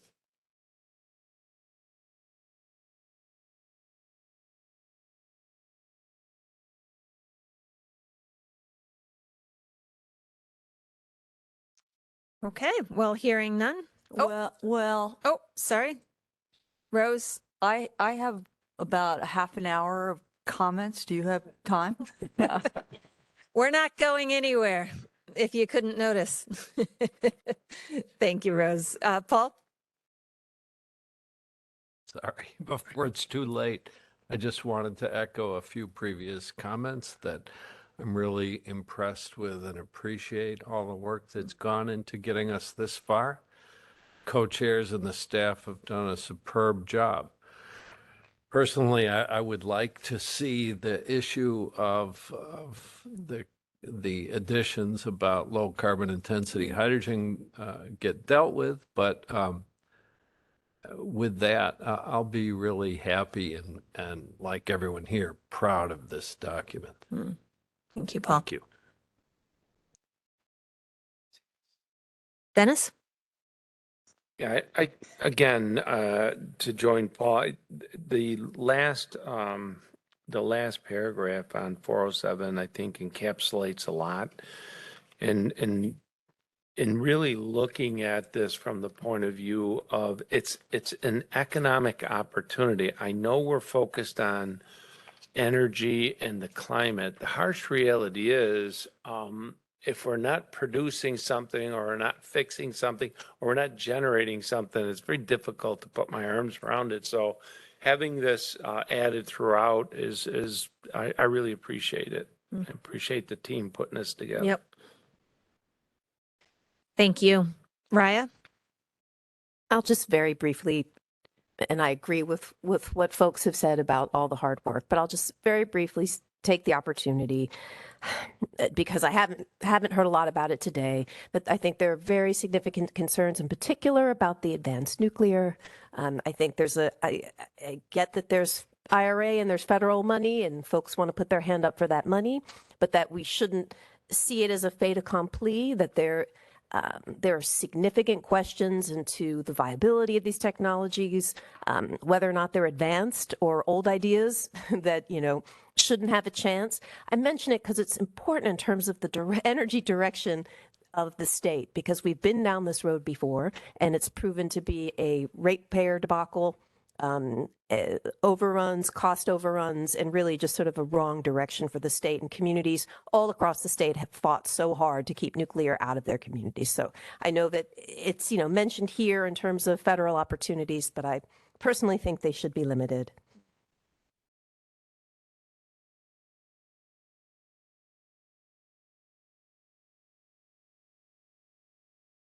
Appreciate that. So if everyone can just hang on for a few minutes, we are going to close out the meeting with very important next steps as we really look to obviously move toward the vote on the 19th. I do want to commit to the members that this week you will receive the executive summary to the scoping plan via email. It will reflect today's discussion. Nothing new in the executive summary, but we do want you to have a copy of that. And then I would also commit, assuming you agree to my co-chair, that we will in that email propose a resolution to this hydrogen discussion that we've had at length today. Because I think it's important enough that, that second round of input will be necessary as we proceed toward our next steps, which I will now hand the mic over to Sarah Osgood, Executive Director, to start us on the discussion as we turn to the next slide. Thanks, Doreen. If we could go to slide 32, please. So now we are down to just our final meeting in just 2 weeks. We'll be back in meeting room 6, which is just across the hallway where we've held the last several. And obviously, the main event will be the vote on approval and adoption of the final scoping plan, as well as the opportunity for members to make statements about their vote. And so in preparation of that, we plan on providing the final text that would be the subject of voting on the 19th. We would get that to you next week. And then once it's circulated, we would expect, with asterisks around it, that we wouldn't make any substantial changes, and hopefully that's the version that will be voted on for the 19th. But there will be editing taking place, like copy editing kind of throughout the whole document. So there may be some areas where the co-chairs might authorize some non-substantive or editorial or grammatical changes. And then after the vote, assuming that we have at least 15 votes in support of approving and adopting the plan would be posted to the Climate Act website shortly thereafter. We're designing this, or we're aiming to have it that we could actually post it hopefully the next day as the final draft, but want to preserve, flexibility for any unforeseen circumstances. But that would be the intention, that the final would be up on the website the following day. And with that, I can turn it back to Doreen to cover the next slide on voting. Sure. Thanks, Sarah. Next slide, please. So moving on to the actual voting, you are aware we've been working toward consensus to the extent possible, but the vote on the final scoping plan in 2 weeks requires a supermajority of at least 15 members to approve and adopt the scoping plan. So members will be asked one at a time to declare their vote, and along with it, you will each have the opportunity to provide a brief verbal statement in support of your position. Next slide, please. Beyond those verbal statements made at the meeting, we'd like to accommodate publishing of any written statements members would like to provide, and we'd post them on the Climate Act webpage with the final scoping plan. So if you choose to submit a written statement in addition to your verbal statement at the meeting, we'd ask you provide it electronically by the end of the day on the 19th of December, so we can prepare them for posting along with the plan according to the schedule that Sarah just laid out. Next slide, please. Okay, this is the last slide. Pay attention, you might miss something. All right, so this really pertains to what we do after the 19th, after the vote. Assuming we have a supermajority, that means more than 15 of us here in the room. that, then we take the scope and plan, Dorian and I, effectively, and deliver it to the governor, the Speaker of the Assembly, and the temporary president of the Senate. And we will be putting that plan and the letters on our website. So that's what happens right off the bat. And our deadline, of course, is the end of this calendar year. Beyond the scope and plan itself, the next big step, as we've talked about today, certainly in many days prior to this, is our regulatory process at DEC, again, to achieve our statewide greenhouse gas emissions limits. So these regulations must ensure that the aggregate emissions of greenhouse gases from greenhouse gas emission sources not exceed our statewide limits and must be legally enforceable against individual sources. And again, those must be promulgated by January 1st, 2024. We discussed the alternative compliance mechanism today. The Climate Act requires or provides DEC with the option of adopting an alternative compliance mechanism, an ACM, and sets forth requirements for such mechanism if DEC adopts it. At this time, DEC is not currently planning to adopt an ACM. Any ACM would only be adopted through regulation following a similar consultation process as any other regulation. An ACM would only be for the purpose of achieving the net zero emission target. The regulation development process also includes public workshops and hearings, lots of opportunity for engagement, as you all know, by stakeholders. In addition to the requirements of SAPA for all agency rulemakings, the Climate Act requires consultation with the Council and the Climate Justice Working Group, representatives of regulated entities, community organizations, environmental groups, health professionals, labor unions, municipal corporations, trade associations, and other stakeholders. Okay, nearly there. And though it's called a final scoping plan, this is only the beginning, and we will be meeting on a 5-year cycle. And given that this took us 2 years to get here, likely you'll receive a note in your inbox in up to 3 years, informing you of the next obligations in your service to the state. So thank you for that in advance. Lastly, related to the implementation reporting, the law requires DEC to consult with the Council and the Climate Justice Working Group on its development of a report on progress toward achieving the emissions limits that assesses the costs and benefits of regulations and other measures and evaluates impacts on disadvantaged communities. This reporting is required not less than every 4 years, period, end. Thank you. That concludes today's meeting. Thank you all for being here. Drive safely. Can I just ask one question, just Please. for clarity, Basil? The executive summary, when we get that, is that considered final, or are we still providing any edits on that? That's unclear to me. Yeah, how do you want to handle that? I'm looking at Sarah, but I believe the reason that we would. It's fine if you don't have the answer now. I just No, want to know, what I don't want to spend time editing something. Yeah, if you had editorial comments, we'd welcome Okay, them. good enough. But at this rate, we are obviously trying to minimize any changes. And we would expect what you'll receive it's been drafted to be consistent with the document. So our hope is any feedback would be minimal. Thanks, Dorian. I have a quick clarifying one as well.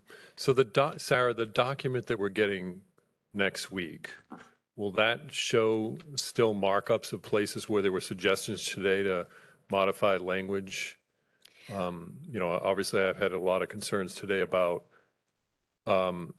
the qualifications and the ifs and the possibilities related to biofuels that weren't incorporated in this draft. Will those be highlighted in a track format, or is this just going to be a straight, clean document we have to read through?